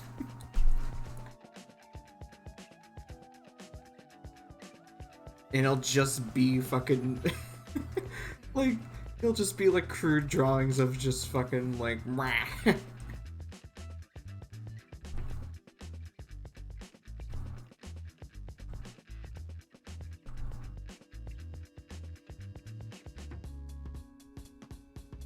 make out mod for Pride Month.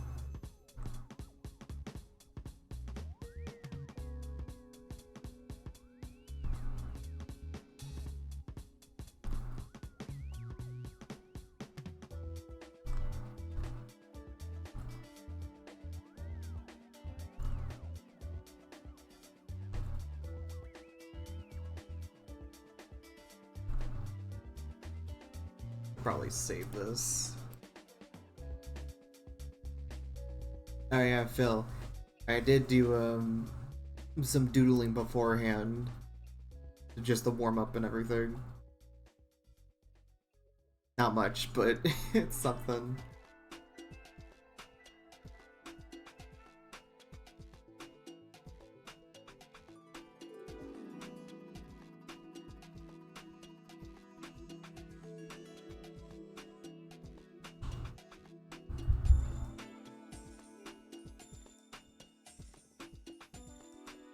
A kisseroo from me to you.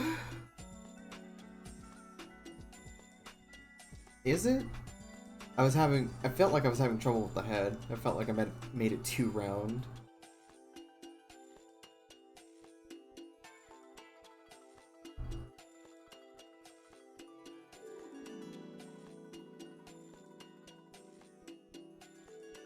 Thank you.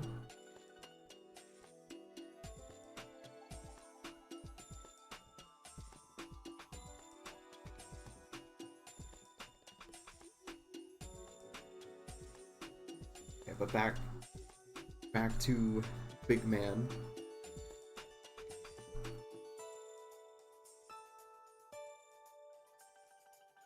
Did I see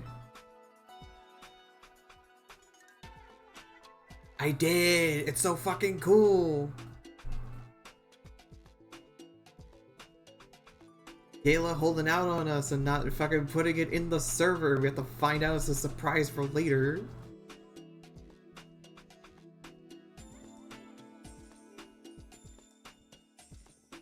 They can't keep getting away with this!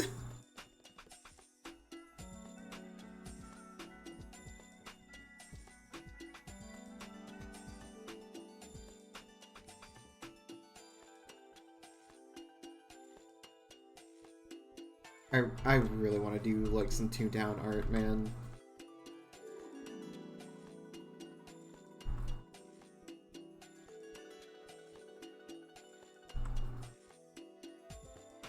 Oh, I should probably like delete the history just so I can clear up fucking memory. Because I feel like Clipsy is lagging now.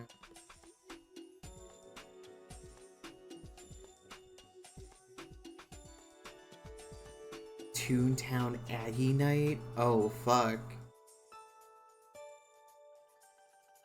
Were we talking about that at some point? Because that this is just completely new, because that sounds cool.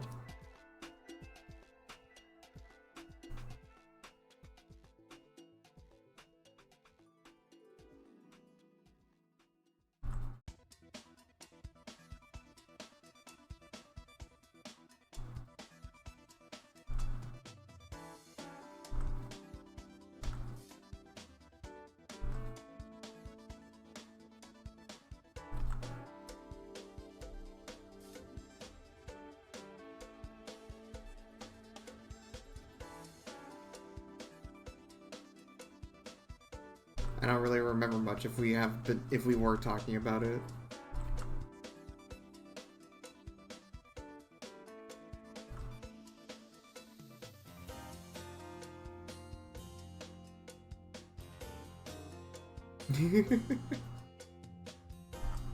These clowns are now a part of our lives.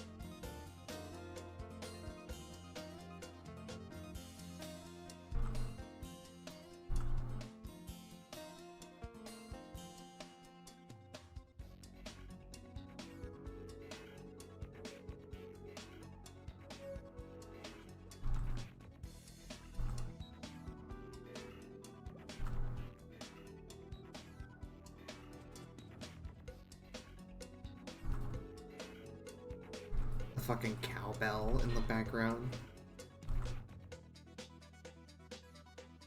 Give me frickin' Rhythm Heaven vibes.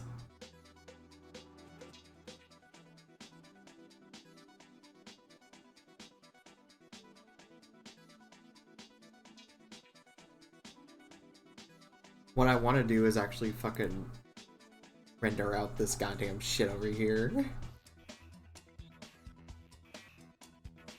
I've been obsessed with this for like the last few days.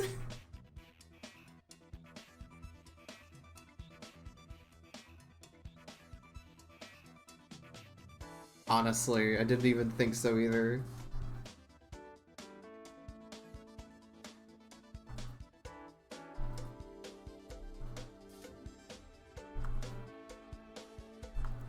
God. Quiet down, small man.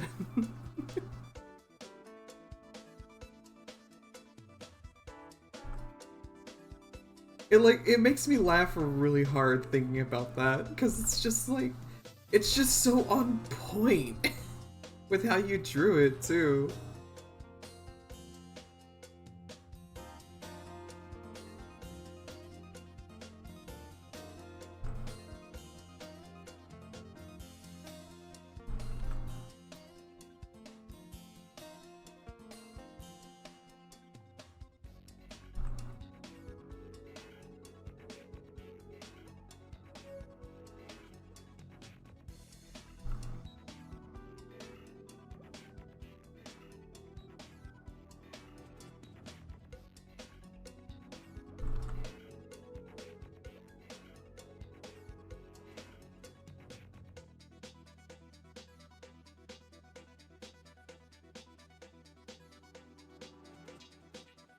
It's still amazing how we're just a squad of short tunes and then there's Vanny.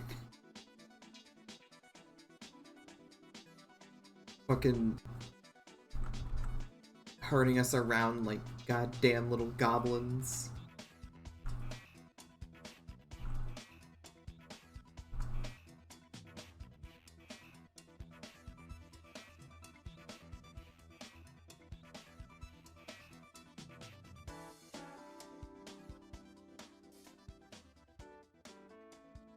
Our beacon if we ever get lost.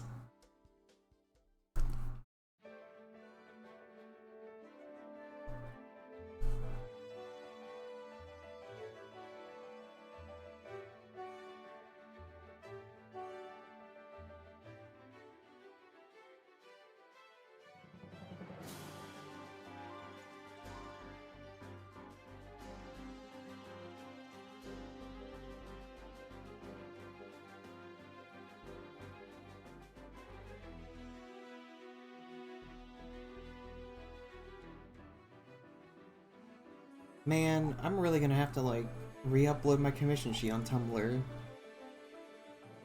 Because it never showed up in the tags. Ugh.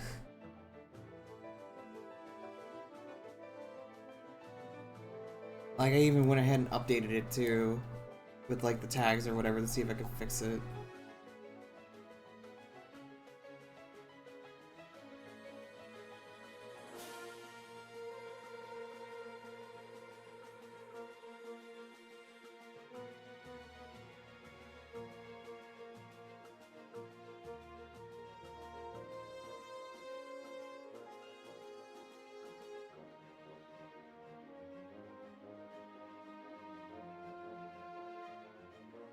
Yeah. Oh shit, the Bugsnax Daily Tumblr account got all of their little Bugsnax that they drew printed out too at Young Horses. Oh, that's really cool.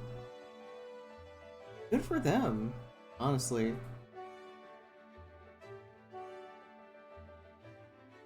Man, what I need to do is start my own series where I just draw every single Bugsnax but with fucking muscles.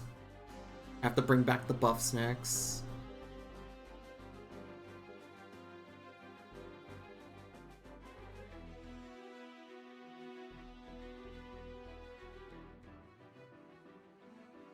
They posted on their Twitter, with everyone's art on there.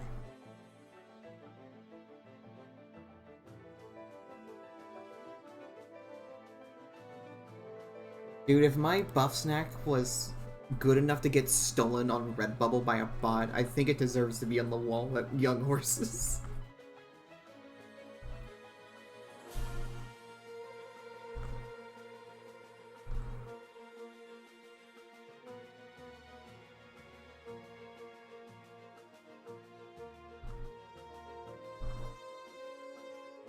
Oh, Phil, you didn't know that one?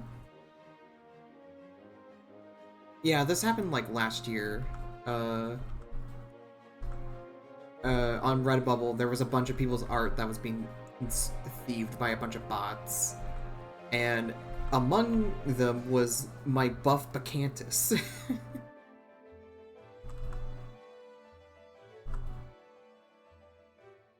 I quickly got that shit shut down.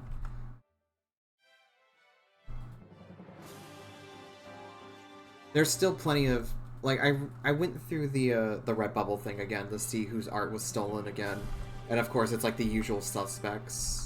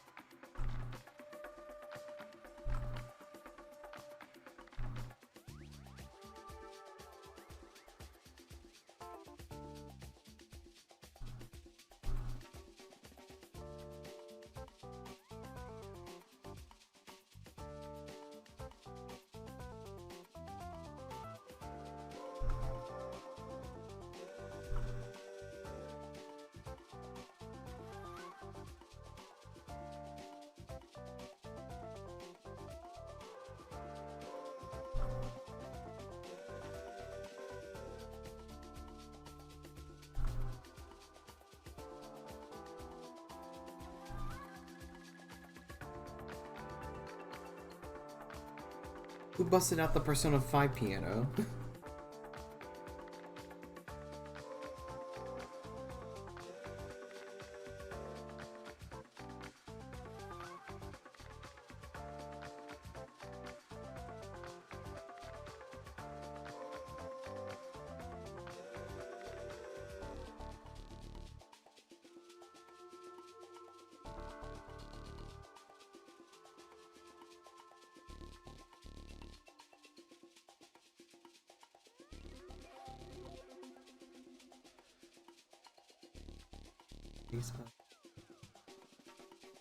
Beat him up, beat him up.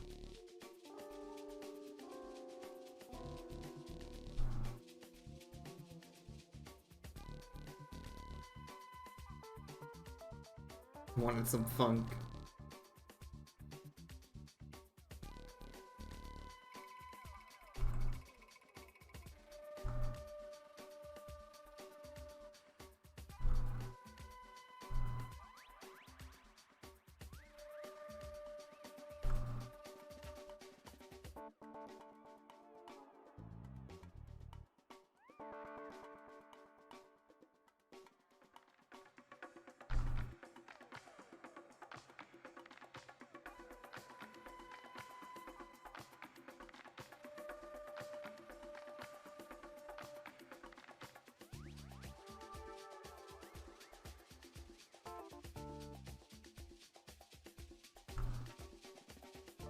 I really drew these wings like last, but I was impatient.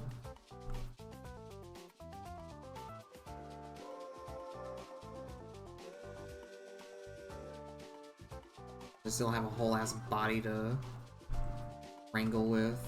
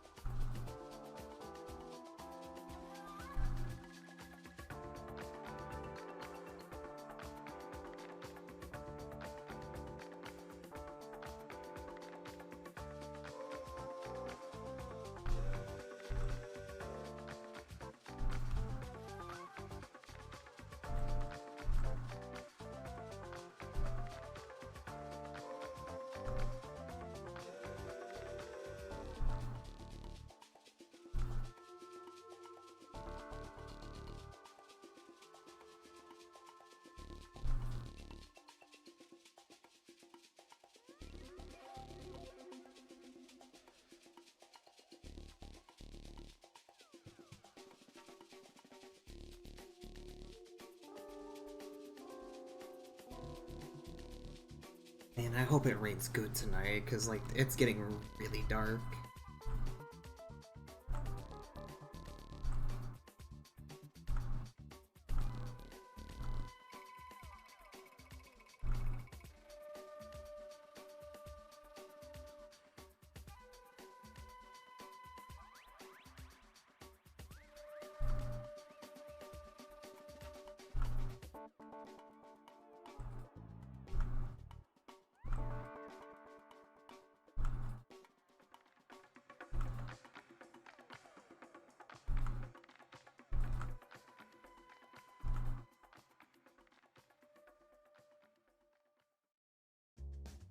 Pride bandanas. Hell yeah.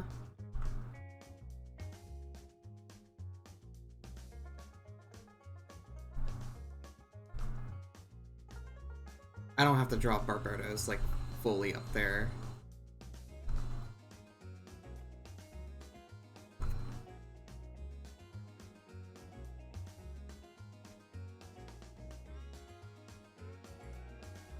Oh, those are so cute. I really like the pattern on that, actually. Overlapping flags.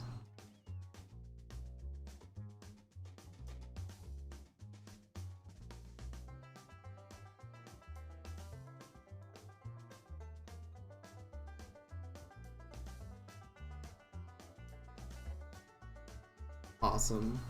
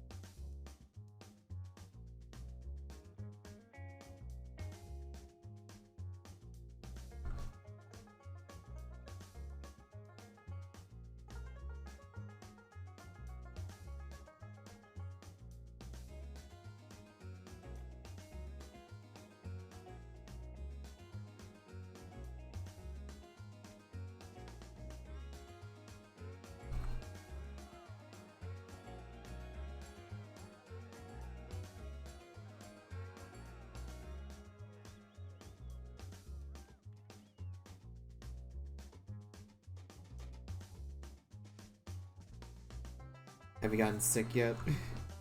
Has it happened yet?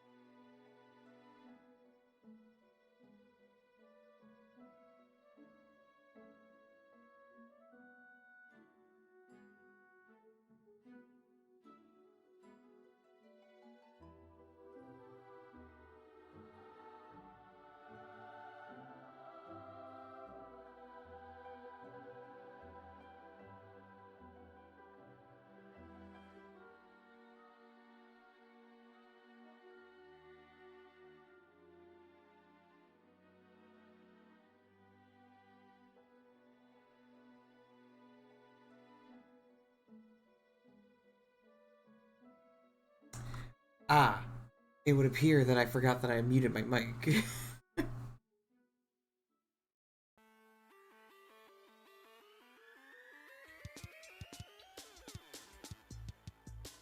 So I think I was muted for a good hot minute.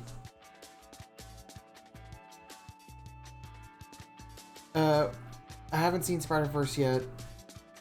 I've seen some like reference reels and shit like that, animation processes on Twitter. Those are really cool. I hear it's better than the first, yeah, like everyone else is saying.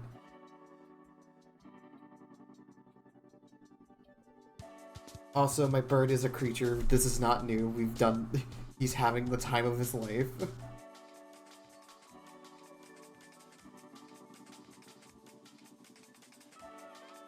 I'm having an experience drawing these guys.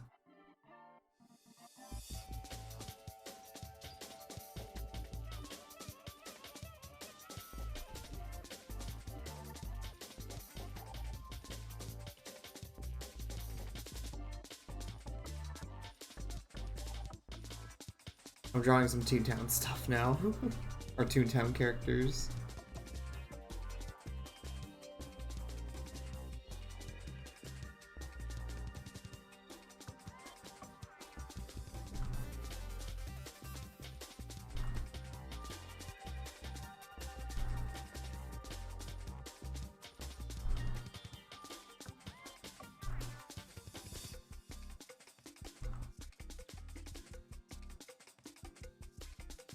Hi there, Will.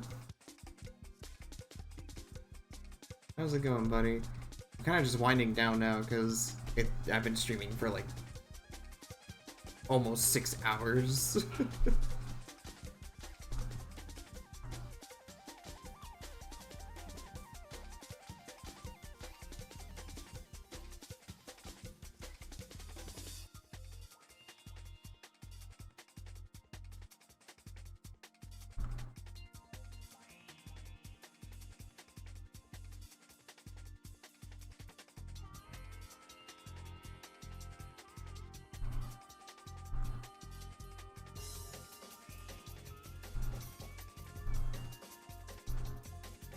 I've just been chilling here for a while.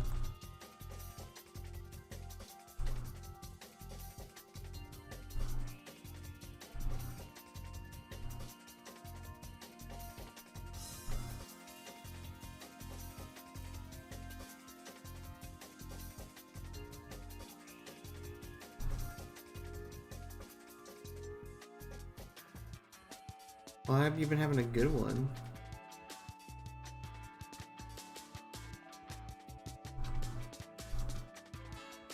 How's your day been?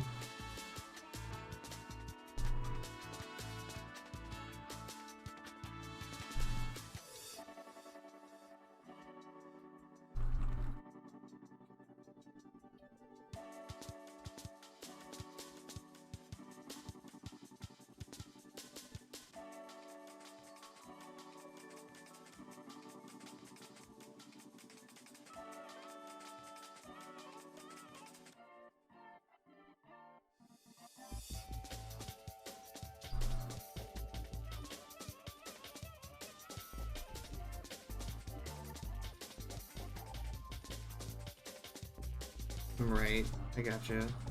Well, hopefully I've been a little helpful in that endeavor.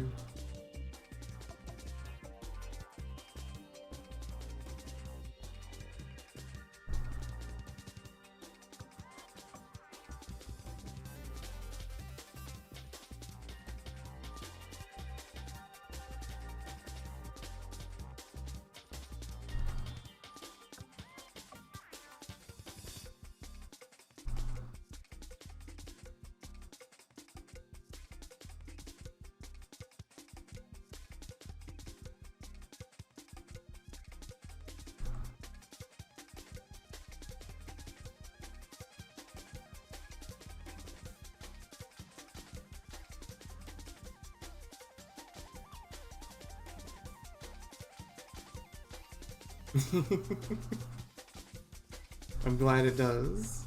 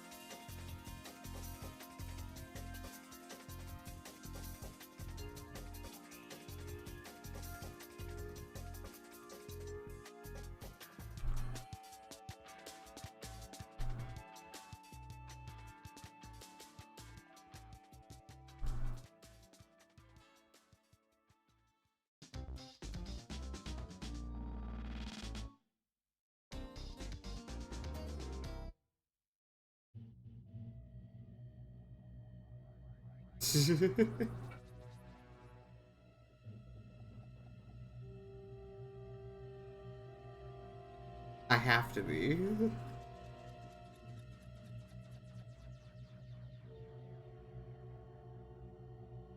This is just how Vanny always looks.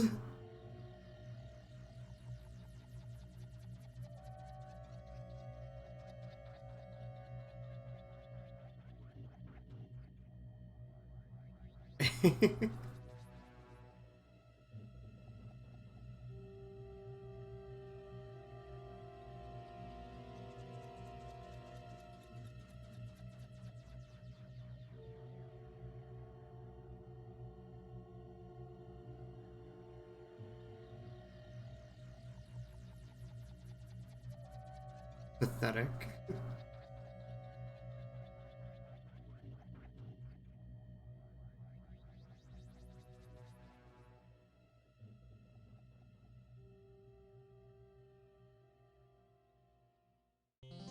If you haven't checked out Corporate Clash, that one's really good. It's basically an overhaul of the original Two Town. New content, new balance updates, new gags. Really fun.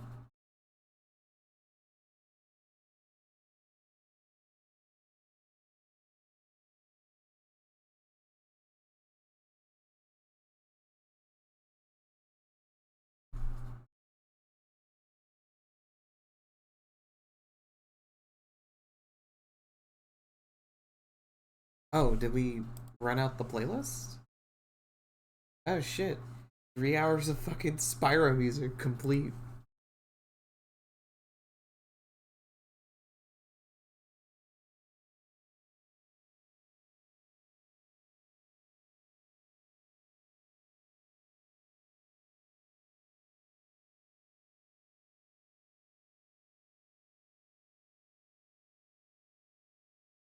Nah, we'll find something really quick.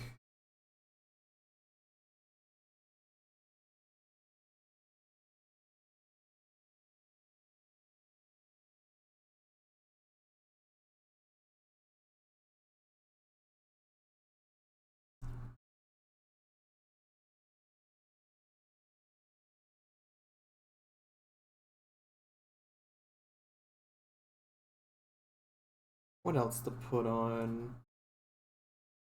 You know what, since I'm drawing it.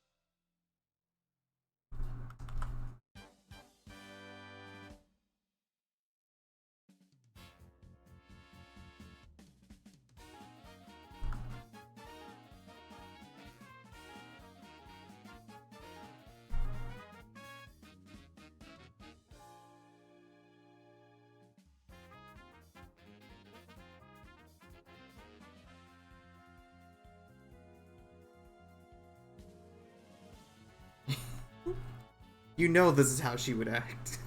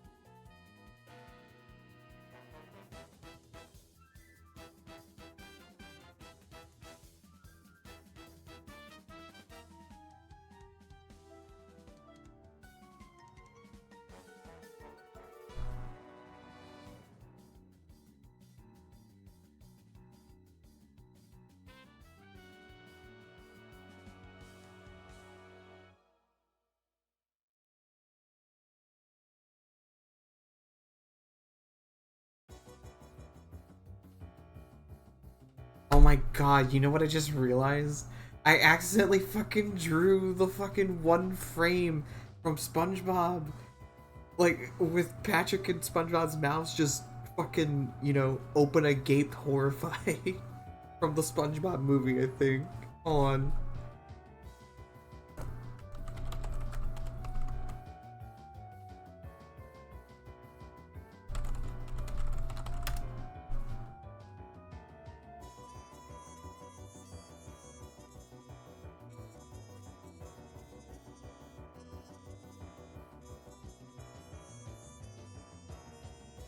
God, I fucking hate everything.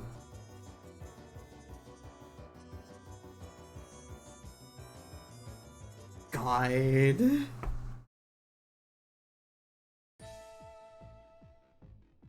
It's a good movie.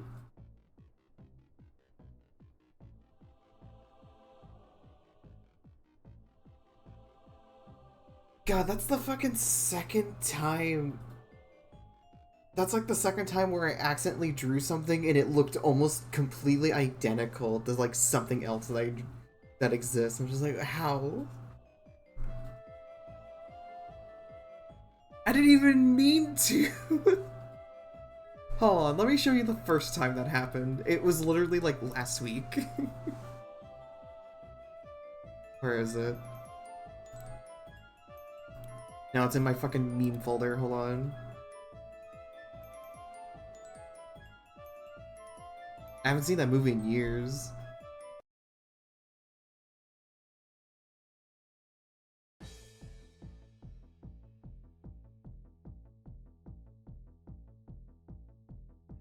Alright.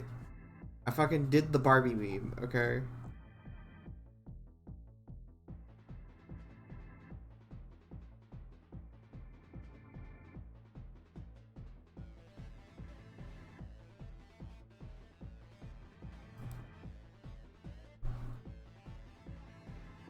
Alright. Now where's the other screenshot? Hold on.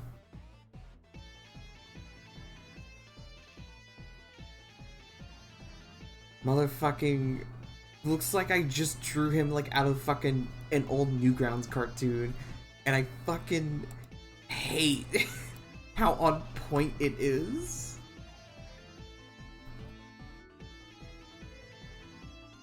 This hurts me every single time, but it's so fucking funny. This was completely unintentional. I was just fucking like doing a quick dirty fucking meme draw over, and then I accidentally fucking... God, I fucking... I'm gonna die.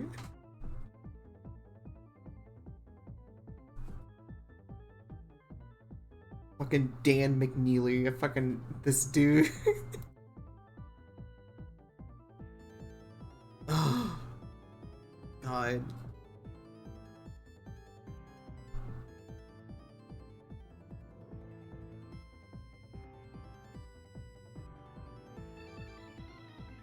I really gotta save out this guy on a separate page. I need him in my life.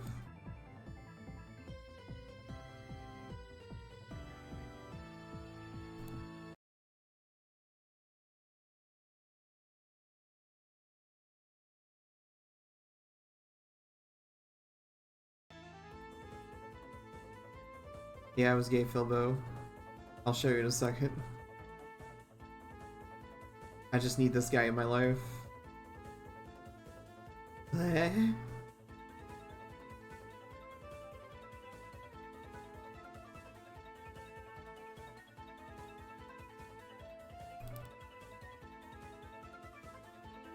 really should just combine my fucking OC folders into one and not just D&D and OC stuff.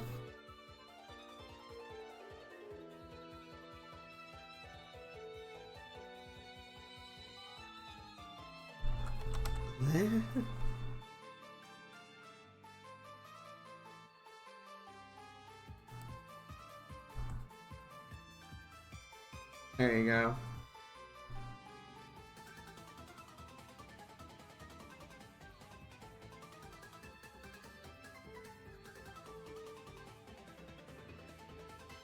I kind of want to clean this up a little further. Just to have a little something.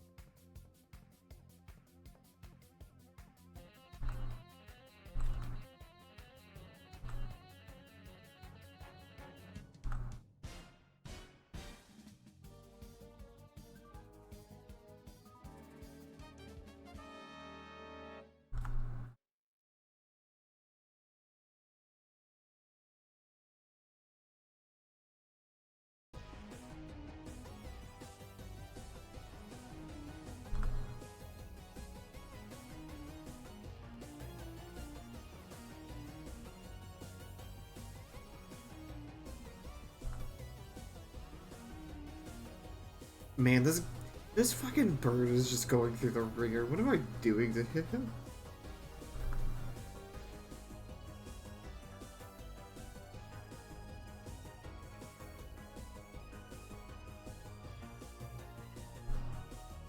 He is fucking despair.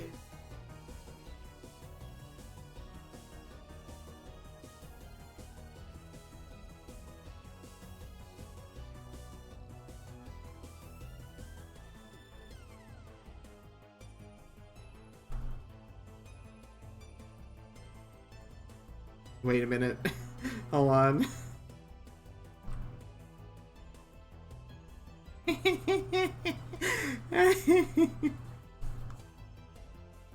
Hello, friend. Ah!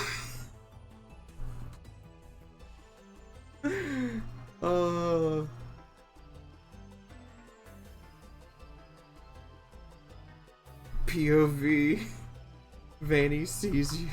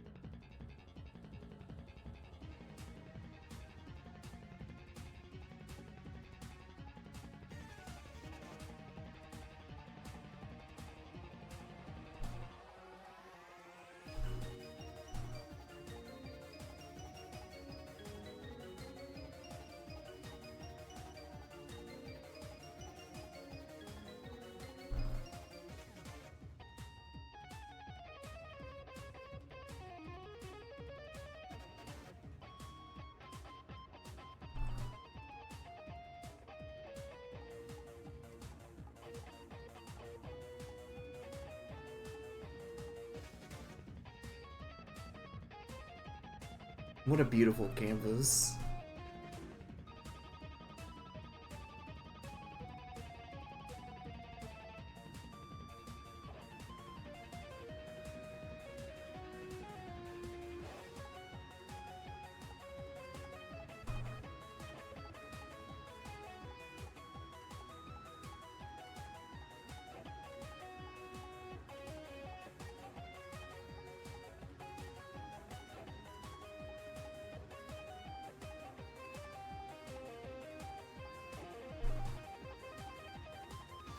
beauty of creative freedom.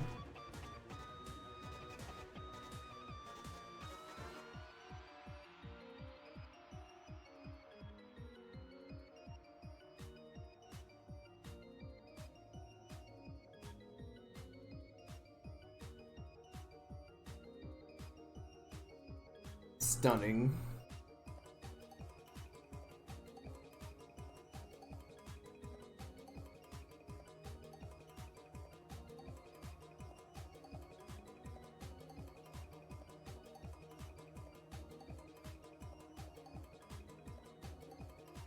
Okay. I think that's enough art for today.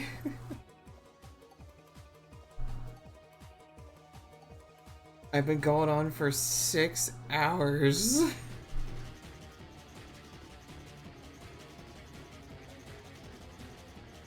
Holy shit.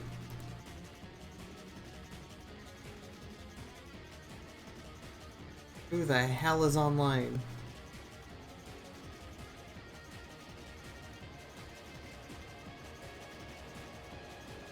Yep.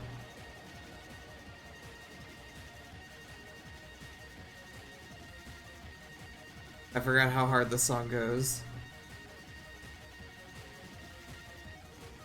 It was so good. Fuck it up.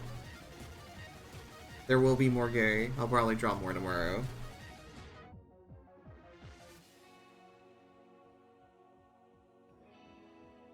Think we can beat the high roller before the event ends? Just so we can get the hat.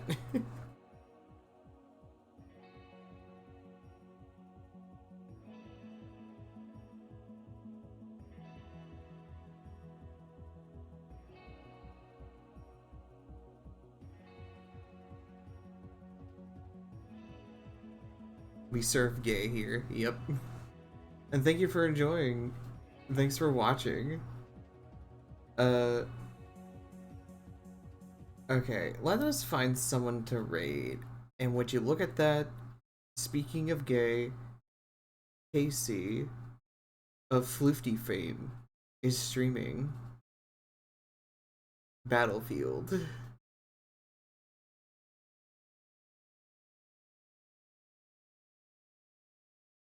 Let us raid them. Ah. Thanks for watching, y'all. Y'all take it easy and have a good one.